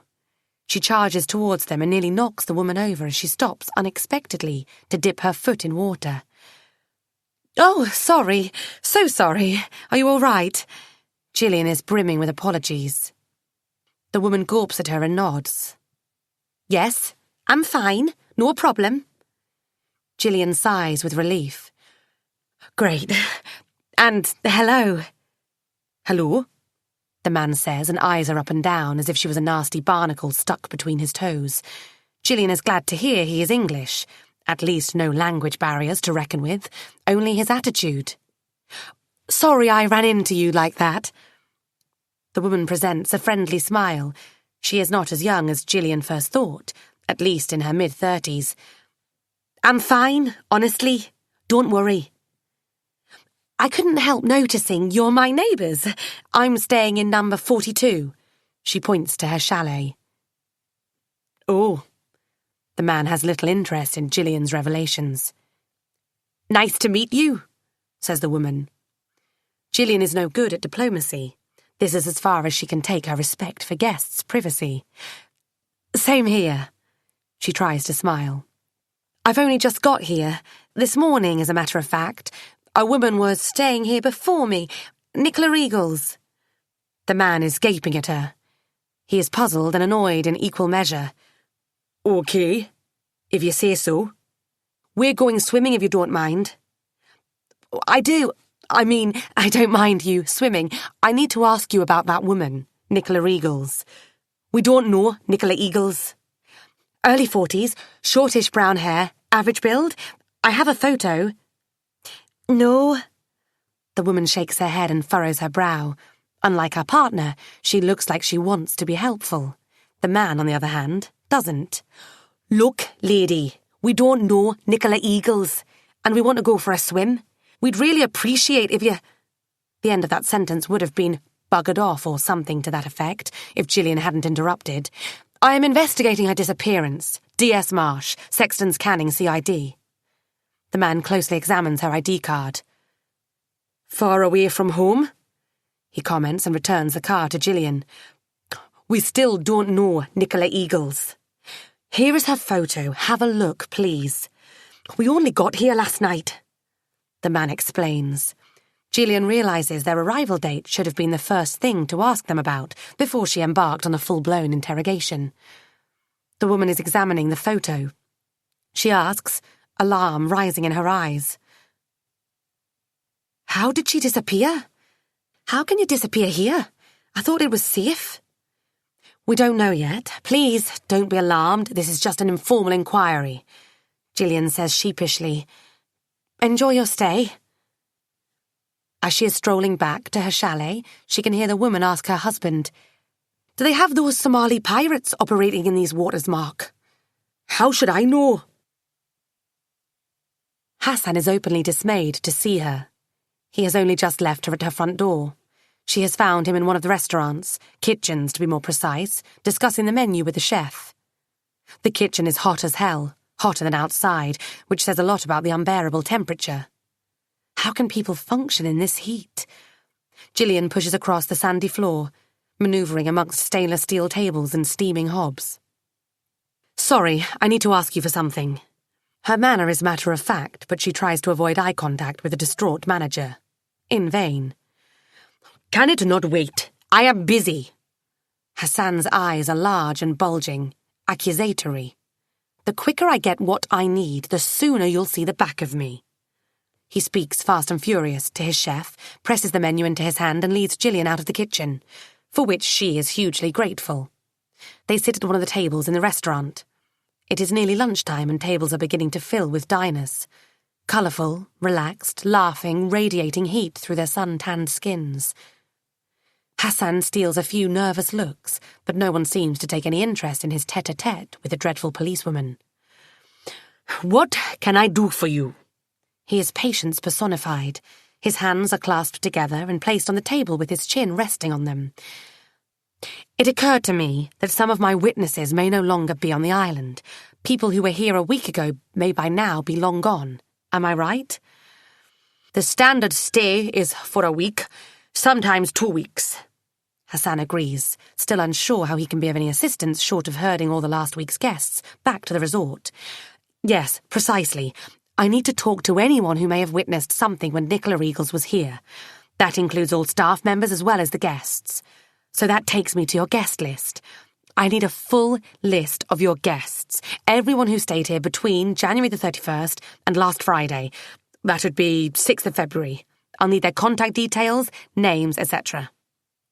That is out of the question. Hassan's chubby cheeks and his double neck are shaking with indignation, his eyes bulging even more than before, his fingers clutching the edge of the table. I'm not prepared to disclose personal information about any of our guests. This is a police inquiry. This is an informal police inquiry. I'd lose my job. We'd lose custom if this got out. If it gets out that a guest has vanished from this resort without a trace, you will definitely lose custom. I suggest discreet cooperation. No, I can't do that. You'll have to go through official channels, D.S. Marsh. The privacy of our guests is paramount. I do suggest you get in touch with your superior. I will, and he'll get in touch with yours. This is an intrusion. I have cooperated fully with the local police, Detective Nasheed. I know how far you can push me. I know I don't have to do this. He is hitting the table with the flat of his palm. The table vibrates, which makes him stop. I have to get back to my duties, if you excuse me. He is getting up, the conversation over. Nasheed has obviously done some damage control before releasing Gillian on his patch. Staff members, she shouts after Hassan. Can I have their names? He stops, thinks. You can collect that from my office. Tomorrow. A svelte, brown-eyed waiter arrives, wearing a sarong, sandals and a friendly grin. Oblivious to his boss's wrath, he greets Gillian with utmost cordiality, inquires after her well-being, and asks for her chalet number. He wonders if she would like a drink with her lunch. A cool beer would be nice, but she was on duty. She orders orange juice. She is told to help herself to the buffet. That is when she realises how hungry she is. John calls her halfway through sushi with green salad, Gillian's first starter. What time is it back there? She almost chokes. Must be close to midnight. Do you ever sleep? Going that extra mile for you. You should be grateful. Do you want to hear it or not? Fire away. Boring stuff out of the way first. Peter Bird. He checks out. Water sports freak. He was where he said he would be. Came back yesterday. Spoke to him. He said something similar to what Paul Collins said, except he phrased it better. Called her strange. Said she'd lied about a few things, but then everyone lies on those dating sites. His words, not mine. Yeah, right. Gillian smirks under her breath. Interesting thing, he said. I'm all ears. He said she was a crap swimmer. Nearly drowned when he took her kayaking. Ah, I thought you may find it to your liking. Maybe she did drown. That's what the police here think. And what do you think? Would she go swimming if she couldn't swim? Maybe she wanted to drown. Well, that takes us back to suicide, and I don't believe she was planning to do that.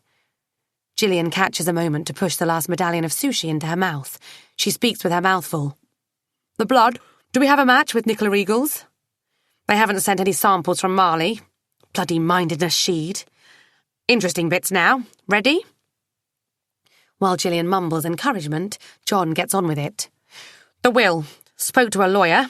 You owe me. Had to go out, put on a suit and sweat like a pig. I bloody hate lawyers. My ex is... Is there any profession out there you don't hate, John? Never mind that. You owe me, like I said. House calls are not in my job description. Thanks, John. We'll take you for a drink when I get back. Right you are. So then, spoke to the lawyer. He handled her inheritance and the sale of her flat in London. Doesn't look like she might have another lawyer. So, he says no will. He had suggested she made one and she was going to, but it didn't happen. So as things stand, guess who gets it all?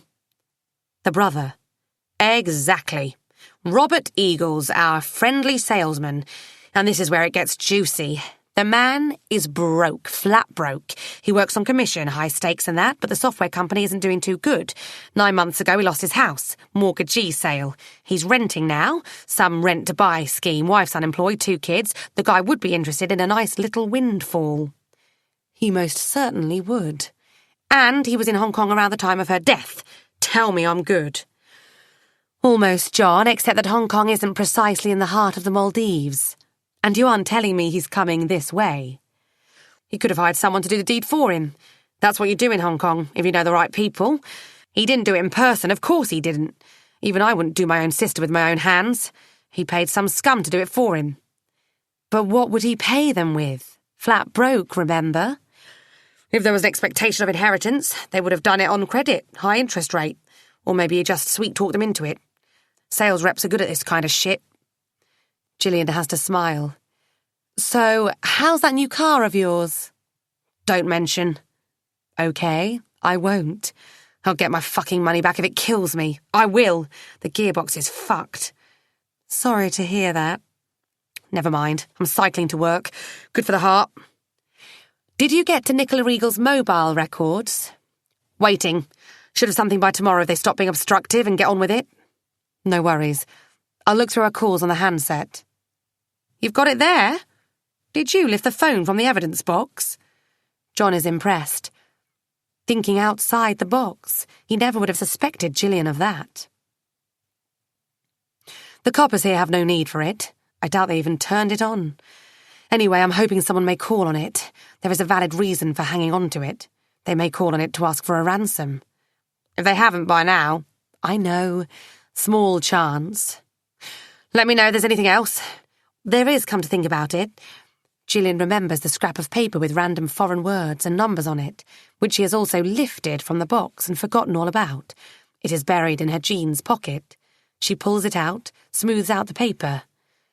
I can't make sense of this. I've got some handwritten notes. Foreign language, I can't read it. I'll send you a photo of it. See what you can make of it.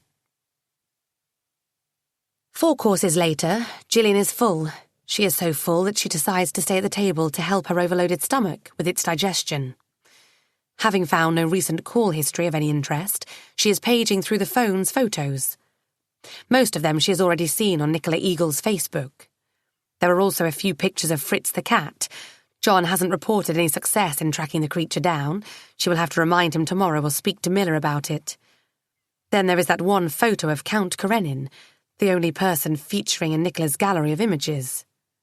Gillian wonders if Nicola knew the man, whether he was a real presence in her life or just the fantasy of an old spinster with a penchant for Russian literature. A group of diners takes a table behind her. She hears them comment loudly about the debatable quality of last night's venison. In English. She might as well strike up a friendly conversation, she tells herself, conveniently forgetting about Hassan's plea for respect of his guests' privacy. She turns around as soon as they order their drinks and before they wander off to the buffet. Good afternoon. I couldn't help overhearing you're from London. She flashes her ID card. D.S. Marsh, Sexton's Canning CID. May I have a quick word? Is something the matter, officer? The man who addresses her looks positively shifty. He is slim-built, with wiry grey hair and deep-set eyes that blink nervously. Gillian briefly contemplates the odds of his involvement with a dodgy scam, tax evasion or some other dubious practice that has paid for his holiday. George? A woman on his arm asks him. She is bottle blonde and heavily made up. The other man in the group, a chubby individual with a David Jason moustache, says, Sexton's Canning? Where's that? Somerset. Can I ask, how long have you been here? What is this all about? Asks the woman on George's arm. Gillian shows her Nicola Regal's photograph that John printed from her Facebook page. I'm looking for this woman. Do you recognise her? Have you seen her here? They all examine the photograph. George is visibly relieved and already very keen to be of help. Yes, we did see her, didn't we, Pet? Look at that. He stabs his finger at the photo. She was older than in this photo, mind, but I remember her. She was one of them dykes, if you pardon my French. George has a way of putting it. His wife looks at Gillian, screwing her face in embarrassment. But yes, the lady in the photo was, well, friends. She was friends with the other ladies. In fact, we saw them dine together the other night. How long ago? A good few days ago. A proper spectacle that was. They were quite loud, weren't they, Paula? Yes, I remember now. The woman in the photo was having a good old chuckle with one of them, the younger one. They were all over each other. She was well pickled, if you ask me, George comments. The woman in the photo? Gillian finds it hard to follow. Well, she was too, but the younger of the two dykes was... George, we don't call them dykes. So what do you call them? Merry-go-round? George makes his companions snigger. Gillian is beginning to lose her composure. I don't care what you call them. Can you get to the point, please? Who was pickled? You tell her, Dawn. You're so much better at the vocabulary. George snorts. Dawn draws Gillian closer and speaks into her ear, like they're conspirators. It was 5 days ago, maybe a week. We'd only been here 3 days at the most. So at first, the lesbian ladies, she glares pointedly at George, were dining alone. Together, I mean, with each other. Then the other joins them, the one in the photo. Lots of laughter. One of the lesbian ladies gets drunk as a skunk, but not the one in the photo. She'd had a bit too much too, if you ask me. No one's asking you, George. So the other, older, lesbian lady looks none too pleased because the other two are falling over each other. Were they? The other, so far silent man asks. Oh, they were, Mick, they were. You were sat with your back to them. You didn't see their antics. But we heard the argument, didn't we, Mick? Says Paula, stealing the limelight from Dawn.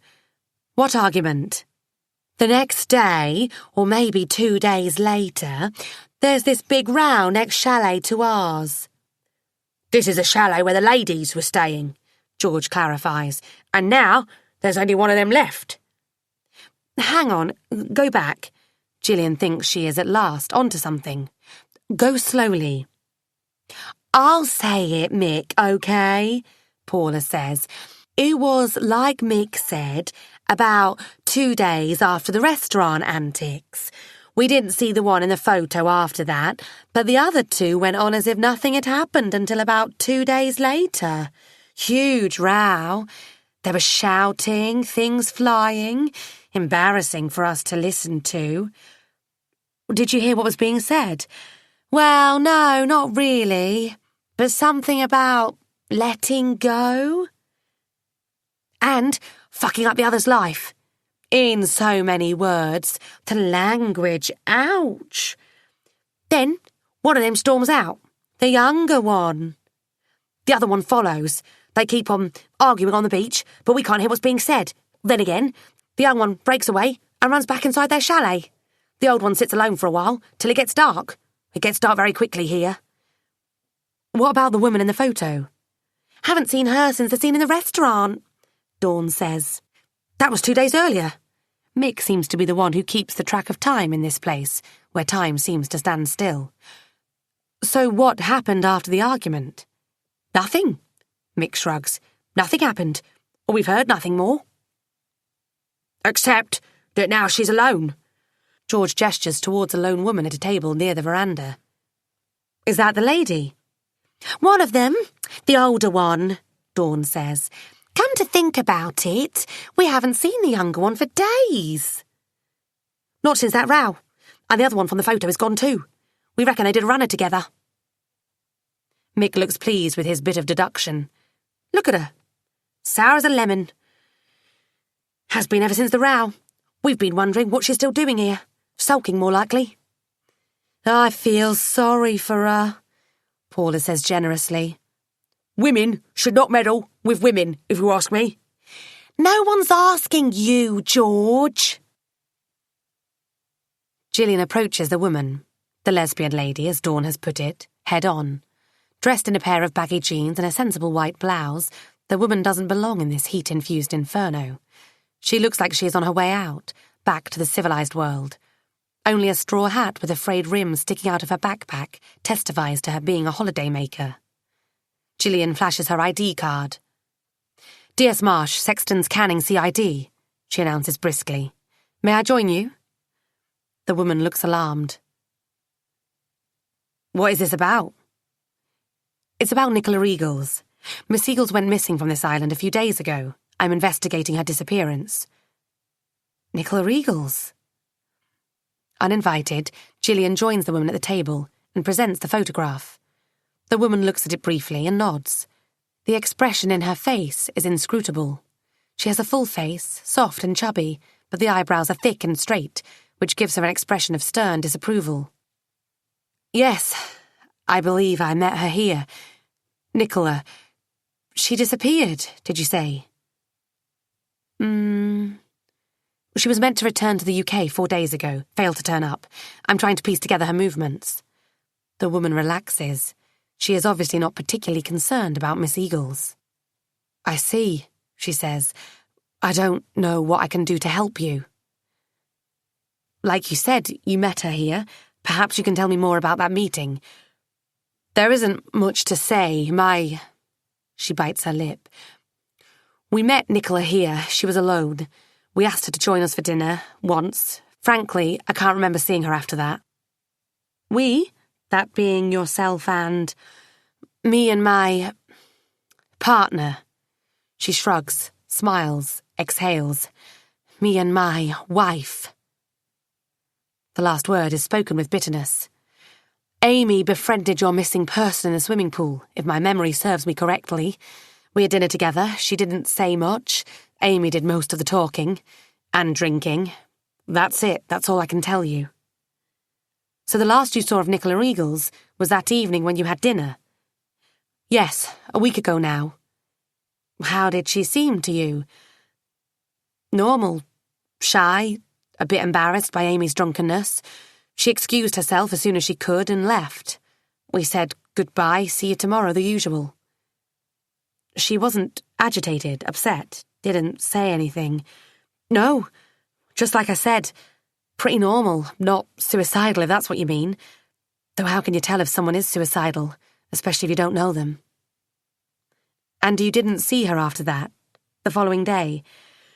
No, I did not, but Amy did. The woman frowns. At least, I think she did. She told me she saw Nicola with a man. Swimming. Frolicking, Amy said. She said she was frolicking with a man, which Amy found amusing. Whether it was true or not, I can't tell.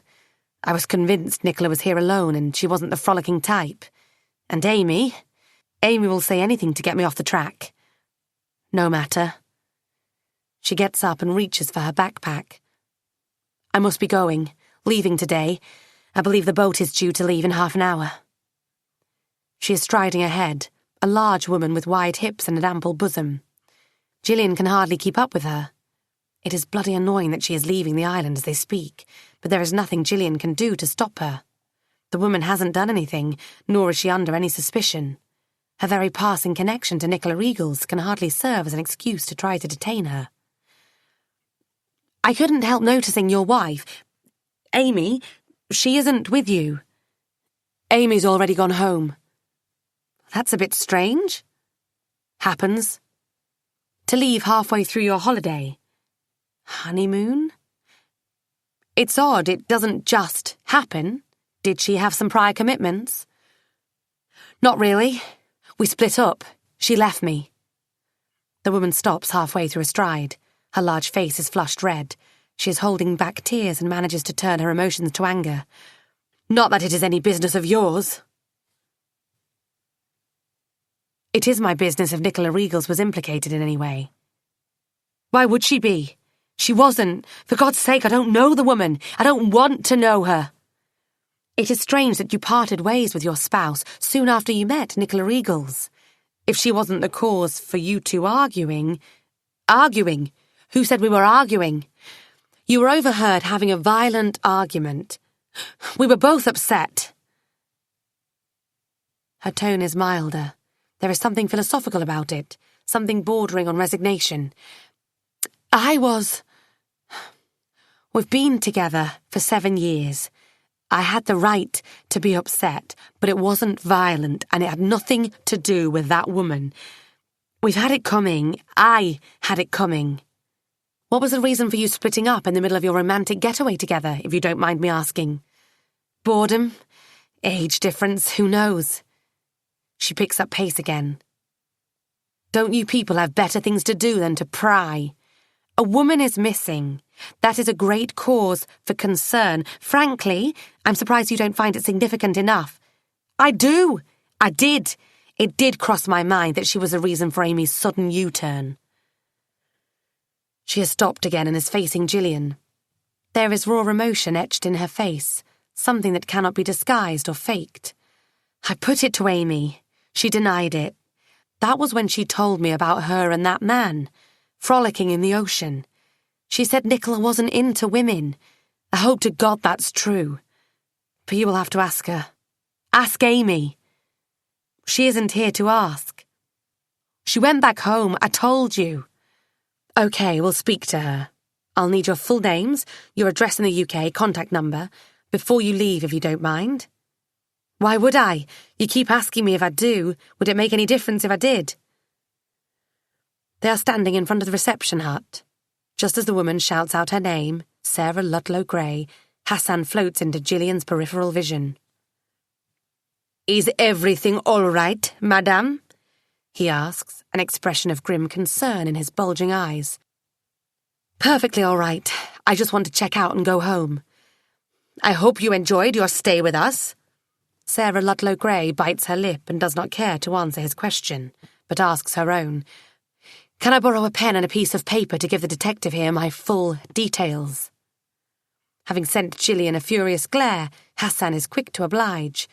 He sources a writing pad from the receptionist and presents his personal fountain pen from his palm tree shirt pocket. Sarah scribbles something in capital letters and tears a page out of the pad. She passes the page to Gillian. Here, the address, telephone number, all you asked for. With any luck, you may find them both there. Am I free to go now? Gillian has her first solid suspect. She must speak to Amy. What's her name? She reads it from the piece of paper Sarah Ludlow Gray gave her. Amy Gray Ludlow. How quaint. She almost feels sorry for both of them. Did Nicola Eagles come between those two?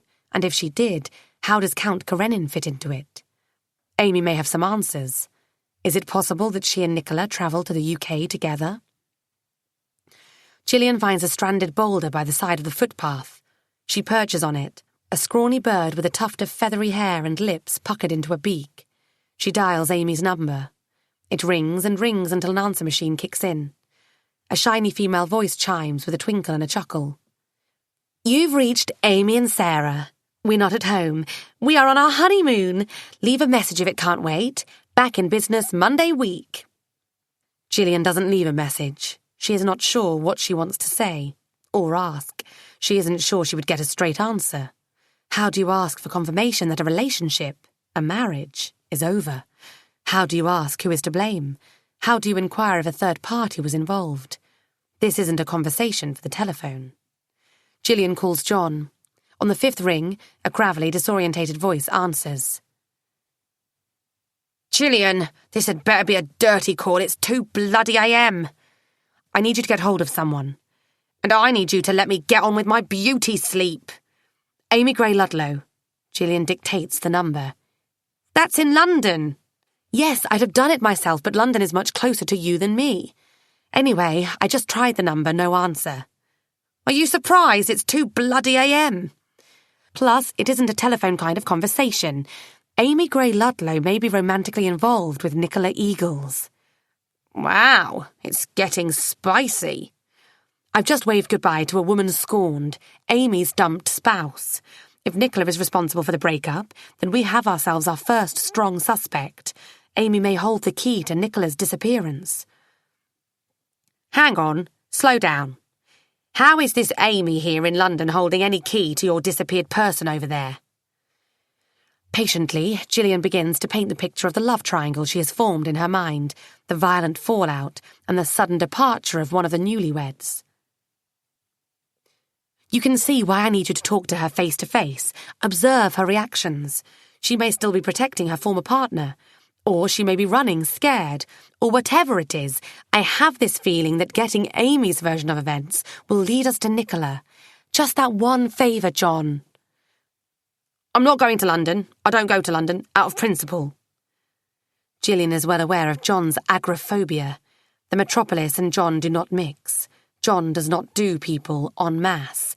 He struggles with the loud buzzing noise, the rubbing of bodies, the nudging and pushing, the collective eyeing of his person which he perceives as painfully invasive. John, I know, I just can't do it from here, please. I'll make it a dirty call. She can almost smell him squirm and sweat on the other side of the phone, but he doesn't weigh his options for long. He's too big a boy to believe in miracles. No, Webber's back tomorrow. I'll brief him. It's not my job, Jill, as much as I'd love a bit of naughty. Ah, the cat! Gillian decides not to fight a losing battle and, on a totally new note, remembers Fritz. Did you find the cat? Miller went looking. No luck. It's probably run over and long dead, John says without an ounce of feeling. Damn it! How will I explain this? Let's hope we never find the owner alive, then. Are you really human? Gillian gasps. John chuckles. Where do you want me to start? A stony silence answers his question, which he knows could only be rhetorical. He says, I have a nice juicy bit for you. Was going to call you at a more civilised hour, but, he sighs, I've been pursuing my own lines of inquiry. Robert Eagles. Robbie, I call him.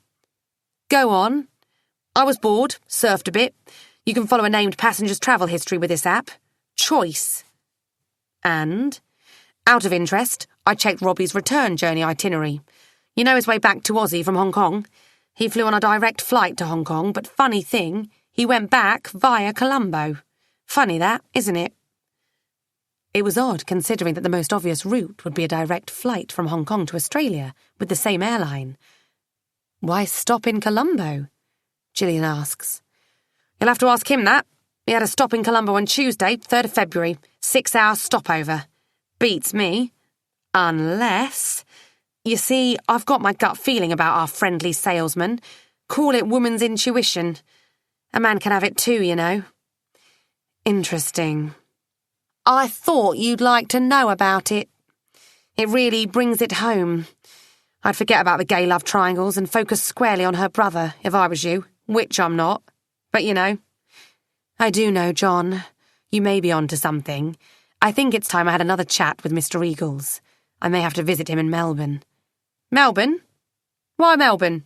He lives in Adelaide. Sorry, Adelaide. My daughter's going to Melbourne with some chap called Charlie she met in Thailand. I wish I was a fly on the wall. In Melbourne? Yes, in Melbourne. Never mind. Gillian shakes off her anxieties. She'll be fine. She's a big girl. 18? The age of consent? Don't go there, John. Keep your mind on the case. It's your mind that's doing the wandering. Have you got anything on those numbers and foreign scribbles I sent you? Yes, it's Finnish. An address and what looks like a telephone number in Finland. Did you try it? What? Don't tell me you want me to go to Finland. No, just calling the number would do. Did you try it? Why should I? You only asked me to find out what it was. Despite his numerous talents, John has the ability to exasperate Gillian. He makes a brilliant computer and forensic scientist, but he is a sad example of utter immunity to any human condition. He lacks compassion. Give me that number again, I'll see where it takes me. I left it at work. Do you realise I'm in bed? It's 2 bloody a.m. Gillian has been exploring the island for the past 2 hours, stopping every now and again for a glass of water at little thatched bars scattered along the sandy beach. She recognises a few places and objects photographed by Nicola Eagles and posted on her Facebook. She has spoken to a few more people, trying to jog their memories, trying to get them to place Miss Eagles, retrace her footsteps, favourite spots, habits. No patterns have emerged. A waiter, Ahmed, remembered that the lady drank Greyhound. A couple of Russian kids nodded when Gillian showed them Nicola's photograph, but changed their minds when their father slapped one of them on the back of the head and told Gillian in broken English that they were making things up. Gillian is exhausted with the heat and the effort of piecing together something that just won't fit. She is surrounded by people, on the beach, in bars and restaurants, lazing by the side of swimming pools, everywhere, yet hardly anyone recalls seeing Nicola Eagles, and no one at all, has witnessed anything that can explain her disappearance. It is at a French restaurant at the top of the island that she finally comes across a small piece of the puzzle. A lean, swarthy Frenchman in charge of bookings informs her with an air of infallibility that he indeed recognises Madame from the photograph, and that she, indeed, dined at the restaurant a week ago précisément, that being Tuesday, 3rd of February, in the company of a gentleman. They were very much in love, but that's nothing unusual on this island, n'est-ce pas? Gillian pulls out Nicola's mobile phone and skims through her photographs to the picture of the mysterious Count Karenin. She shows it to the waiter. Would you be able to identify that man? Is that him? He examines the picture carefully. It is very bad quality, he muses. But he looked a little bit like that, oui. Monsieur Lexa. Gillian pauses. Did you say his name was Lexa? Oui, madame. That's the name he made the reservation. That's the name he used. A Russian gentleman. Russian? Are you sure? Oui, madame. Russian. In the last few years, I am hearing enough Russian speak to be sure, madame. The waiter gives her the superior look of someone who will not suffer gladly, a little madame daring to doubt his say-so. It is in quick succession that Count Karenin gets a name, and George makes a vital disclosure.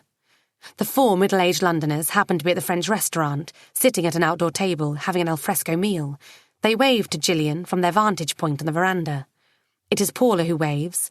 Dawn nudges George. He opens his arms, shrugs, refuses to look up. Dawn frowns. Mick is reading the menu. Gillian smiles, waves back. Dawn gets up, forcing George to follow suit. D.S. Marsh, can we have a word? Gillian walks over to their table. The drunken antics in the restaurant, Dawn says excitedly. It wasn't the last time we saw that lesbian lady you're looking for. George saw her later. Go on, George. Tell D.S. Marsh. George is reluctant, mumbles something under his breath, shakes his head, but gives in to his wife. Well, I saw them, sure enough. Wednesday it was. Anyhow, I saw them at the end of the pier. Hugging they was, kissing, the 2 of them. The younger of the 2 dykes and the disappeared one. They was right at it. Then the older one comes along, hands on hips, prizes the lovebirds apart. They leave your disappeared one alone on the pier. She was sat there a long while, crying she was. Gillian stares towards the distant pier, the end of which is only a small wedge jutting into the ocean. You're sure you saw her there, on Wednesday? Like I'm seeing you now. Now that he got it off his chest, George is incensed at her lack of confidence in his talent for observation. It is a long way. You saw them hugging. You saw her crying. From the shore, are you certain? That's why he didn't tell you in the first place, Dawn interjects. He's got them binoculars on him for bird watching. He says he didn't want you to think he'd been spying on people. I was scanning the horizon, minding my own business. Course you were, George, and the lesbian ladies just got into your line of vision. That's why I didn't want to bring it up. You see, that's what I get for coming forward. George seethes. Gillian needs to do some damage control. You get a thank you for coming forward with this information. It's very important. I told you so! Dawn points her finger at her huffing husband. Did you see what happened later? Did she walk back? What did she do? Don't know, do I? George shrugs. All hell broke loose in the Dyke Chalet, didn't it? We'd been watching them in action. They was at each other's throats, gloves off, claws out. Don't know what happened to your missing person one. Didn't see her after that. I wondered that myself. Maybe she jumped and drowned. Wouldn't surprise me. The sultry evening air does little to help Gillian think. She is sitting on the deck of Chalet 42, feet on the railing, wearing her skimpy nightdress, hanging onto a misty bottle of water which she hopes will keep her mind cool. She has been inventorizing the facts for the past 2 hours. In the distance, people are laughing and cheering, their voices blending with the artificial glow of fairy lights. The facts do not make sense. Gillian is at a loss. Probably the brother is the only one that fits the profile, though he could only be tracked down to Colombo Airport and no further. But yet, oddly, he was so close he could smell her blood, assuming that killing his sister was on his mind. After all, the only reason he would have had for killing her is the one fabricated in John's mind, a stab at a fat inheritance. It could be a compelling reason for some, especially those in dire straits, as Robert Eagles appeared to be, according to John. Gillian weighs the advantages of investigating Mr. Eagles discreetly from a distance, without letting him know that he is a suspect. Once he knows, he may sever any links, destroy evidence. If there is any evidence. Nevertheless, it is a lead worth following. Gillian will need to convince Scarface to authorise inquiries with the Sri Lankan authorities. It would be interesting to find out what Mr. Eagles was up to during his prolonged stopover in Colombo. Did he leave the airport? Did he meet with anyone? Gillian sucks in her upper lip. It does seem so far-fetched. The whole idea that a brother would order his sister's... what? Murder? Kidnap? And yet here, in this part of the world, far away from home, in an uncharted territory, it may be easier to buy into some obscure Asian gang, pirates, abduction gone wrong. No one would blame the brother. Everyone would think the sister was silly travelling on her own, asking for trouble. No, Gillian cannot eliminate the brother. Then there are the 2 conflicting love scenarios. Now, that is where Gillian is really lost. There is the one Nicola, frolicking with a man in the ocean, very much in love with a gentleman in the French restaurant, and there is another Nicola, the hard-drinking, hard-living gay marriage wrecker, canoodling with a newlywed Amy on the pier, under the very nose of the woman's hurting spouse. Both scenarios cannot be true, surely. And if Gillian is to trust her instincts at all, neither of those scenarios is true. Nicola Eagles is a shy, middle-aged spinster who cannot swim very well, is awkward with the opposite sex, attracts no attention from the same sex, is all alone in the great big world that sails by her, utterly oblivious to her existence. And that is why her brother cannot be eliminated, because he fits, because it would make sense if it were him. Be that as it may, Gillian cannot disregard what she has heard from independent witnesses. She would have dismissed Sarah Ludlow Gray's account of Nicola frolicking with a man had it not been for the Count Karenin photograph on Nicola's mobile and the French garçon attesting to the man's existence. Monsieur Lakesa. Someone to track down and talk to. Hassan will have to cooperate and share his guests' personal data. If it means getting a warrant, Nasheed will have to be rubbed the right way. And then there is Amy. She saw Nicola with the mystery man, or so Sarah would have Gillian believe, because if Nicola did come between those two, then Sarah had to divert attention away from herself and Amy. She lied about not seeing Nicola after the drunken dinner. She saw her 2 days later. She saw her with Amy. They were right at it, George said. He saw Sarah approaching them, prizing them apart. She couldn't have forgotten that small episode. What happened to Nicola after she was left alone on the pier, crying? Crying. She was crying, upset, depressed, defeated. Could she have jumped? She wasn't a good swimmer. She had nearly drowned kayaking with Paul. Or was it Peter? Gillian's telephone rings. It's the Sexton's canning station. She knows the number. What time is it? She glances at her watch. It must be 10 a.m. back home. Good old Mark, she smiles, must have already tracked down Amy. Hi! An early bird, you? How was the halls? She chirps. D.S. Marsh. It's Scarface. Sir, I'm sorry. Thought it was D.C. Weber. D.C. Weber is on the wild goose chase mission you sent him on without discussing it with me first. In London, I believe. P.C. Miller is on another mission you sent him on without discussing it with me. He's looking for a cat, I understand. Scarface's tone is getting drier and chillier with every well-enunciated syllable he utters. He leaves no room for Gillian to explain herself. The forensics are entirely at your disposal, D.S. Marsh, analysing blood samples and flight itineraries of various innocent individuals, innocent until proven guilty. But guilty of what, D.S. Marsh? We haven't got a crime yet. We have a missing person inquiry, a discreet missing person inquiry. Except that, hold on, not so. I've just received a second complaint about you harassing holidaymakers. Sir, with all due respect, I'm only trying to interview potential witnesses before they all go back home. Somebody must have seen something, knows something. The problem is that the holidays come to an end. The holidaymakers go back home and take what they know with them. That's not a way to conduct an inquiry. I asked for a guest list. I was refused. I need your help to... Quite rightly so. You had no right to ask. The consensus is Nicola Eagles has drowned. An accident. Her drowning has nothing to do with the guests at the resort. We don't know that. We don't know anything otherwise, D.S. Marsh. I have clues to follow, if only I was given a chance. No. You've done enough damage. You will be on the next flight back home, first thing tomorrow morning. You'll follow your clues from here, in your own time, and without engaging my entire manpower in your crusades. And that's final. Chapter 9. Day 12.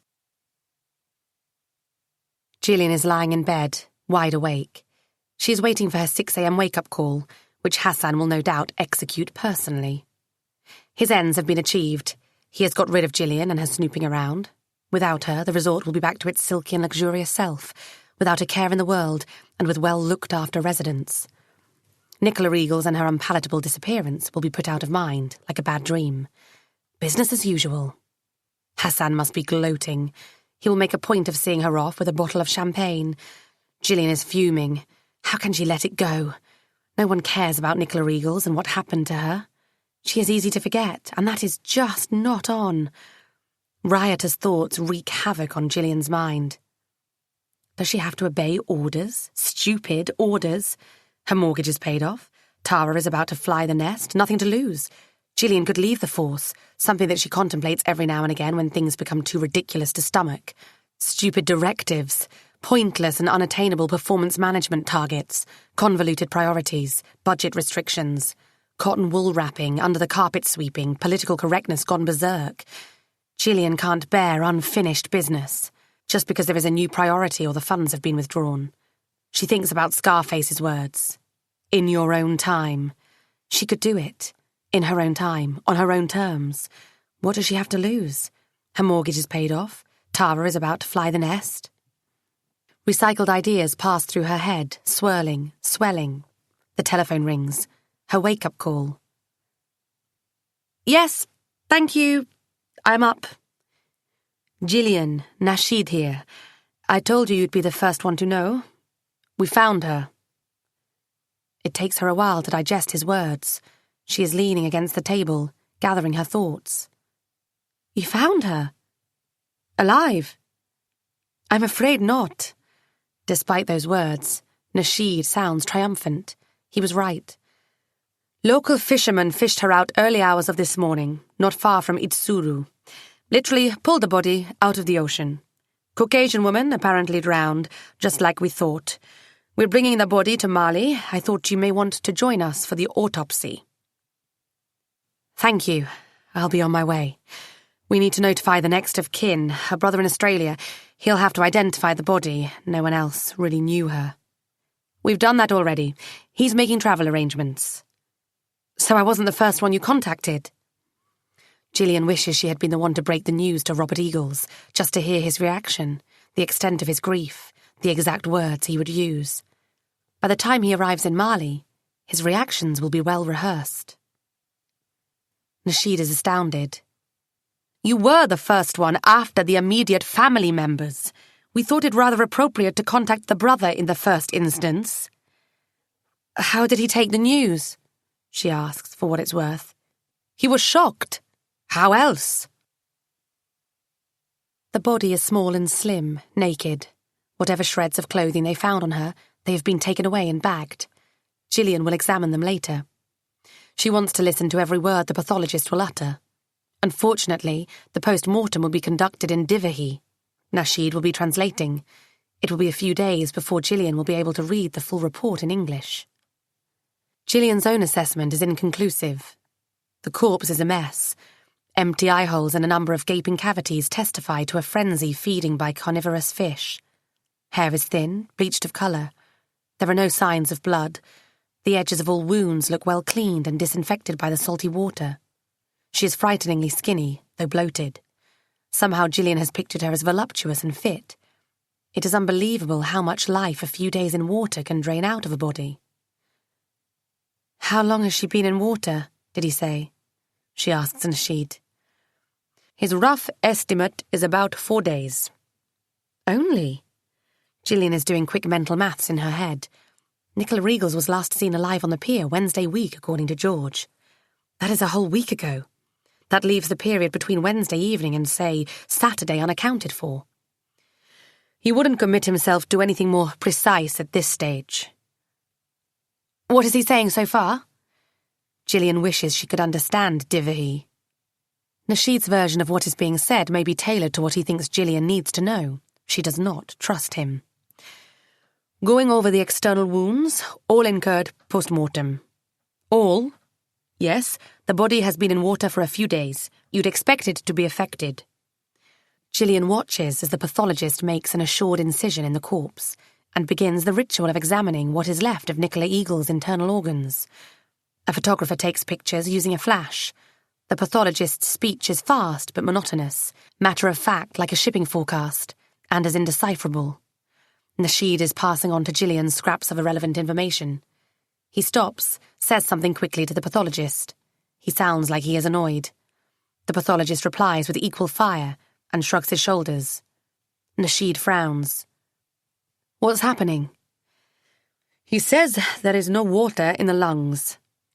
She didn't drown. She was dead when the body entered water. Nasheed carries out another rapid exchange with the pathologist. She was killed, how? He looks at Gillian as if it were all her doing.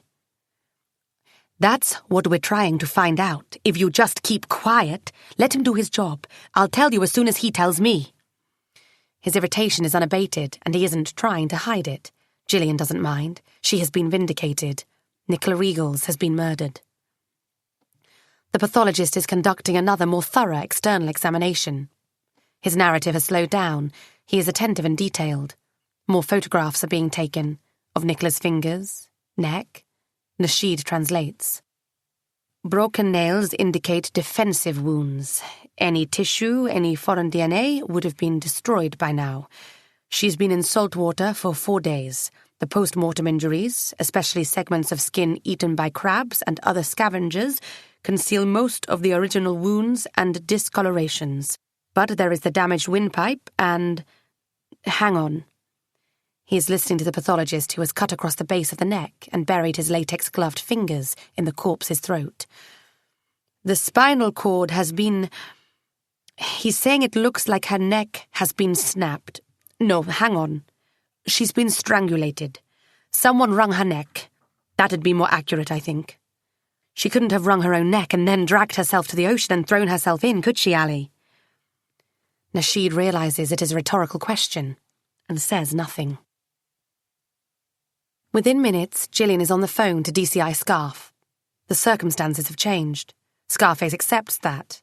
She can stay on, but the case belongs to the local police. She has to be respectful of their procedures. She must not tread on Detective Nasheed's toes. She is not to take charge. There must be no more complaints about her. Working together, Marsh, Scarface preaches, is how you're going to go about it. Don't make enemies, or they'll shut you out. Is that clear? Yes, sir. We want this case solved, not botched up. Solving it is my priority, sir. Assisting the Maldivian police in solving it. That is your priority. He corrects her.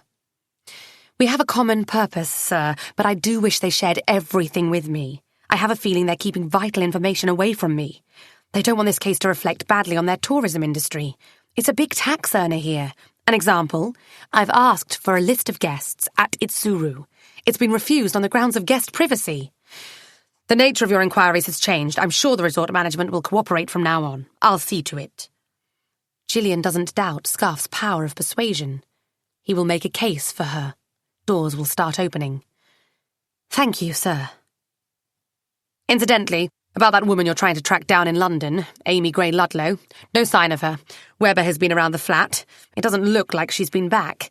The neighbours have not seen her or the other one, her partner, in over 2 weeks, but they're due to be back in the early hours of the morning. They were due, but they had a row. Amy left a few days earlier. That's according to Sarah Ludlow Gray. The thing is, Amy left about the same time Nicola Eagles disappeared. That makes Amy a material witness.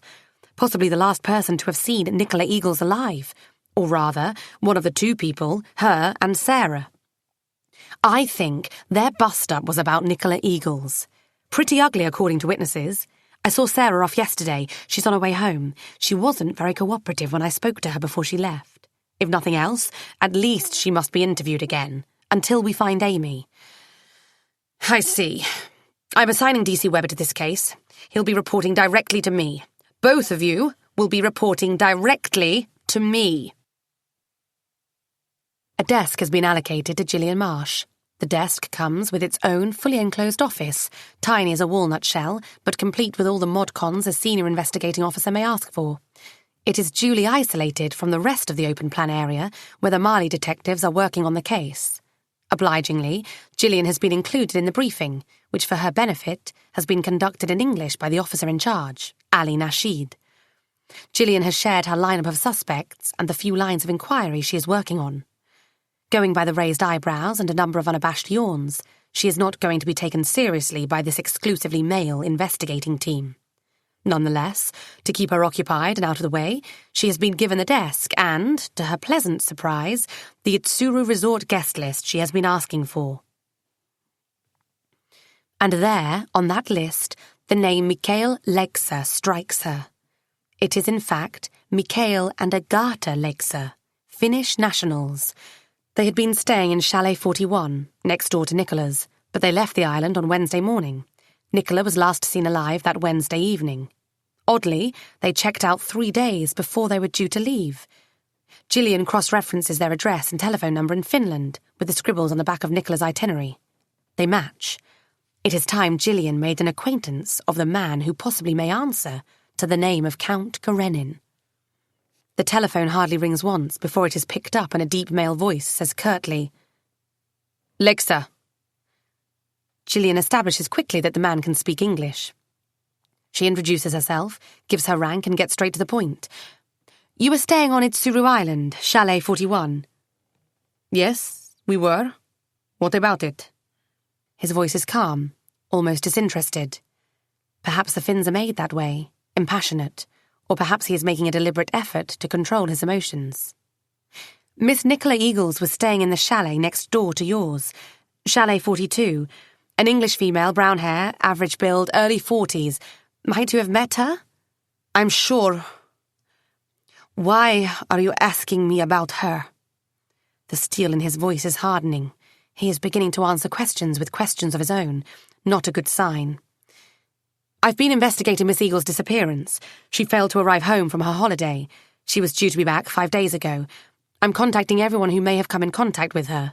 Anyone who may shed some light on her disappearance." "I see. I don't know how I can help you."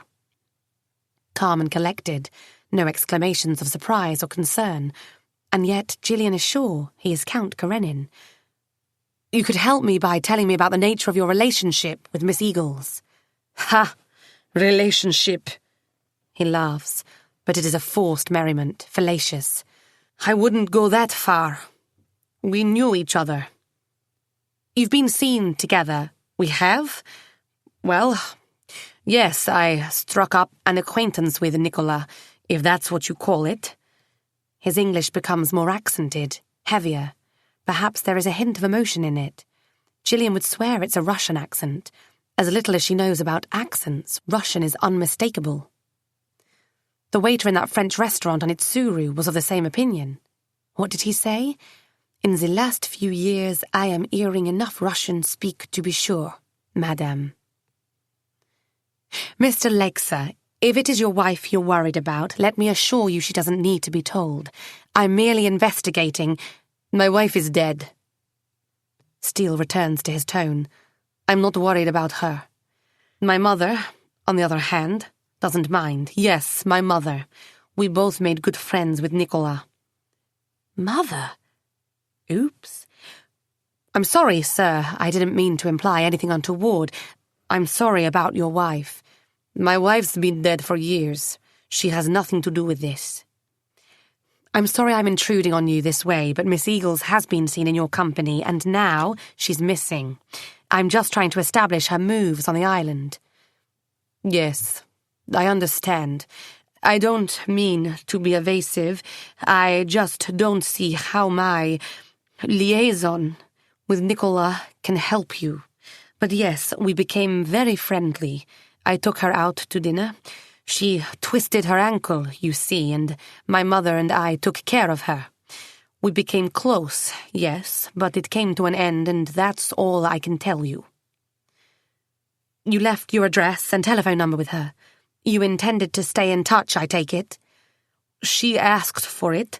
I didn't see why not. Has she contacted you? No.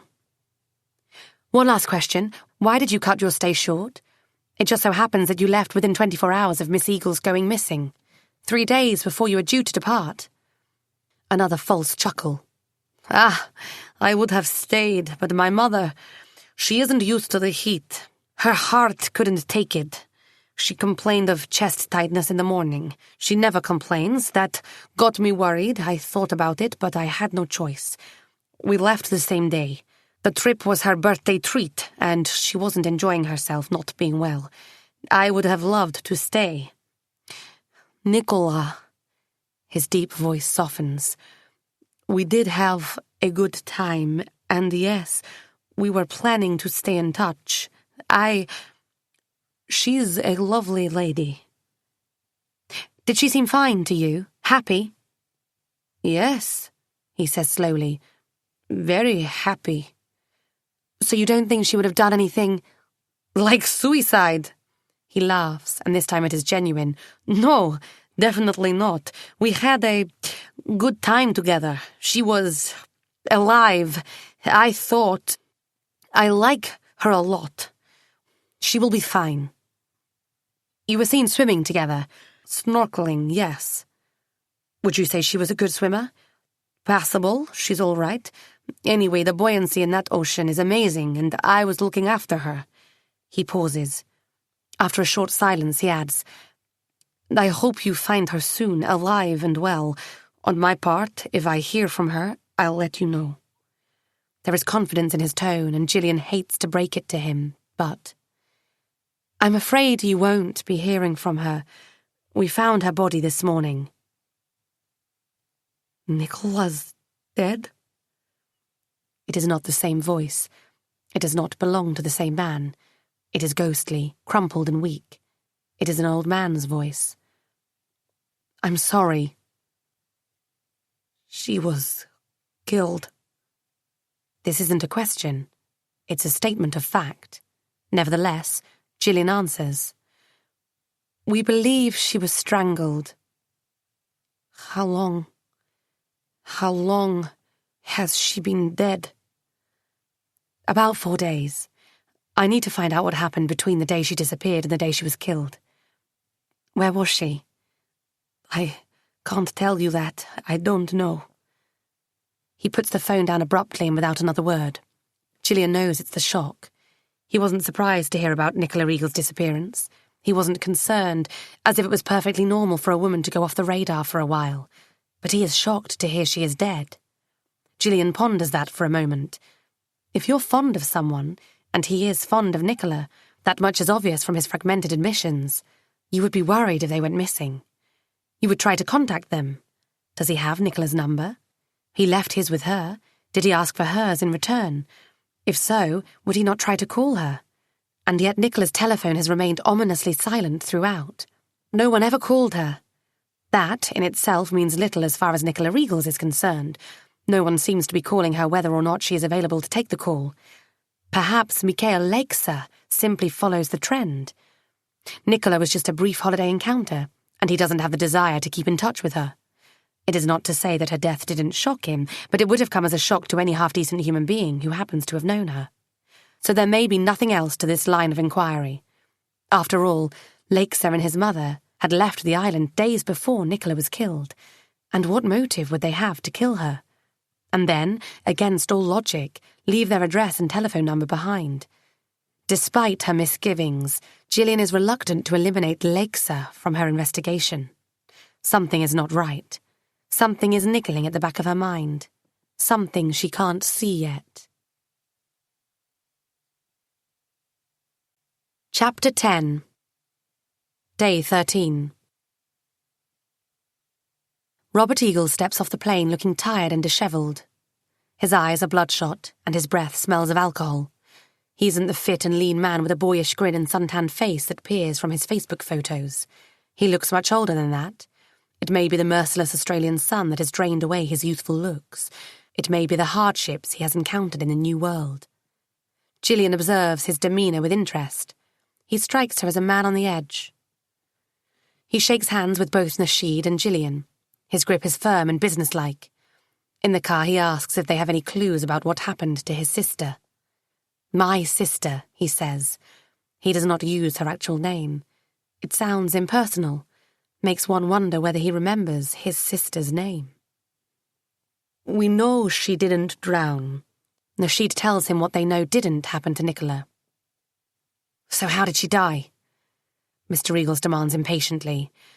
Strangulation. Her neck was broken. All we can say is that it wasn't an accident. Who would have done that to her? We wondered if you could help us with that. Gillian interjects. Me? He sounds defensive, as if an allegation has been made against him personally. Do you know if your sister had any enemies? Anyone who would wish her ill? No. I can't imagine my sister having enemies. She was always so harmless. But then I haven't seen her in 7 years. I don't know what sort of people she mingles with. I don't remember her having any friends, never mind enemies, back in the days when we went to school in Maidenhead. Nicola. Her name brings a wince to his face. My sister has always been plain shy. Quiet as a mouse. She'd never stick her head out. In fact, I was surprised to learn she'd gone on a holiday abroad. When you told me on the phone. He looks at Gillian, his forehead deeply furrowed. Such an extravagance. It's not Nicola's style. It was on her Facebook. I didn't know. I didn't even know she was on Facebook. You are her Facebook friend. Surely you knew.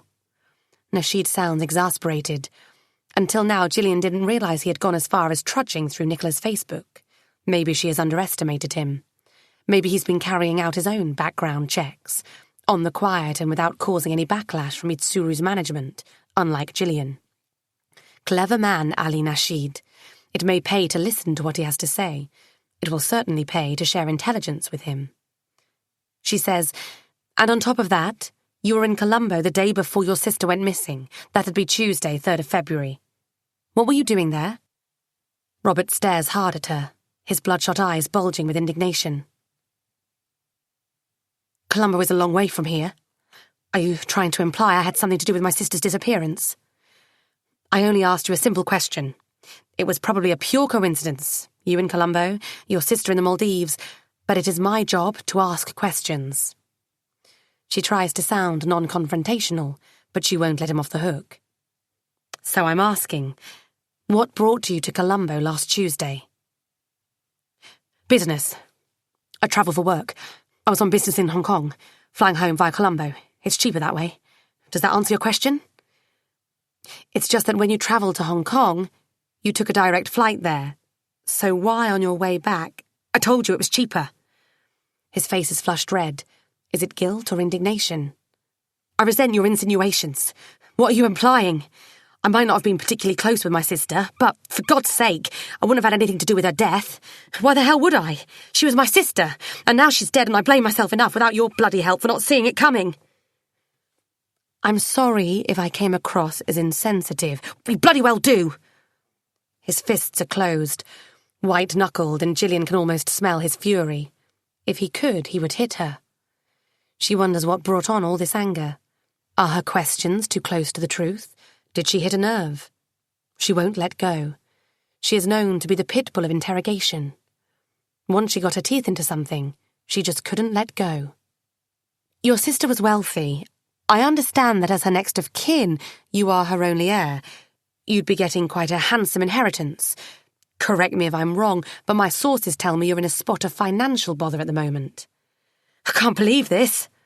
Looking aloofly over Gillian's shoulder, Eagles is speaking to Nasheed.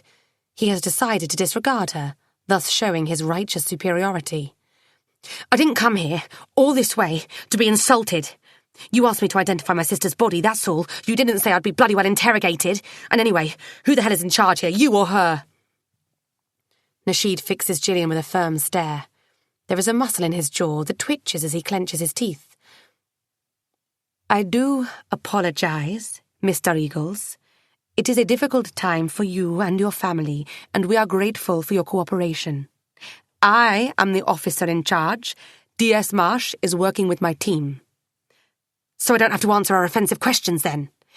You do, but I am sure D.S. Marsh will make an effort from now on to take the pressure off you and demonstrate a more sensitive approach, considering your loss.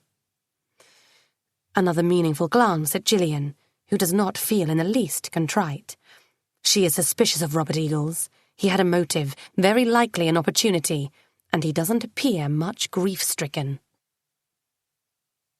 A grimace in his face could mean a lot of different things. He is led into the mortuary and waits for his sister's body to be rolled out of the freezer. When he sees the body is covered, he looks relieved. Are you ready? Nasheed asks. Bear in mind the body has undergone some level of decomposition, and there are deformities and tissue damage. I'm ready. Gillian says nothing but watches his every reaction. He is standing stiff upright, head tilted back, lips convoluted, bracing himself for what is to come. When the body bag is unzipped, he retches and with his hand over his mouth backs away. He is mortified, but who wouldn't be? The condition the body is in is awful. She passes him a paper tissue. Are you all right? I didn't expect it to be. He starts but fails to finish the sentence.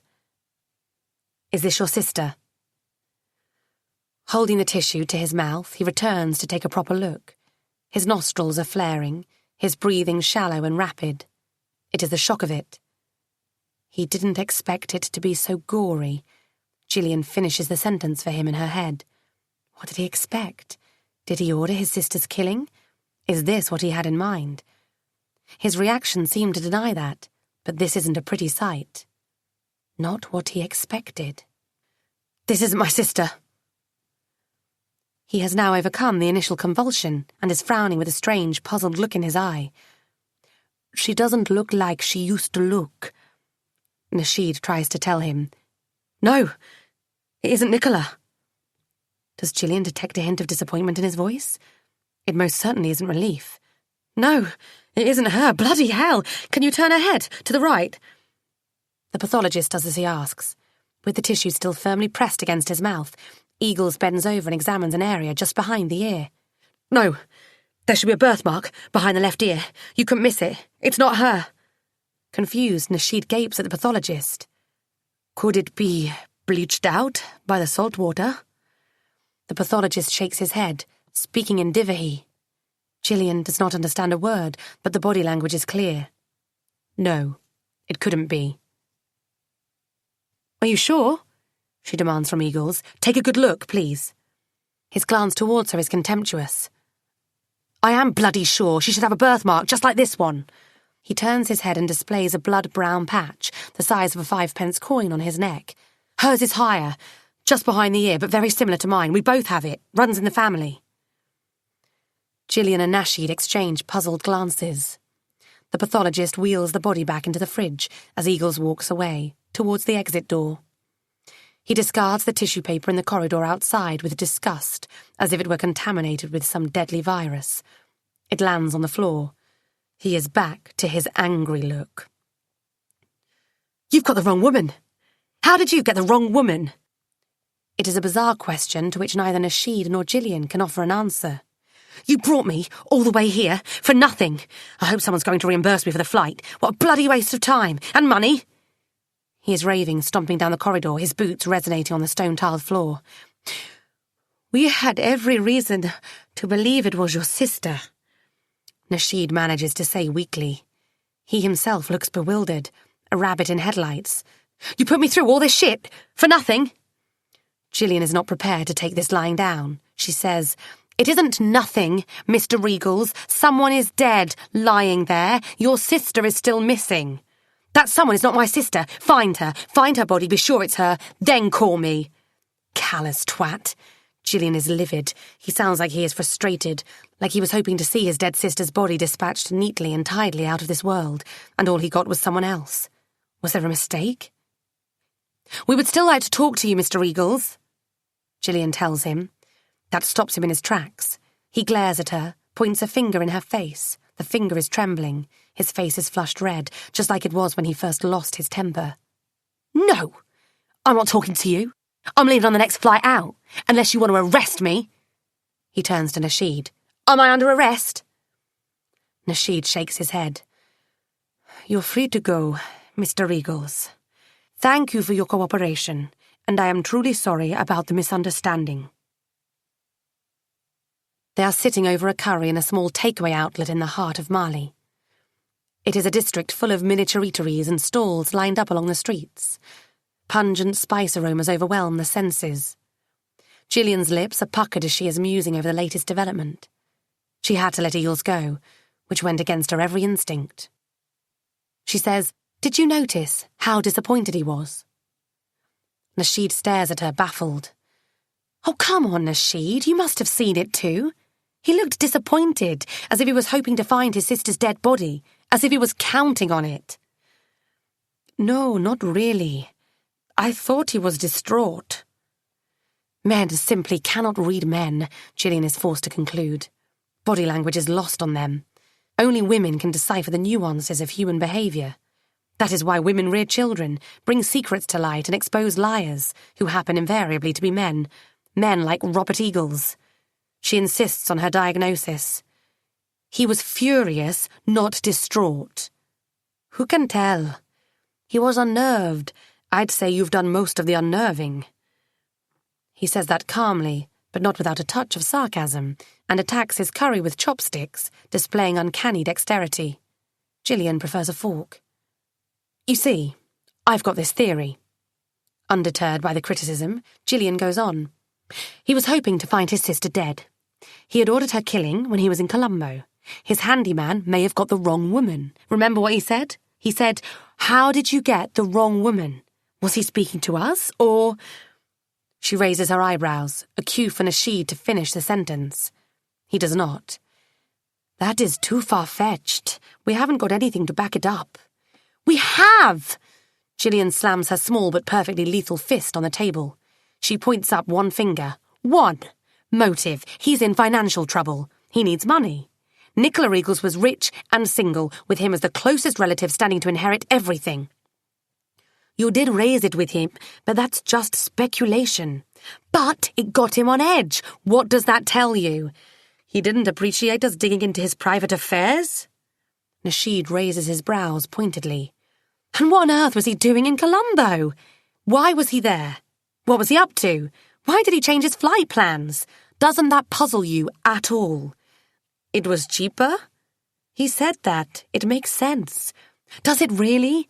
If his employer pays for his flights, which I imagine they do, why would he care to take a cheaper flight? Reschedule his itinerary out of the blue? Why?"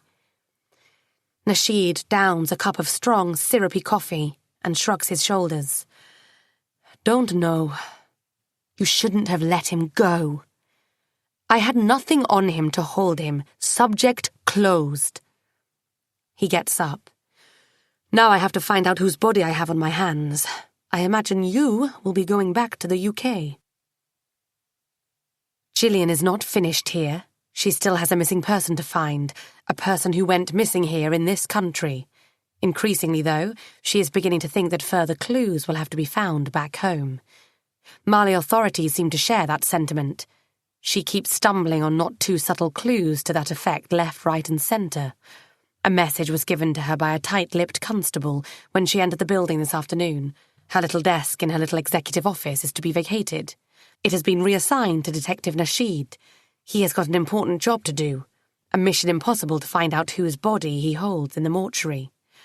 Then a wild goose chase for the killer. Stabbing in the dark. Gillian screams inwardly. This is not the way to go about it. Nasheed has got the wrong end of the stick. Gillian is convinced that all roads in this investigation lead back to Nicola Eagle's disappearance. That is the starting point. Once she has found out where the woman is and why she disappeared, she will know whose body is sitting on ice in the mortuary, and she might even know who the killer is. Her sixth sense tells her Nicola Eagles has all along been the intended victim. Gillian is rarely wrong, and she never admits it, even if she is. She will have to prove them all wrong. She sifts once again through the evidence. The Nicola Eagles evidence box is under her desk, with its contents strewn on the floor and the desk, the laptop open on Nicola's Facebook page, boasting a kaleidoscope of photographs with lush exotic landscapes, and one with the foreign, Russian man Nicola named Count Karenin. Her clothes, baggy, unassuming, spinster's garments with the allure of a retired church cleaner. Books, mainly in Russian, including Anna Karenina, from where, potentially, Count Karenin had sprung. Passport showing no stamps other than the single one she received at the Mali immigration desk. Her crumbled itinerary, with Lakes' details on the back. Mobile phone that never rings. Somewhere amongst this inconsequential clutter sits an answer.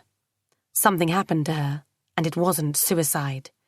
Earlier in the morning, an old-fashioned fax has arrived, confirming that there was a DNA match with the traces of blood on the bedsheets found in Chalet 42. Nicola Eagle's blood. If she died in that chalet, where is her body now? And consequently, whose body is lying in the mortuary? Webber's phone call brings Gillian back down to earth. "What have you got for me?" she asks unceremoniously.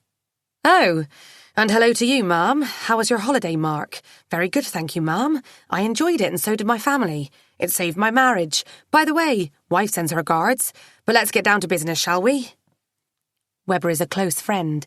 He knows Gillian's brusqueness, especially when she is head-on a case, oblivious to the world around her, downright rude and socially inept.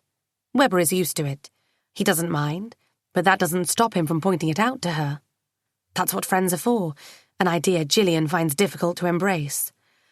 "Yes, let's get on with it. I'm busy. They're trying to get rid of me here," she replies. "Why am I not surprised?" Webber chuckles. "What have you got then? I need something, Mark." "Amy Gray Ludlow is now officially a missing person." Gillian is hanging on every word. She has been vindicated. She is on the right track. This is exactly what she wants to hear. Could Amy be the dead body in the mortuary? You've no idea how vital this is. The fact that you now have 2 missing women.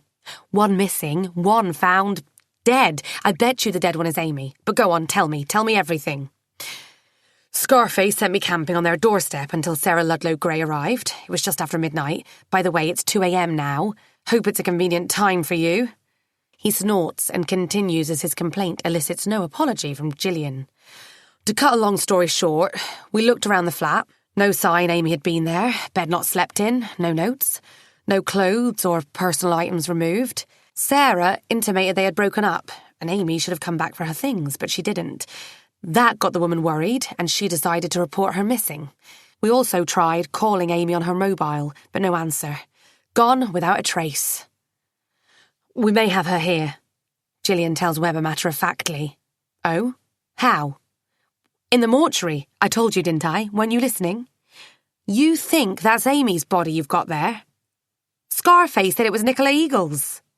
"Yes, that was the original idea, but her brother is adamant it isn't her." "But it can't be Amy."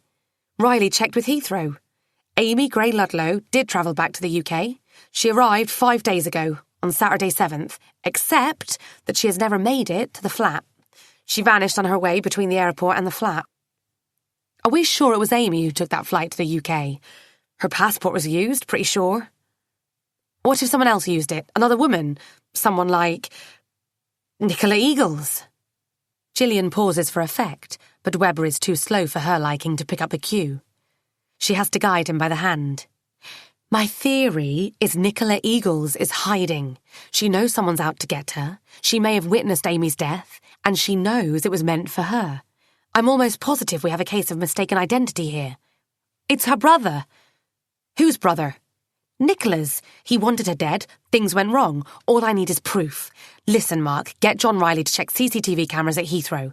Let's see if the woman who arrived in London on Amy's passport was really Amy. Gillian is chuffed to bits. She can almost taste Robert Eagle's blood. He is her prime suspect.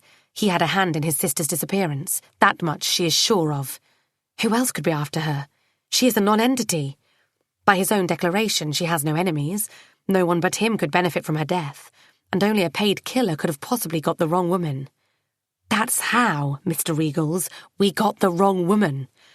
Gillian knows she has the right man, though. All she needs is a scrap of evidence, something to hang on to, something to stop Eagles from fleeing back to Australia. His flight is leaving tonight, in less than 8 hours. Australia, that reminds her. She hasn't spoken to Tara in nearly 2 days. How easily that girl slips under the radar. Gillian must catch her before she wanders off again into the sunset. Tara must have already slept off the jet lag and be loitering in the dodgy alleyways of Melbourne.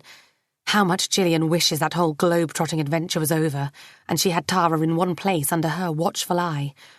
It used to be such a luxury knowing Tara was somewhere between the school and home, fending for herself in the kitchen or at a friend's house, and not counting the days since she spoke to her last.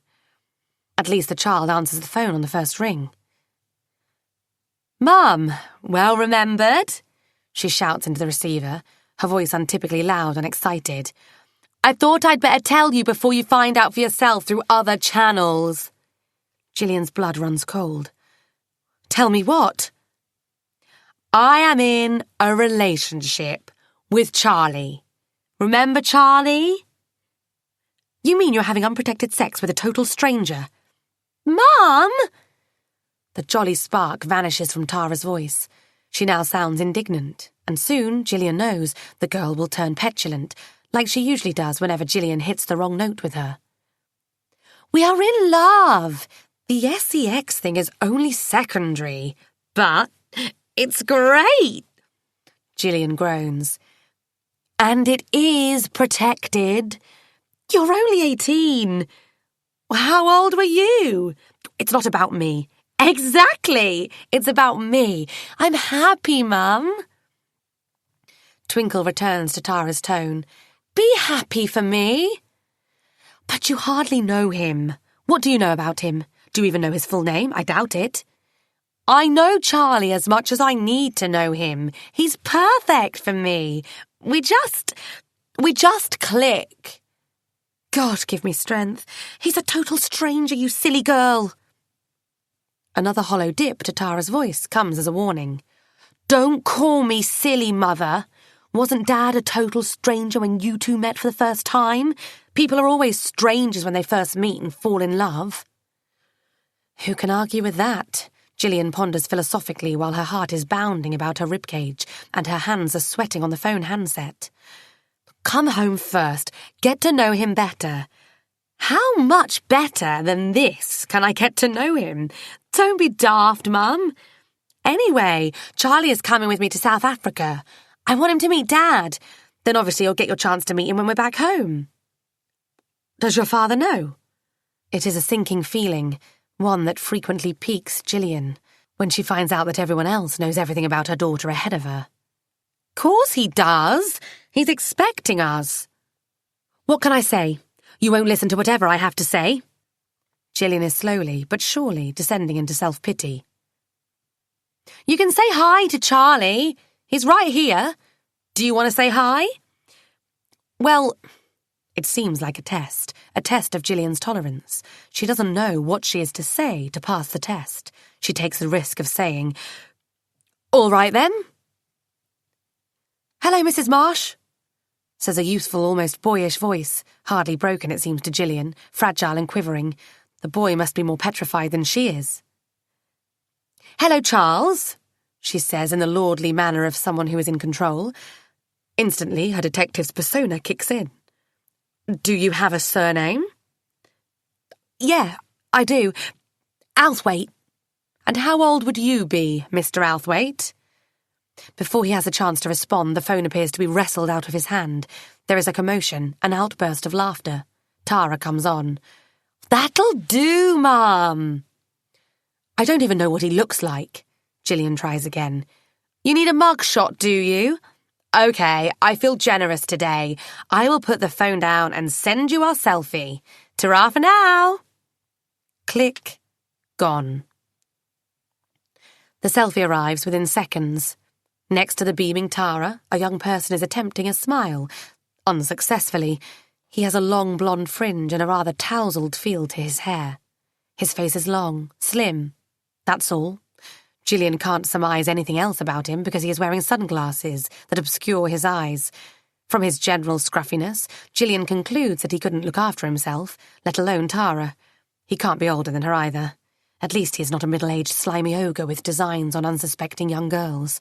And at least they're having protected sex. The thought of her daughter having sex physically chokes Gillian. She coughs and retches for a few minutes. It feels like it is her innocence that is being snapped in half. It may be a blessing that she is prevented from dwelling on the matter any further and getting herself into a state. The phone rings. It is John. Gillian does a quick time conversation in her head. She has become quite proficient at that. It is the small hour of 6 a.m. in Sexton's Canning. "John, that was quick, thanks."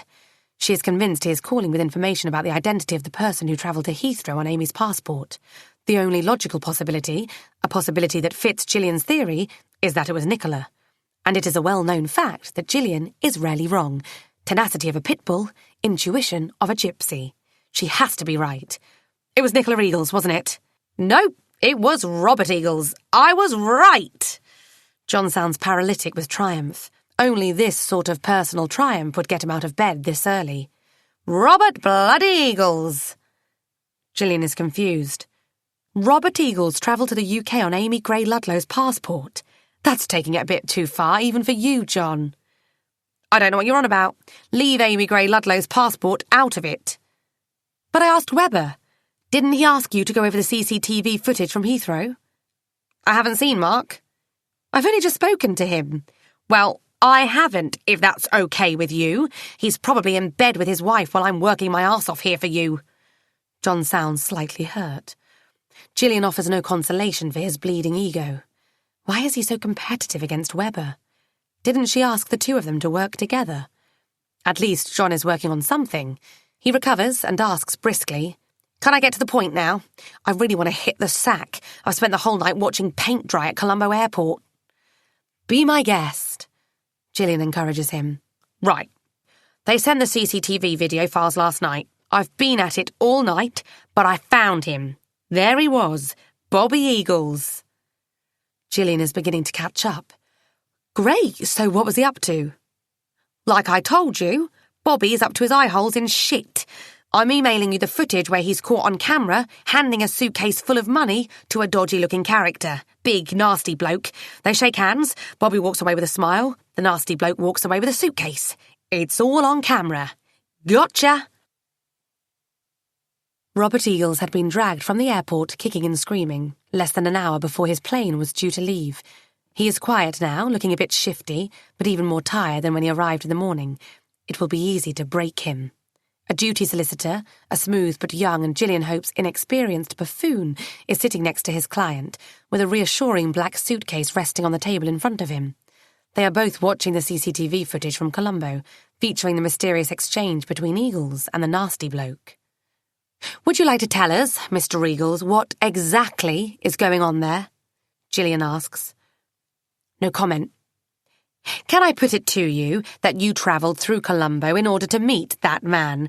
It doesn't look like a chance encounter, do you agree?" No comment. "What is in the suitcase, Mr. Eagles?" No comment. "Who is that man?"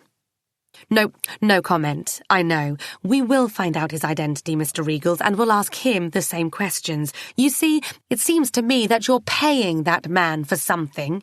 There is money, cash, in the suitcase, am I right? Are you paying him to kill your sister? Eagle's eyes goggle out. He bangs his fist on the table. This is preposterous. I wouldn't hurt my sister. That... He points to the laptop screen frozen on the act of exchange captured by the airport camera.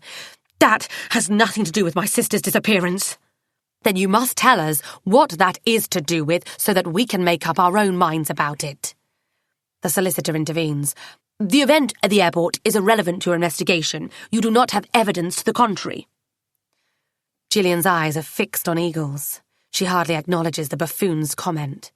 Mr. Regals, unless we know what's in that suitcase and why you handed it to that man, we won't be able to eliminate you from our inquiries. At face value, it appears that you are paying someone for something that you wish to keep secret, something illegal. That's the most plausible explanation, don't you think?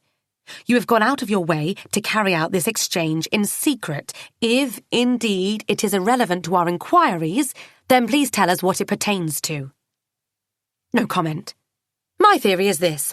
You changed your flight arrangements upon learning about your sister staying in the Maldives. You travelled to Colombo and met a man to whom you made a cash payment in return for him abducting and possibly killing your sister. Thus the secrecy.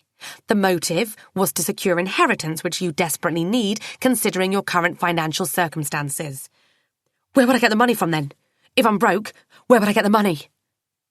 There are ways of securing a short-term loan, especially when you have the expectation of an imminent windfall which your sister's death would generate. Gillian is crossing her fingers. He's beginning to engage. He's beginning to fight back, and that is only a step away from slipping on the first lie. You're wrong. It isn't even my sister you've got there. For God's sake, I wouldn't kill my own sister. He clasps his hand on his mouth, just as a sob escapes him. Belated contrition, Gillian thinks. Yes. We've got a different female in the mortuary. Your assassin got the wrong person. Your sister may still be alive. You still have a chance to put it right. I didn't do anything to hurt my sister. Then what is happening on that tape, Mr. Regals? There's nothing to do with her. That just won't do.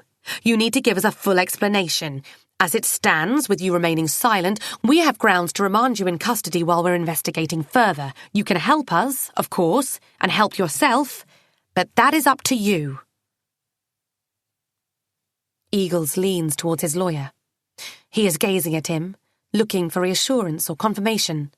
The lawyer nods almost imperceptibly, then exhales heavily, and says, My client will cooperate to help you eliminate him from your inquiries, but as the information he will offer may incriminate him, we would like to ask for your assurance. Gillian does not do deals, out of principle. Deals tend to hold one to ransom. They tie one's hands. She has burned herself in the past. She won't go there. Just tell us, Mr. Regals. I am only interested in finding your sister. Don't waste my time. Eagles bites his inner cheek. His lips twist. He is clearly ashamed, but at the same time, he seems perversely relieved to be able to say it. Black market software. Fake user licenses. That's what's in the suitcase. I just had to supplement my income. It's the first time I did it, the company I work for. His voice breaks. He is beginning to realise the extent of troubles to come. I was put in touch with that bloke. He's a Sri Lankan, a businessman, specialises in internet piracy. I made several illegal copies of the software, fake licenses, all that. They paid me by direct transfer to an account I set up in Hong Kong under an assumed identity. So there. You have it. Nothing to do with my sister. Chapter 11. Day 23. What woke her up the first time was the sound of footsteps above. Several heavy steps and male voices talking. It was in broken English, but friendly enough, and Nicola was able to pick up a few isolated words. They did not make sense, but there was something calming and reassuring about them. She surveyed the room. It was semi-dark, tiny and woody. It smelled of seaweed and something stale and alcoholic, perhaps beer. The bed, although narrow, was comfortable, with the white sheets beneath her feeling silky and smooth. Good quality sheets. She ran her hand over them. Again, it was reassuring to know her creature comforts had been seen too, but her hand felt very heavy. She could just about slide it across the bed, but would be hard pushed to lift it. Her fingers felt numb and swollen. She was lying on her back. Her body was like a dead weight, and she knew she wouldn't be able to get up or even roll over to one side. She was sprawled, a jellyfish on a bed of silk. She turned her head. It felt infinitely huge and was throbbing viciously. Her eyes stung when she tried to peer out of the window. There was one solitary window in the room, a round one. Outside it was dusk or dawn. Nicola couldn't tell what time or even what day it was. Water was lapping lazily against the window and the wall. She could see the expanding ocean beyond the window, dark but not black. It was indistinct and bleary. She wasn't sure if it was her eyes or the dusk that made everything fuzzy and out of focus, but she was sure that she was on a boat or a ship. It didn't quite wobble like a small boat would, but it shifted ever so slightly from side to side, and creaked, and the waves clapped against it, echoing hollowly. She smiled to herself. Was it Mishka who had brought her here? It had to be him. It was his big surprise for her. Strangely, she couldn't remember how they got here. Her head was spinning, a familiar reaction. She must have had too much to drink last night. Her fingertips massaged the silkiness beneath them. It was a very sensual sensation, almost erotic. Tiny electric currents travelled from her fingertips to her stomach. Butterflies. Yearning. This was still a new, uncharted territory for Nicola.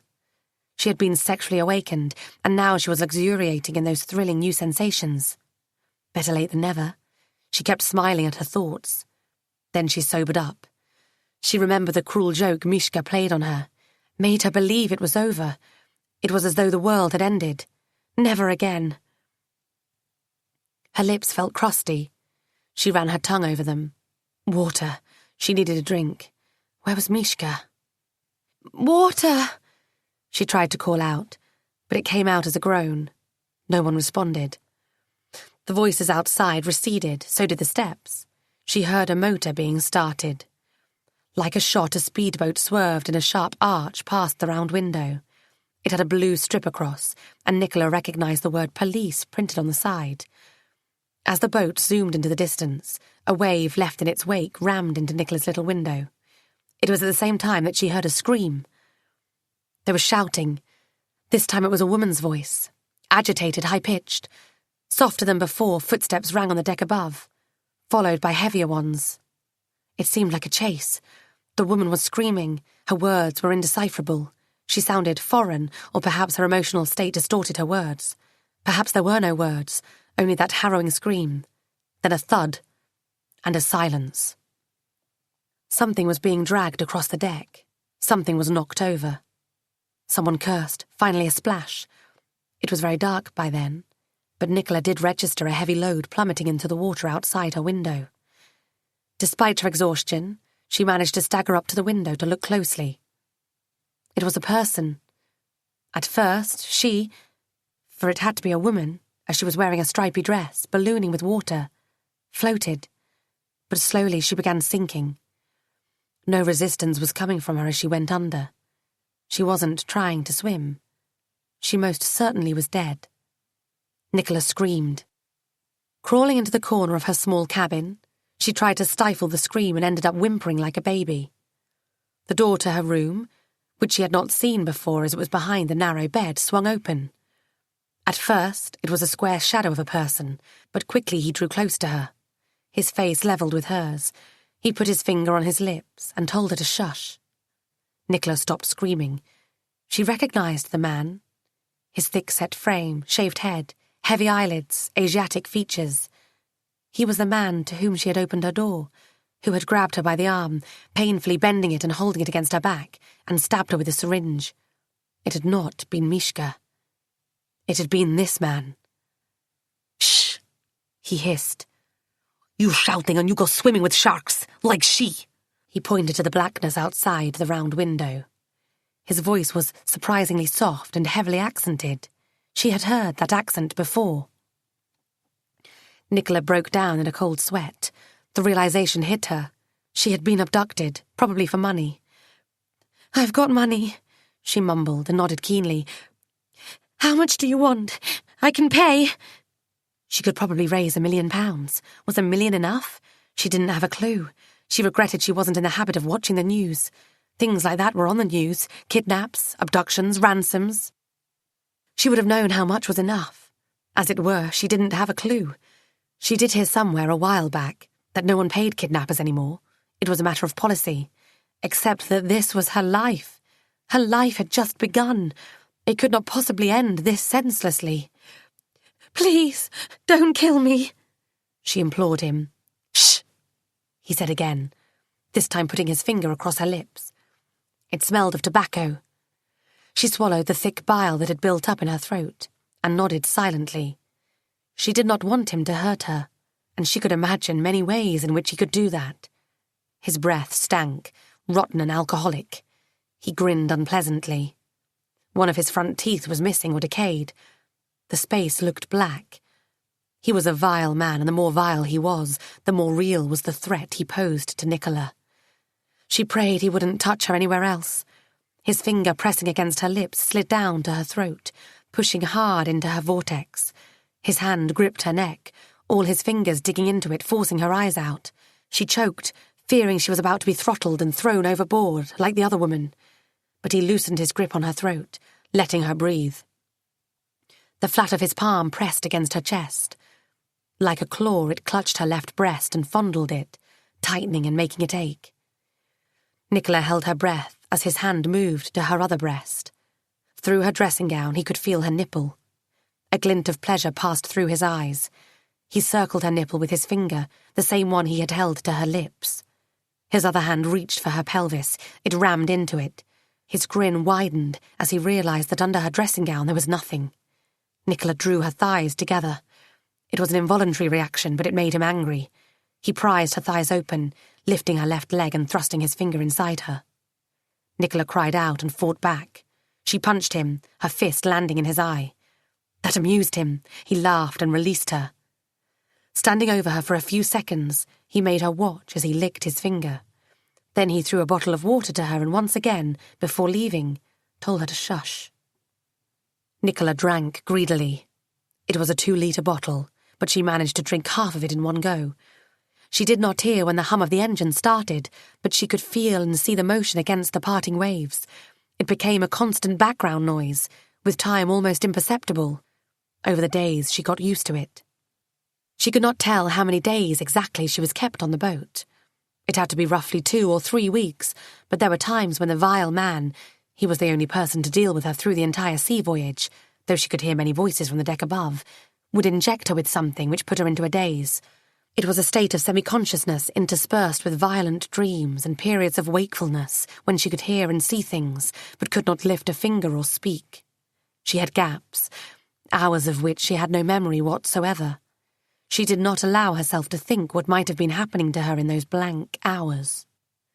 No one had told her why she was there and when, if, she would be free to go. She could only imagine that a ransom demand had been made. She had money sitting in the bank, money she'd had no idea what to do with from the start. She would not miss it. She just wanted it to be over. Who would they approach for the money, she wondered. They never asked what her name was, how to contact her family. What family? Would Robert be the person to address? He was the only sensible option. He was her brother, but he lived in Australia. Why didn't they ask her anything? In her darkest hours, she doubted that anyone had noticed she was gone. Who would have? Robert, in his Australian outback, busy living a family life with his wife and beautiful children. Robert, who never bothered to as much as send her a birthday card. Friends. What friends? Who was she kidding? She had no friends. She only imagined she had them. People at work? Yes, they would notice. And then what would they do? Find a replacement. Her cottage would overgrow with weeds and dilapidate slowly. There was no bank with a mortgage over the house, so no one would come to reclaim it. Fritz would be adopted by the tireless Devonshires, who would do anything for the memory of Great Aunt Eunice. They would probably condemn Nicola for abandoning the poor creature. Maybe after 7 years she would be declared dead, and someone would go to the trouble of sorting out her estate. Someone from the tax office. And that would be it. Yet Nicola hung on. Not to any hope, by far. She just hung on. The instinct of survival is amazing. She diligently kept herself hydrated with the bottles of water the vile man brought her every morning, and she ate what he gave her just to keep her alive. Obviously, he had a reason to keep her alive. In the last few days, she noticed the cold. From the overpowering heat at the start of the passage to the nippy cold. She wondered about that. She wondered where she was. And now she knows. This morning the vile man told her she smelled. He screwed up his ugly face, pinched his nose and waved his hand as if fending off Nicola's bodily odour. He then went on to unceremoniously tear off the sticky with sweat dressing gown she had been wrapped in for days. Her nakedness had no effect on him. He pushed her into a shower. Though he turned his back on her, he didn't leave the cabin. Instead, he sat on the bed and lit a cigarette. The smell of tobacco smoke made Nicola sick to the stomach. It was potent and suffocating, not the faint whiff that would sometimes brush by her nostrils at the entrance to an underground station. This was much stronger. Perhaps due to the nauseating stink, perhaps due to fear or hunger, she threw up. He turned and glanced at her with disgust. "Wash," he ordered her. Obediently, she turned the tap and let it run for a few seconds before she stepped into the stream. She is now luxuriating in the warm water, washing off the filth of the man's hands and the glue of her own sweat and body fluids. Her hair is matted, but it dissolves into flowing streaks under the stream of water. She shampoos it thoroughly, hoping that the longer she takes, the further away she will push what is coming next. It's hard to believe she is looking down at her own body. She has lost lots of weight and gained an olive tinge to her skin. She appears alien to her own eyes. The vile man turns off the shower and throws a towel at her. He does not ogle her, does not allow himself to glance at her. There is something reverent in his demeanour. Suddenly, she has acquired some value. He points to black robes laid on the bed. "Get dressed," he orders her. "Where are we? Where are you taking me? Can you tell me, please?" she asks, trepidation in her voice. She has not spoken to him in all those days. It feels like surrender that she has to request anything from him, but she has got used to the relative safety, or rather familiarity, of this little cabin, and now she is being thrown into an unknown territory. It could be worse than what she has experienced so far. It could be the end of the line. But then would they ask her to wash and get dressed in order to put a bullet in her head? "Get dressed," he repeats. "Turn around. Don't look. Please." He snorts. He is amused.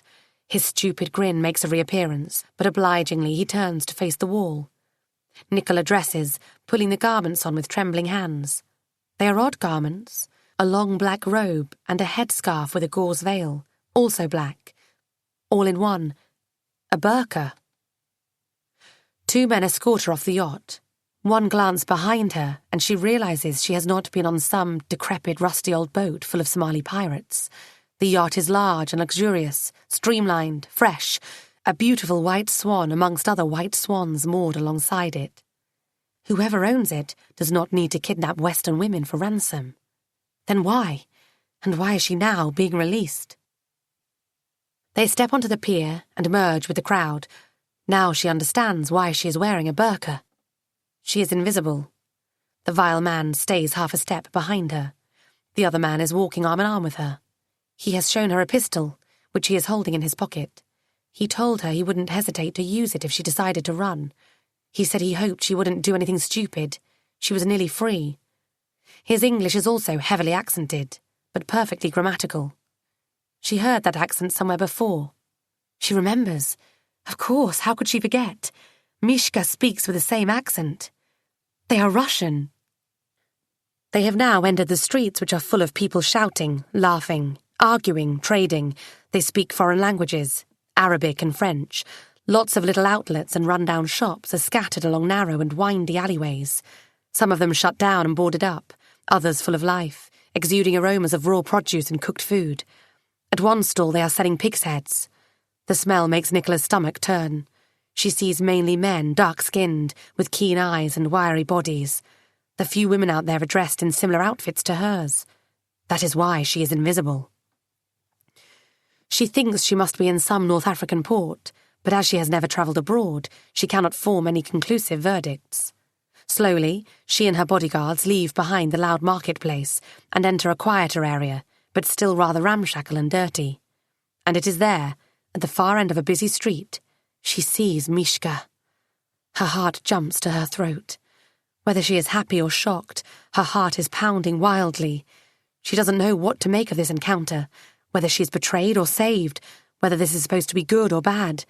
All she knows is that it is not coincidental. He is looking around, and at last he sees her too. His face is tense, but inscrutable. Not a hint of his old boyish smile on it. He looks nervous. The vile man behind her pulls her to a hold. "Stay here," he whispers into her ear. His grip on her arm tightens. The other bodyguard advances towards Mishka, who steps forward to meet him halfway. They speak, briefly. The man is demanding something. His hand is outstretched, but Mishka pushes him aside. There is a scuffle. Mishka explains something and the man lets him through. Mishka is now face to face with Nicola. She is close to fainting. He pulls down her veil. Terror, shock, disbelief, all at once crowd his face. "Nicola? You? I was told you were dead." "Mishka." She has no strength to say anything else but his name. What can she say? How can she explain why she is not dead? Someone is dead, she remembers. The woman in a striped dress ballooning in the ocean. Someone is dead, but it isn't her. Rapidly, angrily, Mishka turns to her bodyguard. They talk loudly, in Russian, gesticulating a lot. Her brain is too frazzled to even attempt understanding what is being said. The bodyguard has lifted his arms as if in a gesture of surrender. He is nodding to the one who is holding Nicola, to take her away. "No!" Nicola begs, but she does not have to. Mishka thrusts a thick envelope in the man's hand and his finger in the man's face. He is telling him something, laying down the law, it seems, for he is having the upper hand. On his orders, the man gestures to his accomplice to let Nicola go. She runs to Mishka, into his arms. He leads her away, his arm firmly on her back. They are walking fast and faster. He looks back a few times. "Keep walking," he says. "They're right behind us." It is a small cafe. Only a few tiny tables tucked around a counter with a steaming espresso machine and a display cabinet brimming with creamy pastries. The menu on the table is written in French, and French is being spoken around them. A young waitress with a moody expression on her face brings their coffees and gives Nicola an openly hostile look. She shakes her head in disapproval and strolls away to other customers, whom she greets with cordiality. Nicola gives Mishka a questioning glance. He smiles. "It's your veil. You're in the wrong part of town." They are holding hands across the table, his over hers, fingers curled under, squeezing.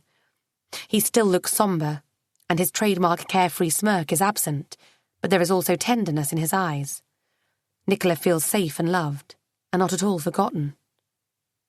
"You paid the ransom?" she asks. "You could say that. I paid the price. I gave them what they asked for." Take a deep breath, close your eyes if you like, listen to a few minutes of relaxing music, and then return gently to the story.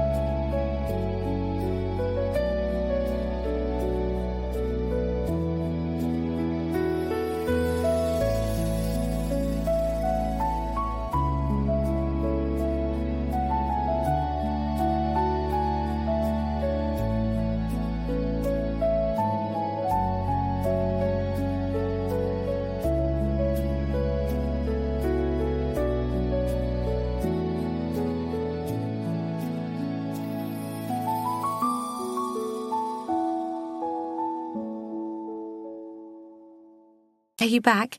I've got money. No, it's not about money. Forget about it. Mishka, thank you, she whispers. Drink the coffee, he says evasively. She sips the hot black liquid slowly. She would have never bought espresso herself. She drinks milky coffee or preferably tea, but on this occasion espresso is what she needs. It works its way down to her stomach and gives her a kick of energy. He waits for her to finish the drink, then asks, "Were you alone? Was there anyone else there with you?" She tells him about the cabin, the silky sheets, the police boat, the woman in a stripy dress, and her jailer. She leaves out what she doesn't wish to remember. It would only upset Mishka, and he cannot undo what is done. What would be the point? He listens attentively, his eyes hanging on her lips, but his face is frozen and inscrutable. He is holding back his smile. Why is he not smiling? Is he not happy to see her? "Did they treat you with respect?" he asks. Nicola refuses to complain. She is happy to be free. Most of all, she is happy to be with him. She wants to make him smile. They were all right. They gave me water, food. I had a shower. One shower. She chuckles, pushing bad memories or suspicions out of her mind. At the end of the day, they didn't kill me. I am alive. I'm with you. That's a bonus. Let's forget about everything else. Let's do. For now. There is a pensive note in his tone, but he doesn't take it any further. Mishka, why did they contact you for a ransom? You of all people. He clears his throat and tells her with obvious discomfort, "I'll take you to your embassy. They'll get you home safely." She stares at him, round-eyed. This sounds final, again, like a farewell. She cannot bear it. She has been through too much to just submit to this renewed rejection without protest. She has toughened up. She wants to know. Why would you want to go to all this trouble just to send me away? All you've been trying to do so far is to get rid of me. Why bother? Why bother in the first place? She is hurt. Her ego is badly bruised. But it isn't about her ego. She does not want to be parted from him. The feeling of his closeness is too good and too precious to forsake. Apart from Mishka, she has nothing else to hang on to. No one else. Look. He points out of the window. Outside, on the other side of the road, the two kidnappers are standing on the pavement, shifty and vigilant, smoking their stinking cigarettes and casting furtive glances at the cafe. They'll be following us. They aren't finished with me, not by far. I need to take you to safety. You're not safe with me. We must separate. Mishka, I don't want to be safe, not without you, she says hotly. And anyway, they aren't as bad as they seem. They could have killed me. I was totally at their mercy, but they didn't. He smiles at last. But it isn't the jovial, wholehearted Mishka's smile. It is as if that smile has been wrenched out of his heart. Ah, you silly, silly girl. What a child you are. They would have killed you given half a chance, but you were their only bargaining chip. Now that they've got what they wanted, very little will hold them back. What do they want from you? What is it? The less you know, the better. Trust me. I am not a good man to be friends with. She is cross. I thought we were more than friends. Don't I deserve to know what's going on? Naively, in the typical fashion of a lifelong spinster, she has imagined that the few moments of carnal passion they shared gave her insight into his mind and access to his secrets. Bizarrely, he thinks about it. His hands let go of hers, but his eyes arrest her in earnest. He weighs his options, considers whether he can trust her, thinks of the choices he has. He can send her back to England and forget about her. She has been nothing but trouble. But he won't do that. Nicola would not understand. He sighs. I'll tell you, but you'll have to promise me you'll go home. You won't fight me on this. She nods. She wants to know what he knows. She wants to be part of his world, no matter how dangerous that world is. No such thing as cautious love. In Russia, in the Soviet Union days, just before it fell apart, I was an apparatchik, quite high up in the ranks. Lots of power, little money. But money didn't matter in those days. What mattered was who you knew and what you could do. My job was something you would call company's registrar. Modest station, you'd think, except I was a law unto myself. No one checked what I did. It was one big mess in those days. So there I was, the Tsar of share trading. I recorded deals, issued certificates, verified buyers. I controlled stock in the vast post-Soviet industries, purely because I kept the central records. Power got into my head, like champanskoy. So I made a mistake, a wrong sort of deal with very wrong sort of people. It was my mistake, but my wife paid the price. Too much was at stake for those bastards. They had to show me who was in charge. She was a small fish to fry. Is that what you would say?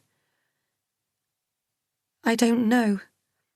Nicola is intimidated by the mention of his late wife. I don't yet understand. Come to think about it, neither do I. Let's go to the beginning. We led the high life. He smiles sadly to the memory. She was a prima ballerina of the very best, Kirov ballet. Me, a high-ranking official. Did I tell you Daryushka was a prima ballerina? Nicola nods. High life, state functions, drinking, extravagant dinners, gambling. I needed lots of money. We spent lots of money, and my job didn't come with much. Money had to come from different sources. I got mixed up with the wrong crowd. Today, they are the crème de la crème of society. But then they were just rough, unscrupulous climbers. Nothing was below them when it came to building their empires. They were busy tearing pieces from the falling Soviet industries, grabbing what they could. Like hyenas, the law of the jungle it was. We had this scheme going, loans for shares. People with their hands on money could lease big industrial plants, oil refineries and so on in exchange for loans to the government. The government needed cash, badly. It was going bankrupt. It was a free-for-all. If later the loans weren't repaid to the lenders, which they rarely were, the lenders would take over the ownership of the factories. Simple. The moneylenders became industrialists. It happened all the time. It was easy, but you had to win the tender first. There was heavy competition. They were all at it, old KGB and the Communist Party barons. 16 years ago, I helped Morozkov win Irkutsk steel worth billions. He had me under his spell, made me feel like I was invincible, like I too could get a piece of the cake. I was in debt, my gambling had got out of hand. Daria didn't know the extent of my troubles. I fiddled the books, and Morozkov won the bid. He paid me, lots of money for me, believe me. I was set for life. It was an audacious scheme, no actual loan was advanced. On paper, yes, but not in reality. As a registrar, I issued share certificates in Morozkov's name. No repayments of the loan were made, but then there had been no loan in the first place. All was good, but then my conscience took the better of me. I couldn't hand over the certificates. I couldn't just let him steal the plan and get away with it. I still believed in Russia, the people. Morozkov was stealing from them. Matushka would say of me, "You can be stupid, but you're always fair." It wasn't fair what Morozkov was doing. It was daylight robbery. He was robbing Russia. I demanded that he paid, at least paid the amount of the loan. It wasn't much considering what he was getting out of it. He wouldn't. His money was tied up in other places. He threatened me. I didn't take him seriously, responded with my own threat. I was going to report him. There I was, a fool, a man with a conscience, laughable. Morozkov retaliated, in a big way. Mishka pauses, gazes blankly out the window where the two heavies are still on guard. Did I tell you? My wife died in a car accident. He does not wait for Nicola to confirm. He does not even look at her when she nods. It was Morozkov. His men. Not him. Personally. He doesn't get his hands dirty. It was meant to be a warning. Her car veered off the road. They pushed her off. Her car was driven off the road into a river. She drowned. I had nothing to lose, and I ran. I took the share certificates, the ledgers, and the records of the deal. I took my mother. We went to Finland. My mother's Finnish, born Finnish. Did she tell you? After the war, the Finns lost part of Karelia to Russia. My father fell in love with her, the usual. She was very young. They were made for each other, despite the age difference. Finland was just a distant memory for her when suddenly I had to find a place to hide. It had to be Finland. Morozkov knew nothing of my mother's background. It was something you didn't advertise in Soviet days. So we went to Finland. We took on Matushka's maiden name, Leksa. Morozkov wouldn't find us, and if he did, he wouldn't dare touch us as long as I had the share certificates safely stashed away. He looks deeply into Nicola's eyes. I have just exchanged the certificates for you. Do you understand what that means? That this whole nightmare is behind you? She says hopefully. Mishka laughs. The laughter resonates, and it is deceptively carefree, his usual. I wish. There is nothing now to hold Morozkov back. He'll track me down, and he will. He does not finish the sentence, not wanting to upset her. Let's go to the police. Please, let's get protection. I can't do that, Nicola. I'm too deep in it. The police can't know. I would be arrested, deported to Russia, thrown in jail.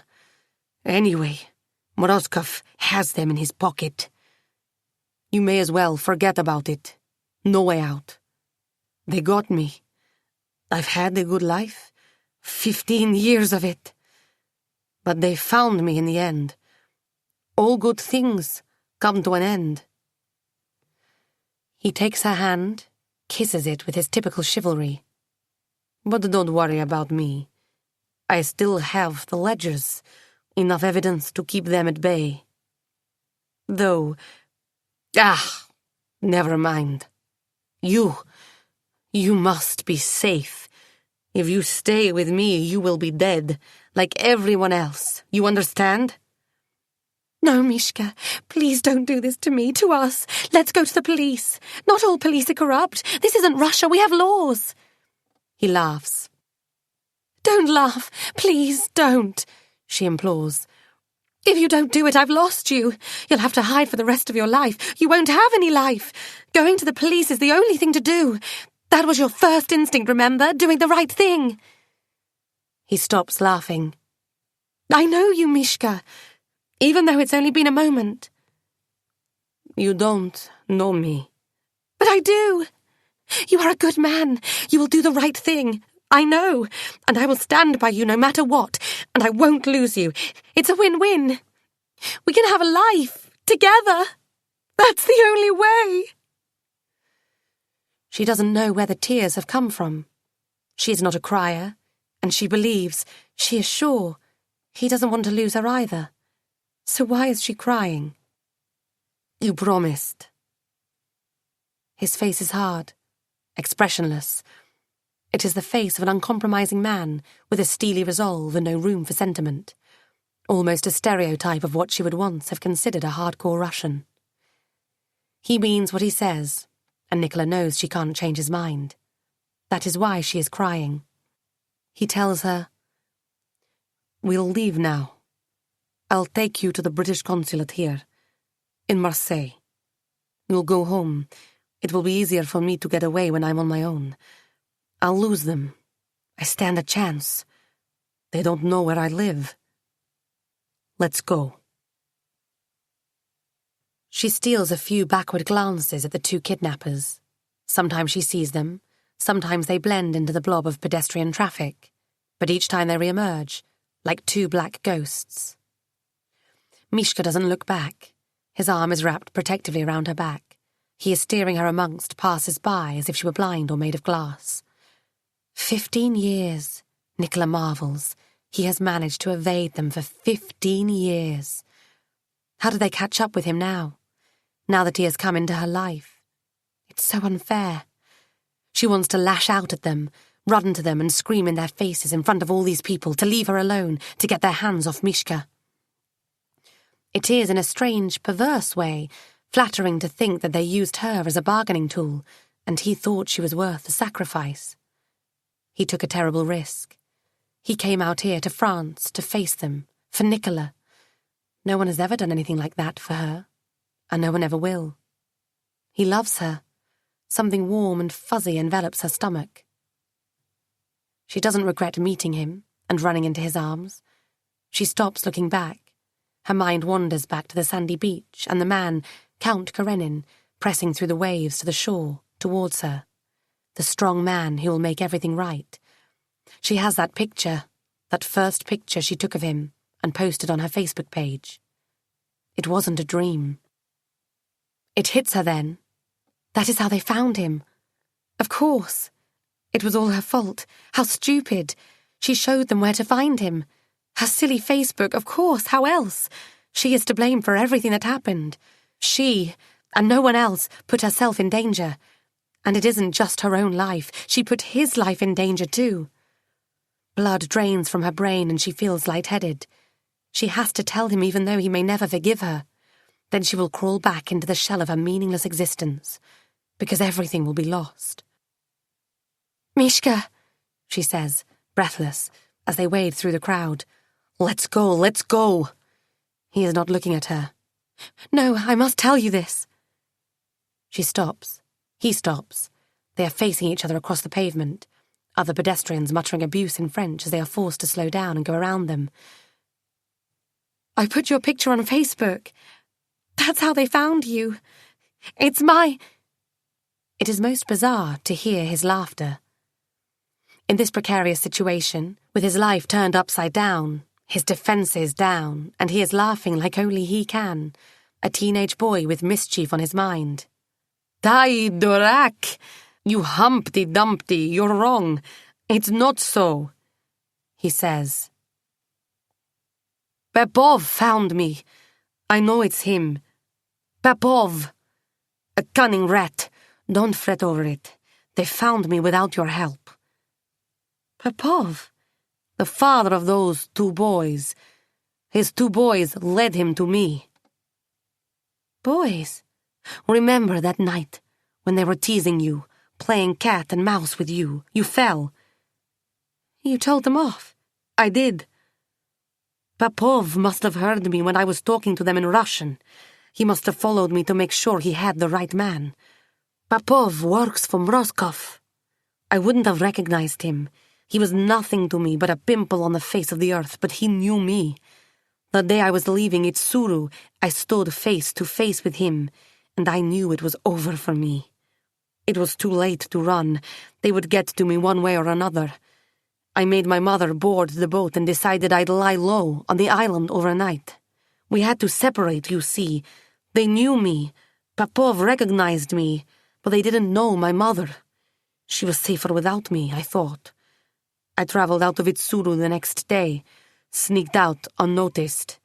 I was sure I outsmarted them. Dorak! But it wasn't you. It was him. Popov. Are you sure? It wasn't my silly photograph. She is relieved but still needy for his reassurance, like a little girl who stopped believing in ghosts but still needs the lights on at night. Sure. He kisses her. He takes her into his arms, like that big, powerful Russian bear, and kisses her full on the lips. It feels wonderful. Everything is going to be fine because of that kiss. She wishes. He urges her on. We must go. The consulate is only a few meters from here. You're almost safe. Mishka pushes her through the door with some force. She is trying to hang on to him, but stands no chance against his strong arm. He vanishes quickly, without a backward glance. In her black robes, like a disorientated raven, Nicola flies across the marble floor and lands on her knees. She is sobbing. She cries out, "Help me! Help!"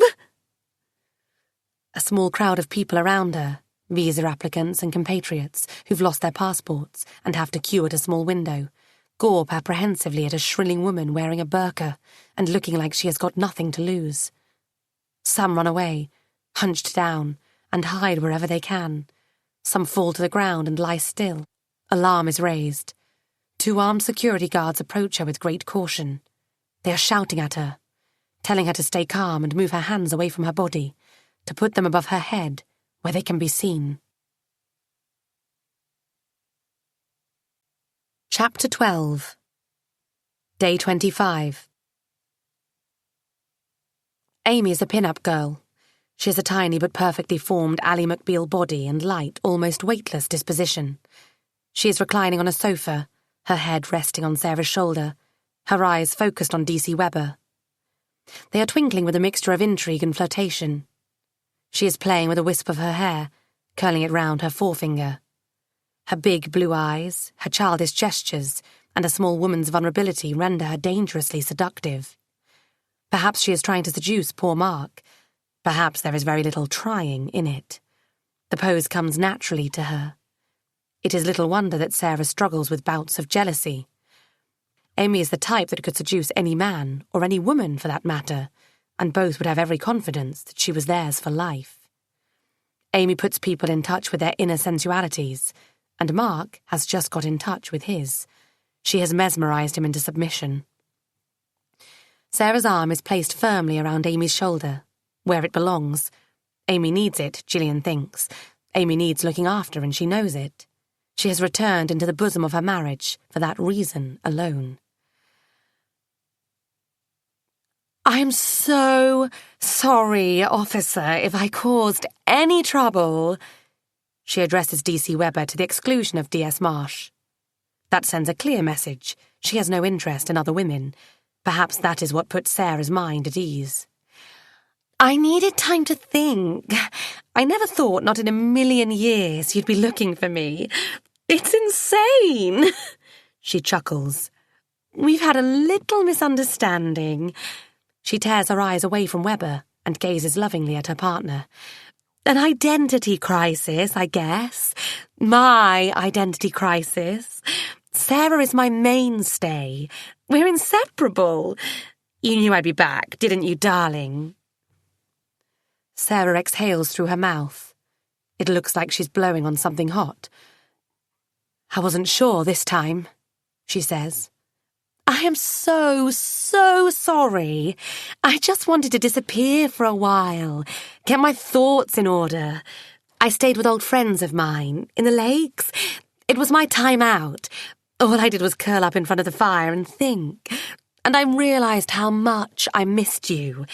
I felt like such an idiot. I really did. I didn't know what had possessed me. Maybe that's why it took me a while to come back home." She announces the word home with great conviction. "But I couldn't do without you. It was a mistake. I think it was the heat. In fact, I'm sure of that. It fried my brain." "Mrs. Grey Ludlow," Gillian ventures an interruption. "Nicola Eagles is still missing. I know you made an acquaintance with her." Sarah winces, of which fact Gillian is acutely conscious. It is likely that she blames Nicola for Amy's meltdown on Itsuru. "And I hope you can shed some light on her disappearance. Our hopes are pinned on you." "I really don't know what I can say. Nicola was a quiet sort of person, shy, I'd say. I felt sorry for her, on her own, kind of lost. I chatted to her. She was easy to talk to. I don't know what else there is. You were seen with her on the pier on the day she disappeared. That's where I left her. What did she seem like to you? Well, Amy spares Gillian a glance and pauses to think. Tired, I think. I don't know. Now that I think about it, she looked tired, like she hadn't slept well.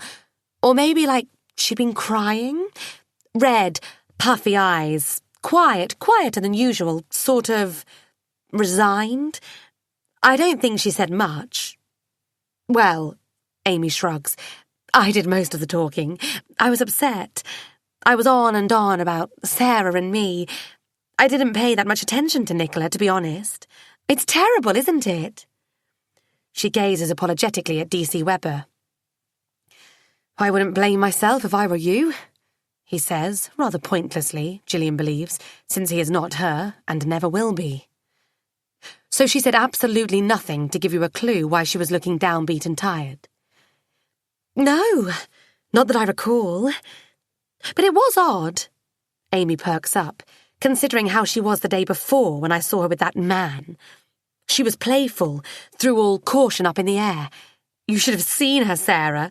She is addressing her long-suffering partner as if she wants her to know, her in particular, how happy Nicola was with that man.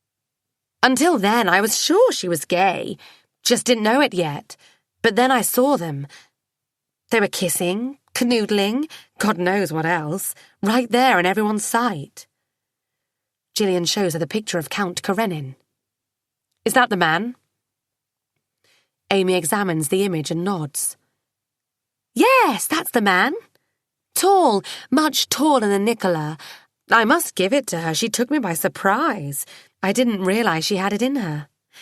She saw me too, waved to me. She wasn't at all embarrassed, which I thought she would have been. She was the type, all prim and proper. But not then, not when I saw her that day. She was happy and she was flaunting it. Amy clasps her hands together and peers at Sarah with childlike exhilaration. Just like we were 7 years ago. I felt a tinge of envy. I wanted that spark back. Maybe that was it.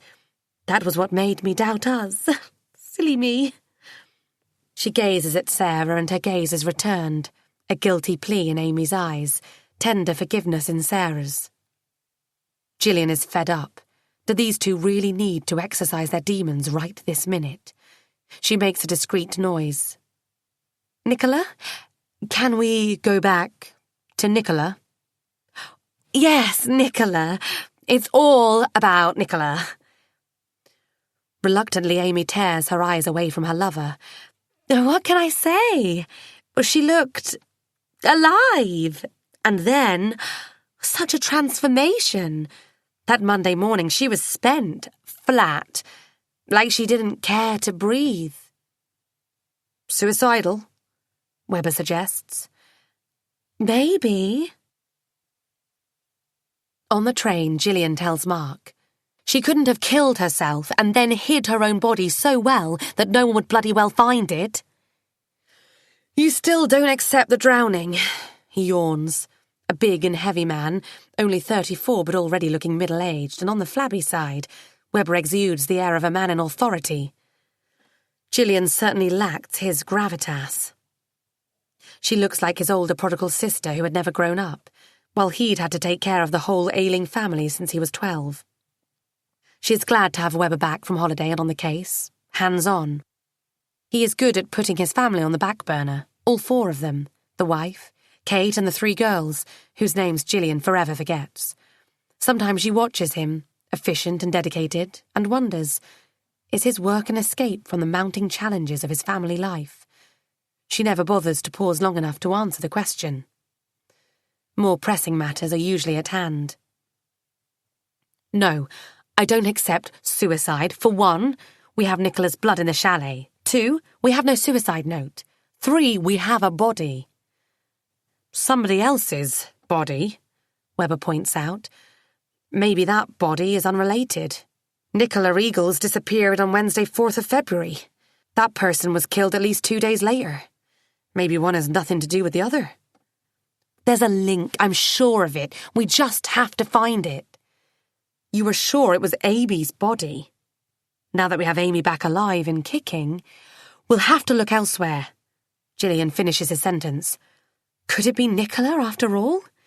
Maybe Robert Eagles lied. Maybe he was mistaken. Maybe it is her. Webber shakes his head. The post-mortem translation came when you were on your course last week. He wasn't mistaken. No DNA match between the body and Nicola Eagles. It's someone else. It ties in with Nicola. Somehow it does. Gillian insists. She has to think about it. Now that the wretched DI's course is behind her, useful as it was but dutifully attended at Scarface's insistence, she can refocus her energies on the case. He has tried to keep her away from it. Damage control, he calls it, after Robert Eagles made an official harassment complaint. But the dust has settled. Nothing came of the complaint, and Gillian is back in the saddle. The pit bull has her teeth into it once again. I want to see that post-mortem first thing tomorrow morning, she tells Webber, but he can't hear her. His chin is bouncing on his chest and a wheezy snore escapes his gaping mouth. He is asleep. Fritz greets her at the door. He is caressing her legs with affection. She has to play hopscotch to avoid being tripped over by him. As soon as she enters the kitchen, the game is over, and Fritz sits to attention by the fridge, demanding food with the insistent yodel he had once exuded at the police station. All right, I'll feed you first, shall I? She takes an opened can of cat food out of the fridge to Fritz's visible delight. Then I'll have my tea. Fritz had never gone missing. He'd run off and hidden somewhere in the house, silent and invisible, playing dead. He waited for Gillian to leave before he took matters into his own paws, surviving the 5 days of her absence by drinking from toilets and feeding on the large indoor population of spiders. He made a mess, but only in one corner of the downstairs closet, where he used a floor mat as a litter box. When Gillian returned from the Maldives, she found Fritz alive and well, asleep on her bed. At first, there was something of a Mexican standoff, Fritz refusing to accept Gillian was the rightful owner of her house, but soon they kissed and made up. A cat flap was installed in the kitchen door. Fritz became a household name. Gillian makes her tea while he is crunching cat biscuits. It is a comforting feeling to have a living creature in the house, making noises, breathing and generating enough fuss to take Gillian's mind off the eerie emptiness that fills every nook and cranny. She misses Tara and her constant dramas, her untidiness and her moods. The house has flatlined since she went away. Even though there were many days when they would pass each other like two ships in the fog, without a word, just knowing that Tara was up there, in her messy room, with headphones on her ears, painting her toenails livid red, and ignoring her mother blatantly and unashamedly, was all Gillian needed to be happy. She simply had to know she was not alone. She puts her mug on the floor. The tea is too hot and there is no milk in the house to cool it down with, and decides to have a little talk with her child. Tara is staying at her father's in South Africa. Another 3 weeks and she will be back. But Gillian can't wait that long. She knows only too well what Africa is like, rife with danger, callous and unforgiving. When she was young and, let's face it, stupid, Gillian brushed by dark characters and narrowly escaped the many lethal encounters that Africa threw at her with an abundant hand. She was stupid enough to hardly notice them then, but today a cold shiver runs down her spine when she thinks back to those days. There is no answer on Tara's mobile. It rings, in vain, and takes her to the all-too-familiar message on the answer phone. Gillian won't give up. She dials Dion's home number. Sorry, did I wake you? Nothing new, he says, almost indulgently. I wasn't sleeping. They aren't home anyway. Gillian's heart jumps to her throat. What time is it? Shouldn't you put a curfew on them? You know how dangerous the streets are at night. It's only 10. They went to a nightclub. It's safe. It's a safe part of town. As safe as they come. Relax. She tries to do just that. This may be a good time to discuss Charlie. I'll have to trust you, she says. But can you trust that boy? Charlie? What do you make of him? He's all right. But? No buts. He's all right. A groan escapes her. Dion's economy with words is frustrating. Not to mention his lack of observational powers. Did you find out what his second name is? No? Why should I? Gillian is at a loss. You invite a stranger into your house. The least you can do is ask his name. It's Charlie, isn't it? It's Charles Althwaite. That's what he says his full name is. I think you should know. Dion tut-tuts into the receiver. Good grief, Gillian. You never used to be like that. Like what, precisely? Neurotic. Unreasonable. For God's sake, Dion, we're talking about a total stranger whom our daughter picked up like a bloody stray halfway round the globe. We know nothing about him. For all we know, he could be a serial killer or a psychopath. Tara, on the other hand, is a fresh-faced, gullible young girl. Not a clue. And she's totally irresponsible. God knows what they're getting up to. The rest of the sentence won't pass her lips, perhaps because she is too embarrassed to voice her reservations, perhaps because she doesn't quite know how to phrase them, or perhaps because deep down she realises how ludicrous they are. Not under my roof, they're not. I put them in separate bedrooms. He murmurs something else under his breath, but all Gillian can make out is, pretty randy in the night. It's either them or the rats. The knock on the door saves her from further torture. Her late-night visitor is a woman. She is in her late 30s, average height, average build, her face drawn and showing signs of tiredness or lack of sleep.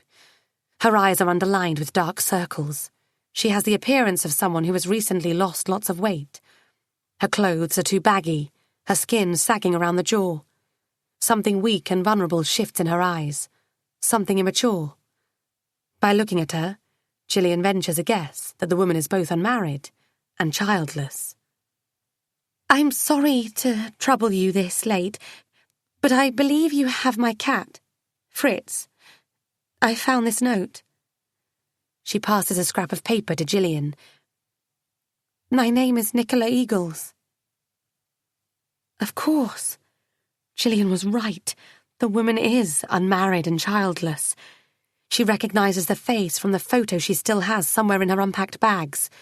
The bouncy curls are missing, and so is the strawberries and cream complexion, but the childlike expression in the eyes is unmistakable. Miss Eagles, come in. I've been looking for you all over the world. Fritz recognises his mistress without the need for an identity check. He watches her at first from a safe distance under the coffee table, then produces a couple of his trademark yodels and trots towards her merrily with his tail up. Oh, Fritz, my boy. She lifts him from the floor and cuddles the creature lovingly. I hope he wasn't too much trouble. No, none at all. Gillian thanks God that Fritz won't be able to verbalise his concerns, especially the ones about being left home alone for several days without food or water. He was as good as gold. I'll miss him when he's gone. She lies. Thank you for looking after him. Nicola is heading for the exit with a gratified feline in her arms. Gillian is alarmed. Surely the woman intends to explain herself to her. Surely there is an explanation. All she had got so far was a few pleasantries and an expression of gratitude for cat-sitting. Would you like a cup of tea? She asks briskly. I don't want to trouble you any more. Oh, no, it's no trouble. Except that I've got no milk. Is that all right? Miss Eagles is trapped in the armchair with Fritz in her lap as she struggles through her story. She is a very bad liar. Her lips are dry and she keeps moistening them with her tongue. She is pulling at her cardigan's buttons, doing them up and undoing them continually. She points out that she has already explained everything in the consulate, to the head of security, the very kind Mr. Jones, who insisted on being referred to by his first name, Ross, presumably to put the poor creature at ease. She told him everything she could remember, and he took down notes which, he said, would be passed on to the police. Could Gillian, perhaps, obtain those notes and let her go home now, considering that she is rather exhausted? She only got home this morning. She positively shrinks when Gillian insists on hearing it all over again. She is flushed and flustered and clearly very, very anxious to get her story right the second time round. Gillian is sure the only uncensored part of Miss Eagles' account is the bit about the very kind Mr. Jones, Ross.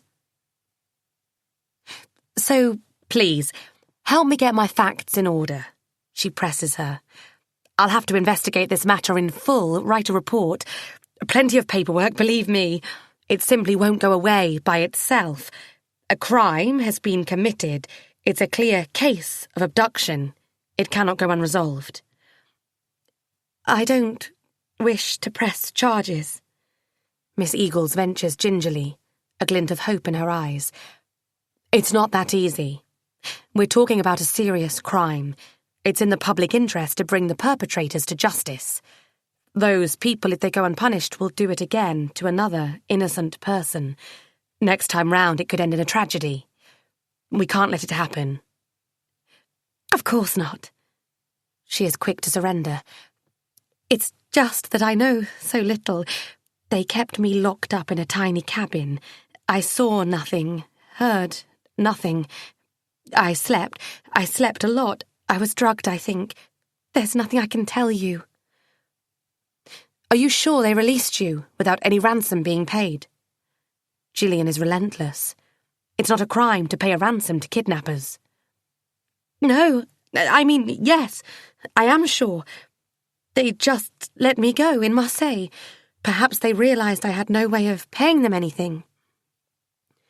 You were worth quite a bit. We checked. Well, I don't know. I really don't. Maybe it wasn't enough for them. I wasn't worth the trouble. So they just let you go? She nods, wordless. She probably knows Gillian doesn't believe her, so she has given up on trying to convince her. Gillian sighs. She is frustrated. She stands up, looks out of the window into the obscure night outside. She hasn't drawn the curtains. The rain is pounding on the glass, as if it's trying to get inside. She gazes back at Nicola Eagles, an enigma. Here, in her lounge, sits a woman whose death she thought she was investigating. The woman, for whom Gillian has been looking high and low, has come into her house of her own accord to tell her a pack of lies. What sort of bloody game is she playing? She seems to be protecting her kidnappers. Why? I am amazed they let you go. It's amazing. Gillian repeats herself, rather pointlessly. Yes, I don't understand any of it myself. Perhaps I was lucky. Despair makes Gillian clench her fists. She wants to claw the woman and shake the truth out of her. She drills her with her eyes, forcing her to look back at her. She says, "Look here, Miss Eagles. You might have been lucky, damn lucky if you ask me, but we have a body on our hands, a woman. She is cold dead, no identity. She wasn't as lucky. Can you help me here? Anything at all?" There is a tangible change in Nicola Eagles' face. The discomfort of an unseasoned liar is replaced with guilt. Her fingers abandon the buttons of her cardigan and clutch her chest. She speaks in a small, frightened voice. I saw a woman. She was wearing a striped dress. They threw her overboard. I think she was dead. I watched her dress fill with water. She went down and she wasn't doing anything, didn't try to swim or... She was dead. When was that? Right at the start, when I woke up for the first time. The thing that woke me was the police boat. It was loud. I saw it leave. I heard a woman scream after them. Parmadza, Viennese. She was screaming for help, calling for them to turn back. She must have been Russian. Then I heard shouting, an argument or something to that effect. Agitated voices. I couldn't make out what it was about. It was in Russian. She halts halfway through the sentence, draws in air sharply, and falls into a despondent silence. Russian? Are you sure? Gillian clings onto the vital piece of information. There were Russians on the island, Russians travelling by yachts and cruisers. They could come and go unnoticed, carrying whatever cargo on board. In fact, Nasheed did mention his men searched the boats moored on Itsuru, but what sort of search was that? They wouldn't dare to upset or cause any inconvenience to their Russian patrons. It was more of an afternoon tea from a samovar than a search. "No, I'm not," Nicola exclaims, and looks at Gillian round-eyed and petrified, as if she has just been caught red-handed. She starts stammering, clearly in an attempt to muddy the waters again. I can't be sure that they were Russian. I was drowsy, confused. They couldn't have been Russian. I don't know where that idea came from. There were a few Russians on the plane, speaking loudly when I was flying home from France. I guess that's where I got it from. Sorry, I'm tired. Gillian swallows yet another lie without protest. She is excited. There is no doubt in her mind that Nicola Eagles, despite herself, has just given her something real to hang on to. I understand. Why don't you take Fritz home? I've got his cage somewhere. It must be in the garage. Let me take you there. She gets up and leads the trembling Nicola Eagles and her cat towards the front door. She tries to sound encouraging and considerate, a friendly little Miss Marple, which she can be when she puts her mind to it. Her hand is on Nicola's back as she chats softly. Why don't you have a good night's rest? Tomorrow I'll need you at the station to sign your statement. Just a formality, mind, but it has to be done. She smiles and immediately adds firmly, We will also need a description of your kidnappers. I'll organise a sketch artist to work with you. I am a bit fuzzy on... And you'll be able to collect your belongings. Gillian won't be interrupted.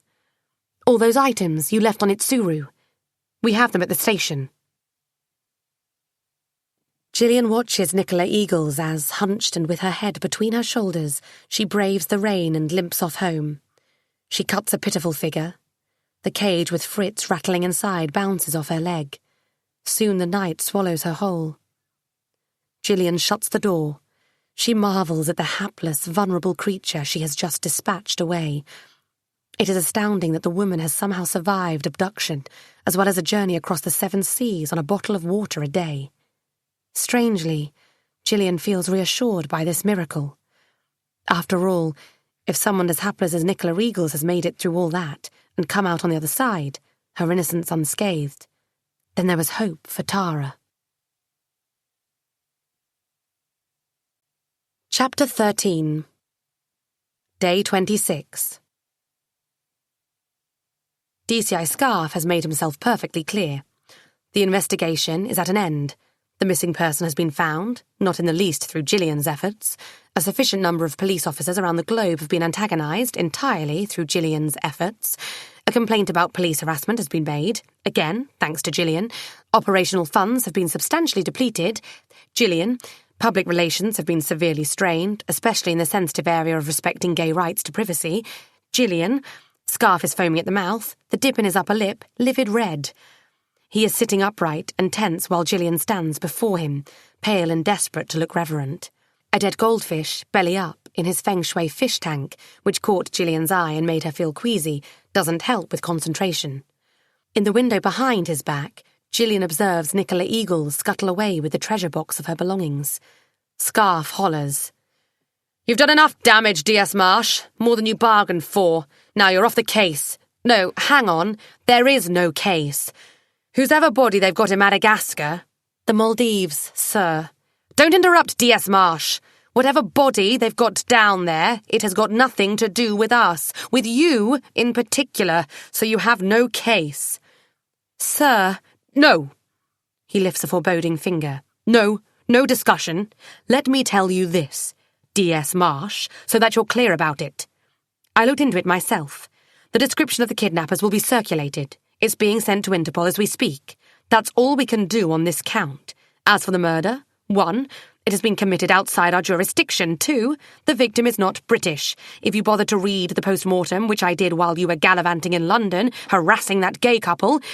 Anyhow... Where was I? The post-mortem, sir. Right! Yes. If you bothered to read it, you'd find the bit about the victim's fillings. Almost definitely Russian. So the victim is Russian, and that means that you will keep your nose out of it. Am I making myself clear? Perfectly, sir. Another goldfish, a big fat orangey one with a tail like a frill, swims up to its dead friend and nudges it with its nose. That generates a small ripple in the tank. But the orangey fish loses interest and glides away. Weber pings her a semi-sympathetic smile when she slumps at her desk. Everyone on the floor has heard Scarface bellowing at her from a dizzy height, telling her in no uncertain terms to lay off the Maldivian case. Gillian is unfazed. "Have you got that post-mortem report for me?" she asks Weber. "On your desk?" There is a glint of admiration in his eyes. He has to give it to her. The woman is unyielding. The pit bull just won't let go. Gillian digs in. She reads the whole thing, cover to cover. Something is staring at her from those pages. Something she can't see. She finds the section about the Russian fillings. She doesn't have to be told twice. The abductors are Russians. The victim is Russian. And yet right in the middle of this whole mess sits Nicola Eagles, a hapless spinster from Sexton's Canning. How does she fit into it? She has to. Somehow she is part of it. What is her Russian connection? She speaks Russian. She reads in Russian. Gillian recalls her collection of books in Russian, including Anna Karenina. Anna Karenina. Count Karenin. He is the missing link. Mikhail Legsa, Nicola Eagle's very own Count Karenin. Her mystery man, her lover. Finnish, but with a Russian accent. He has to be the Russian connection. She's infatuated with him. She names him her royalty, her count, Count Karenin. How much more outlandish can it get? Love, the untamed beast.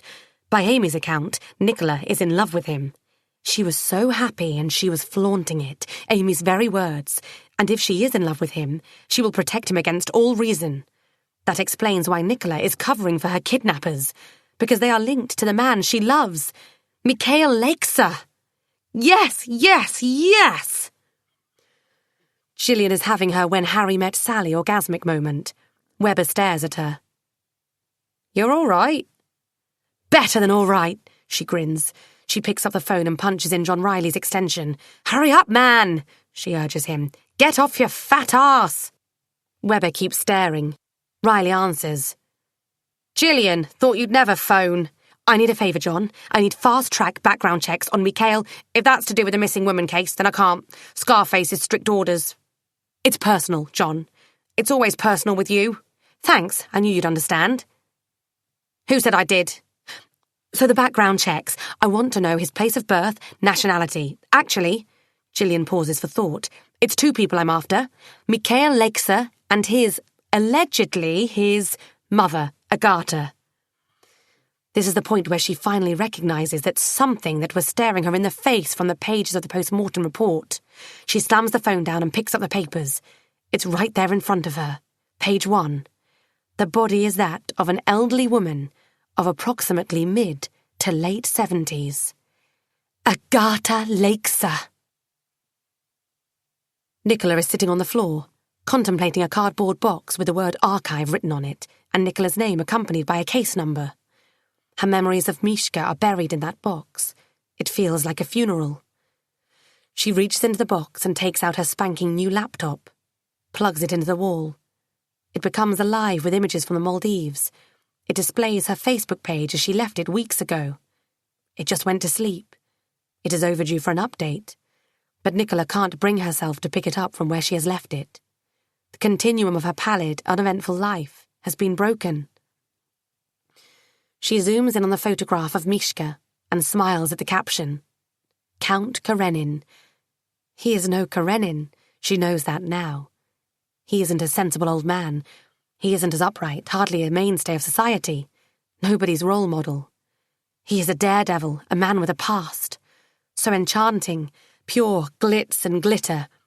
And that boyish grin of his, full of mischief and full of promise of amazing things to come. And he made promises, did he not? He said he would not let her go. They would not be separated. He would not let that happen. He said he would take her to St. Petersburg and show her the high life. He said she would be dazzled. And then he told her she would be better off without him.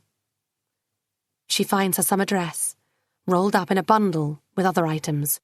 She wore that dress to the French restaurant. She presses it to her face. She can just about detect the scent of his aftershave. She still doesn't know the brand, but she would recognize it any time.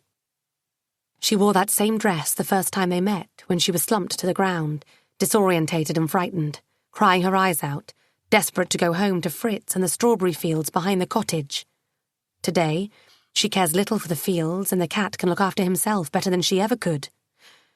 Everything paled into insignificance the moment that man picked her up from the ground and took her home and offered her a drink of water. He loves water. He told her so. He told her about the Black Sea. He gave her an underwater kiss of life, pressed a starfish into the palm of her hand and showed her miracles. He promised to show her more. He promised. Nicola puts the dress on the floor and throws more clothes on top. Pairs of sensible knickers, a one-piece swimsuit, shapeless tops and a Laura Ashley skirt. Her old, orderly life without a reason or purpose. Fritz sniffs around the pile and plonks himself on top of it. He looks content in his nest. It is cosy and the smells are familiar. Anna Karenina, in Russian, is at the bottom of the box. Nicola takes the book out. She never used to like the heroine. That was before, however. Now she knows how Anna felt. She was plainly and simply in love. There is no escaping it. There is no going round it. There is no biding time. She was condemned to follow her heart and be damned for it, but at least she had the courage to live and to love. It was worth it. Given a second chance, Nicola knows now. She would have done it all over again. Those few precious moments justified everything, excused everything. Mishka is Nicola's Alosha Vronsky. He is no Karenin. He's Vronsky. He is her sin. Probably he will be her doom, but before it comes to it, he will take her to St. Petersburg and show her the high life. He will laugh with her. He will make love to her. He will be her knight in shining armour. Even if it is only for another 5 minutes, it will be well worth it. Between the pages of Anna Karenina, in Russian, she finds a scrap of her itinerary with Mishka's address and telephone number scribbled on it. It is meant to be. She shows the paper to Fritz. Sorry, Fritz. I'll have to love you and leave you. It won't be forever. I'll send for you as soon as I can. Fritz presents her with a disdainful glance and whips his tail once, a cue for her to go away and leave him alone. Chapter 14. Day 28. Things have been moving slowly, infuriatingly so. It was the boss's decision that took the time. Scarface took an age to make up his mind, despite the facts that Gillian put in front of him. Undeniable facts. Her instincts have been vindicated again. Riley was able to verify that Mikhail and Agata Lexa left Russia for Finland 15 years ago, and as soon as physically possible changed their surname to Agata's maiden name. Riley further confirmed that Agata never returned to Finland after their holiday in the Maldives. Mikhail travelled on his own. What's more, he failed to report Agata missing. Gillian briefed Nasheed on the latest developments. It wasn't hard to convince him that the unidentified body in the Mali mortuary was that of Agata Lexa. From then on, she had to leave it in Nasheed's hands. It was his murder, his investigation. It would no doubt lead him to Finland. She wondered how he would take the change of air. At this time of year, Finland was in the cold grip of winter. As much as it wasn't difficult to convince Nasheed, it was near impossible to do so with DCI Scarf. He took his time to thrust his chest forward and puff up his feathers before getting down to business. After he reprimanded Gillian for disobeying his orders and pursuing the matter behind his back, he sat down in his chair, pursed his cleft lip and sulked while Gillian presented the facts of the case. He wouldn't budge when she suggested that Nicola Eagles was implicated in Agata's death and that she was covering for someone, in all probability for Mikhail, with whom she'd had an affair. "And you have Amy Gray Ludlow's word for it, plus your powers of deduction to substantiate it," he retorted. "That won't stand up in court." "He didn't report his own mother missing, sir. So that's your rock-solid proof that he and Miss Eagles killed her? What would be the motive?" Gillian didn't know. He wouldn't budge when she proposed an alternative possibility. According to Miss Eagles, she was abducted and then released without a ransom. Without a ransom! If we believe she was abducted, we can't possibly accept that there was no ransom. There had to be. Who paid it, and why? Did Lexa pay it? If he paid for Nicola, why didn't he pay for his mother? We may never find out. Be it as it may, Miss Eagles is alive and well. And that's what doesn't make sense, sir. Why is she alive and well while the other woman is dead? If we take Miss Eagle's word for it, Agatha was on the same boat, presumably kidnapped by the same people. Why did they let one of them go? Why did they kill the other? It doesn't make sense.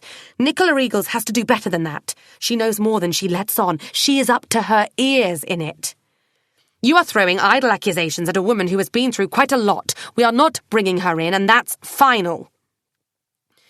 He only relented when Gillian offered a compromise.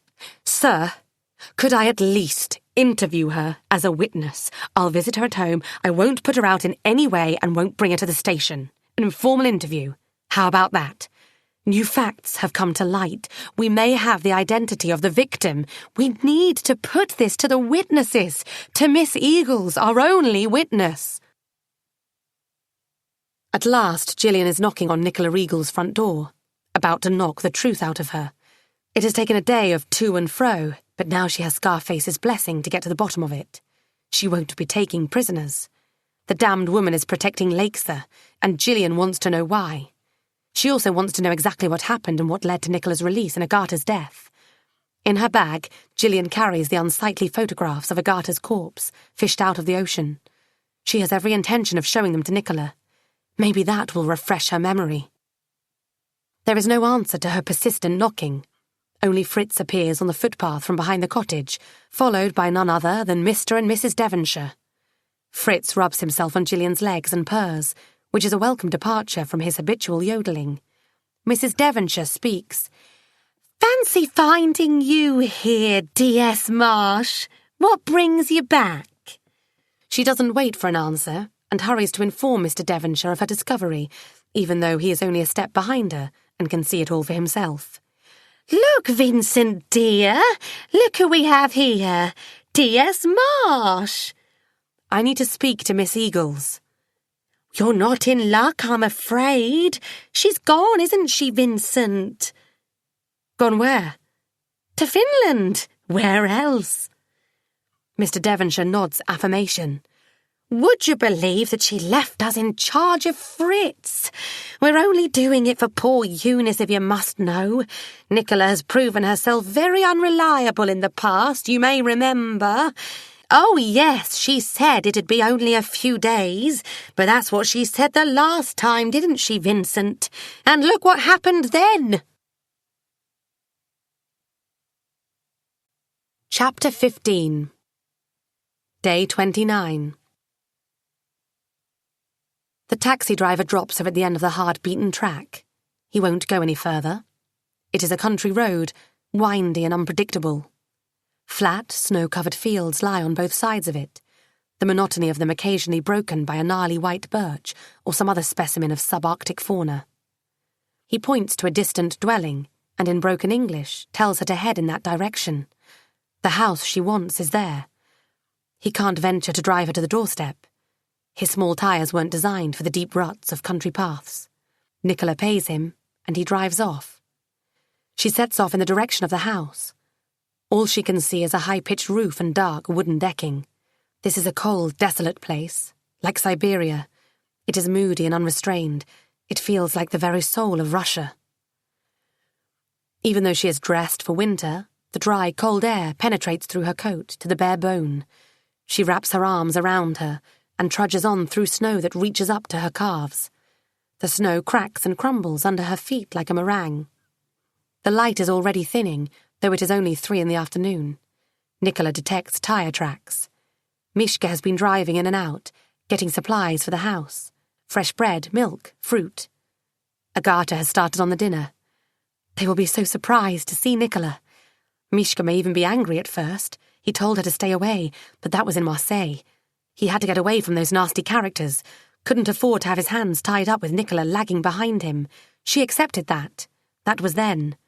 This is now. Today will be different.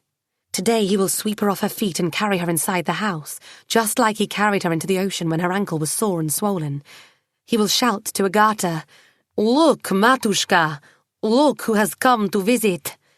He will kiss her all over, her hair and her eyes, her hands and her lips, and later on, when they are alone, he will kiss her neck, her breasts, her stomach, and the inside of her thighs. His cheeks will be covered with day-old stubble, and it will feel rough against the delicate skin of her inner thighs, but she will welcome the discomfort. Blood will rush to her head. She will gasp with pure pleasure. She will kiss him back and dig her nails into his back. They will be safe and happy in each other's arms. He will forgive her for not listening. More than that, he will thank her for not listening, because he has missed her unbearably and he simply cannot live another day without her. On the weekend, they will drive across the border to St. Petersburg. He will show her the glitz and glitter of the city.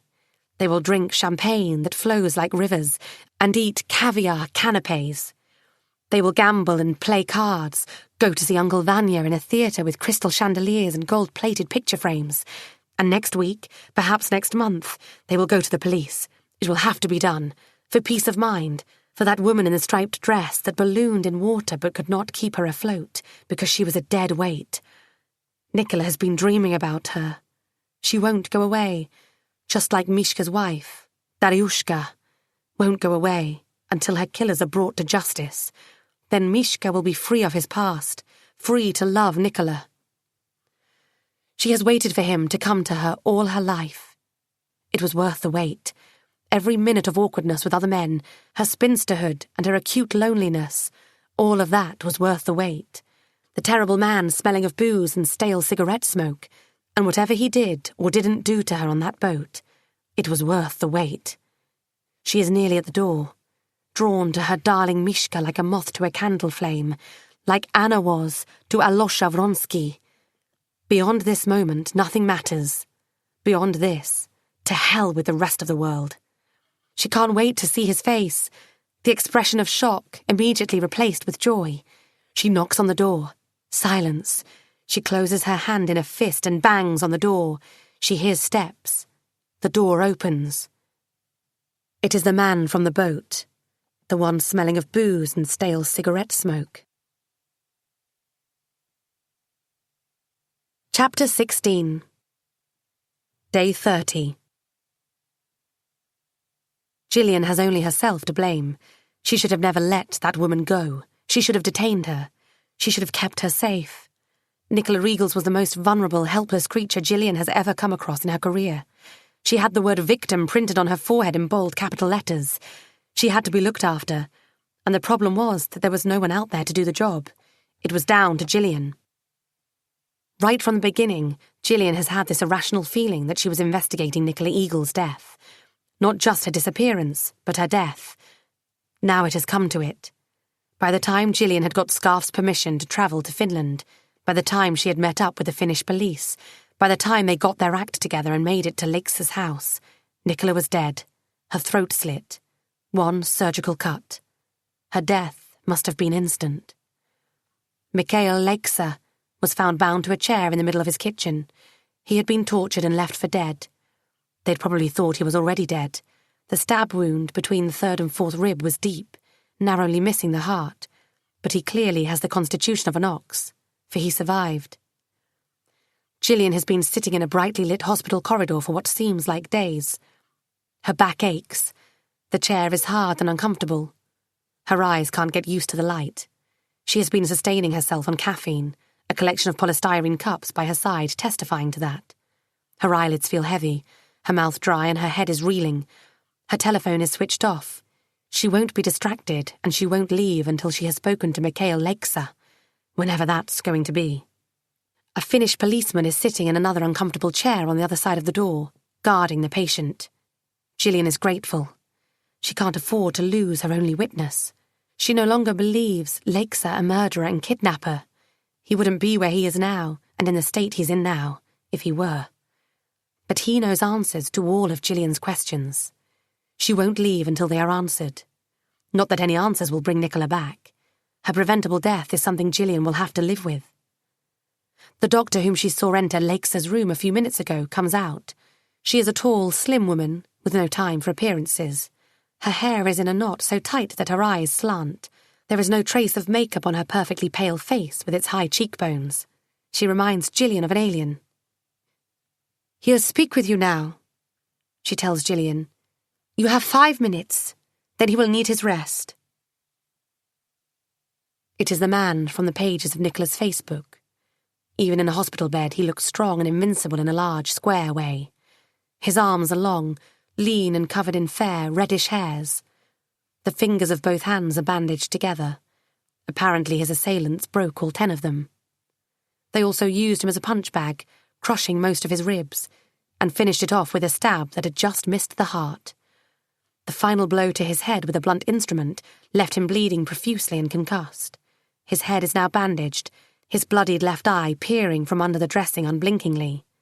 A far cry from Count Karenin. "Nicola?" he asks. The apprehension and urgency of that question are harrowing. Gillian shakes her head. "I'm sorry," she says. "It was instant." "It is my fault."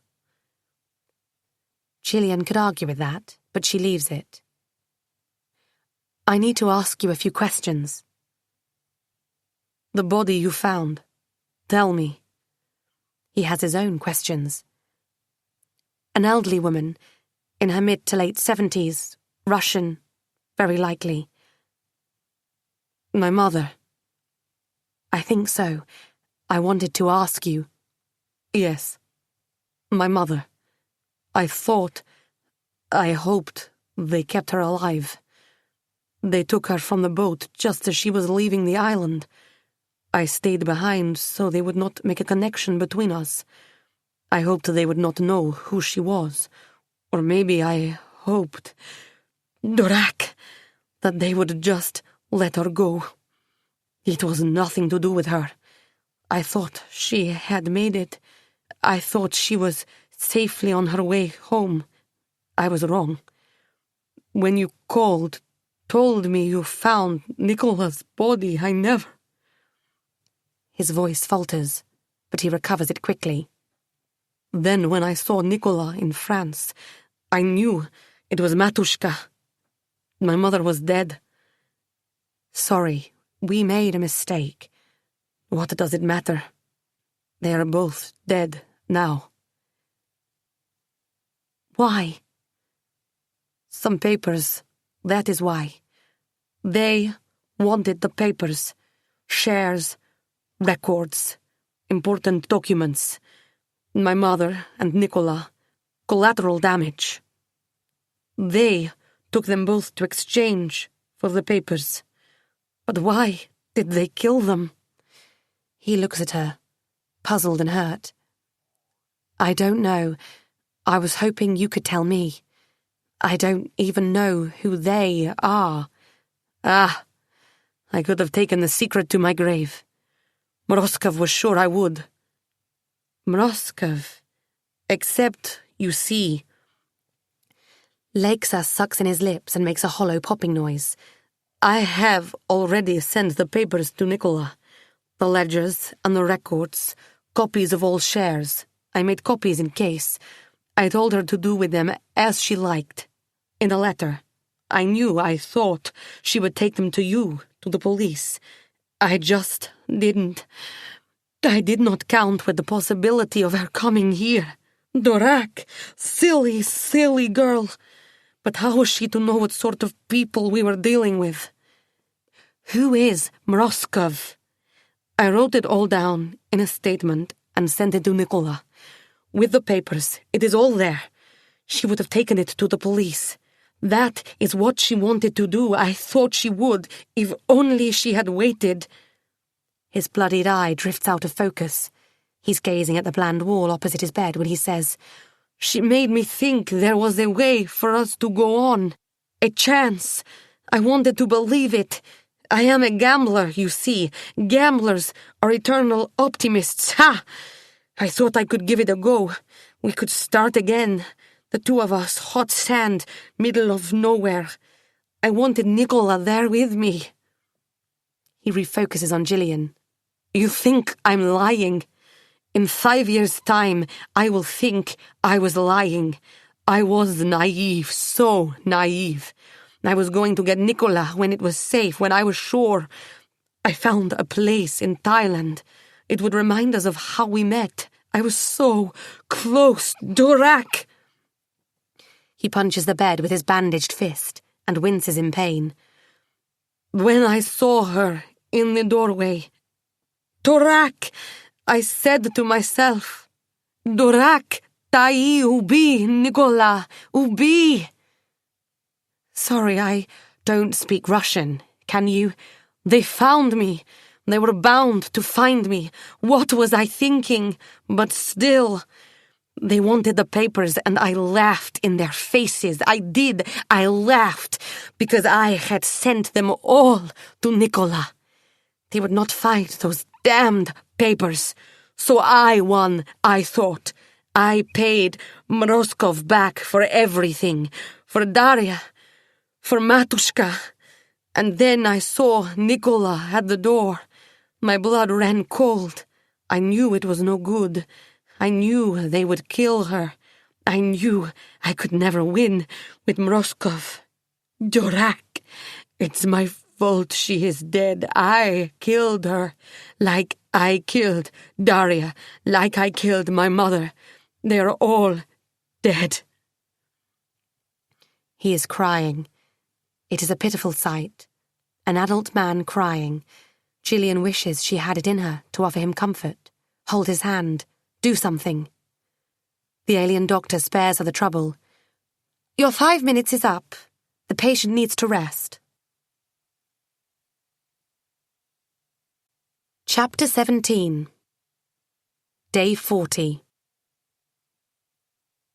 The sense of failure persists. Gillian derived little satisfaction from the arrest of the two henchmen, Vladimir Hanik and Sasha Raskalin. The moment they were picked out by Legat in the police lineup, the moment Igor Mroskov severed all his links with them. After all, what those two had been getting up to while on holiday in the Maldives, and soon thereafter in Finland, was none of his concern. They were loose associates, sort of, freelance contractors. In their turn, Hanik and Raskalin had never heard of Igor Mroskov. It was a dead end. Only this morning, Moroskov's smug, 150 an hour solicitor wearing a hyphenated name and an Armani suit got his client released without the faintest possibility for Mroskov ever returning to as much as assist the police with their inquiries. There was no evidence to link Mroskov to the murders of either Agatha Lexa or Nicola Eagles, even though the leisure cruiser upon which Nicola was smuggled across the seven seas did belong to Mroskov. Again, according to the smug solicitor, the two freelance contractors had taken the liberty of helping themselves to the vessel without the owner's knowledge or permission. Mr. Mroskov was most displeased when he heard about it. Gillian was not allowed to tread into the murky waters of fraudulent share trading in Irkutsky steel, for Igor Mroskov is a law-abiding resident on an investor's visa with high stakes in the British economy.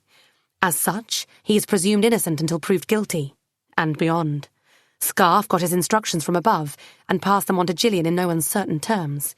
Keep your hands off Mroskov. Lakes's papers, together with his willingness to testify against Mroskov, have been dispatched to Foreign Affairs to be passed on to the Russian authorities.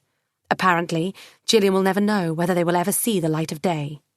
In all likelihood, they will be buried alongside Dariushka, Agatha, and one rather insignificant other in the greater scheme of things, Nicola Eagles, a 42-year-old spinster from Sexton's Canning.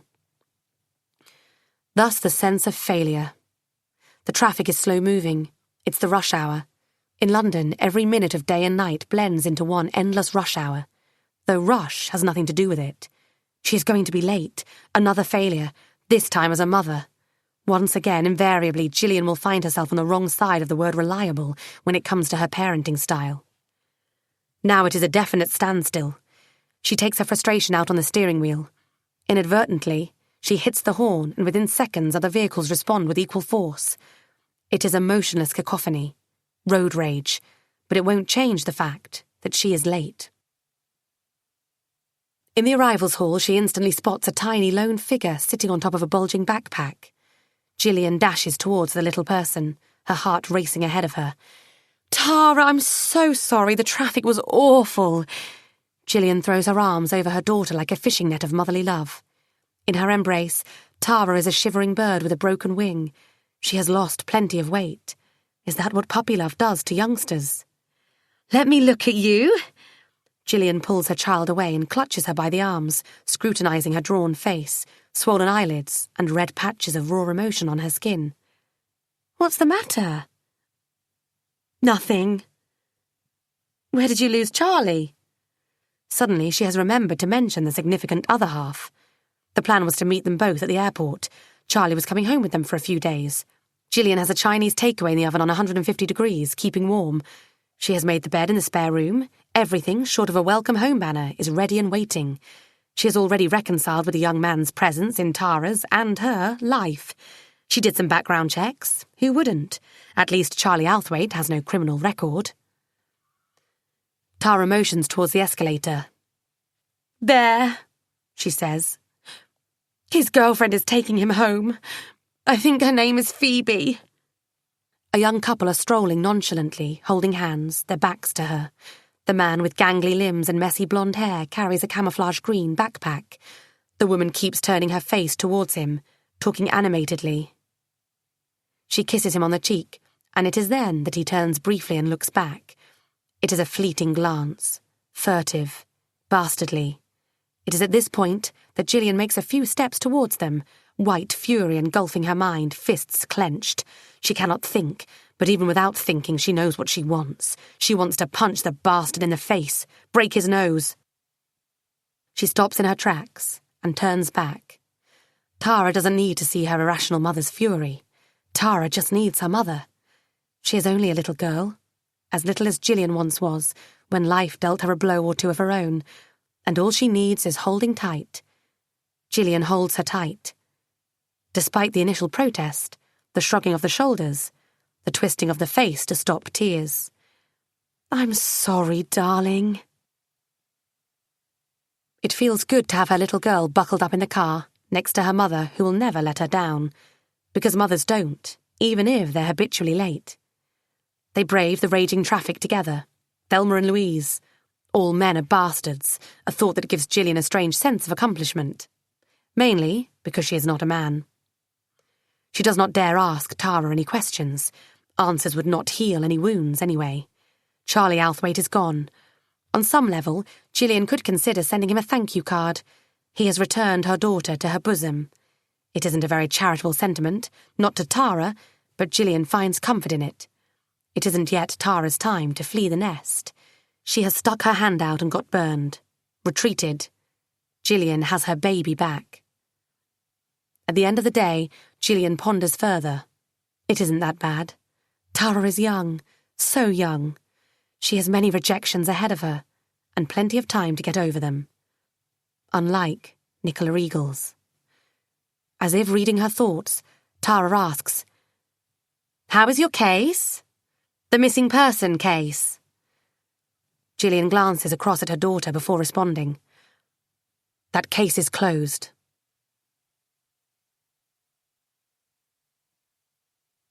This recording of Swimming with Sharks was presented by Dreamscape Media, LLC. Text copyright 2016 by Anna Legat. Sound recording copyright 2016, Dreamscape Media, LLC. This recording was produced by arrangement with Start Media. Thank you for listening. Please check www.dreamscapeab.com for Dreamscape's latest releases.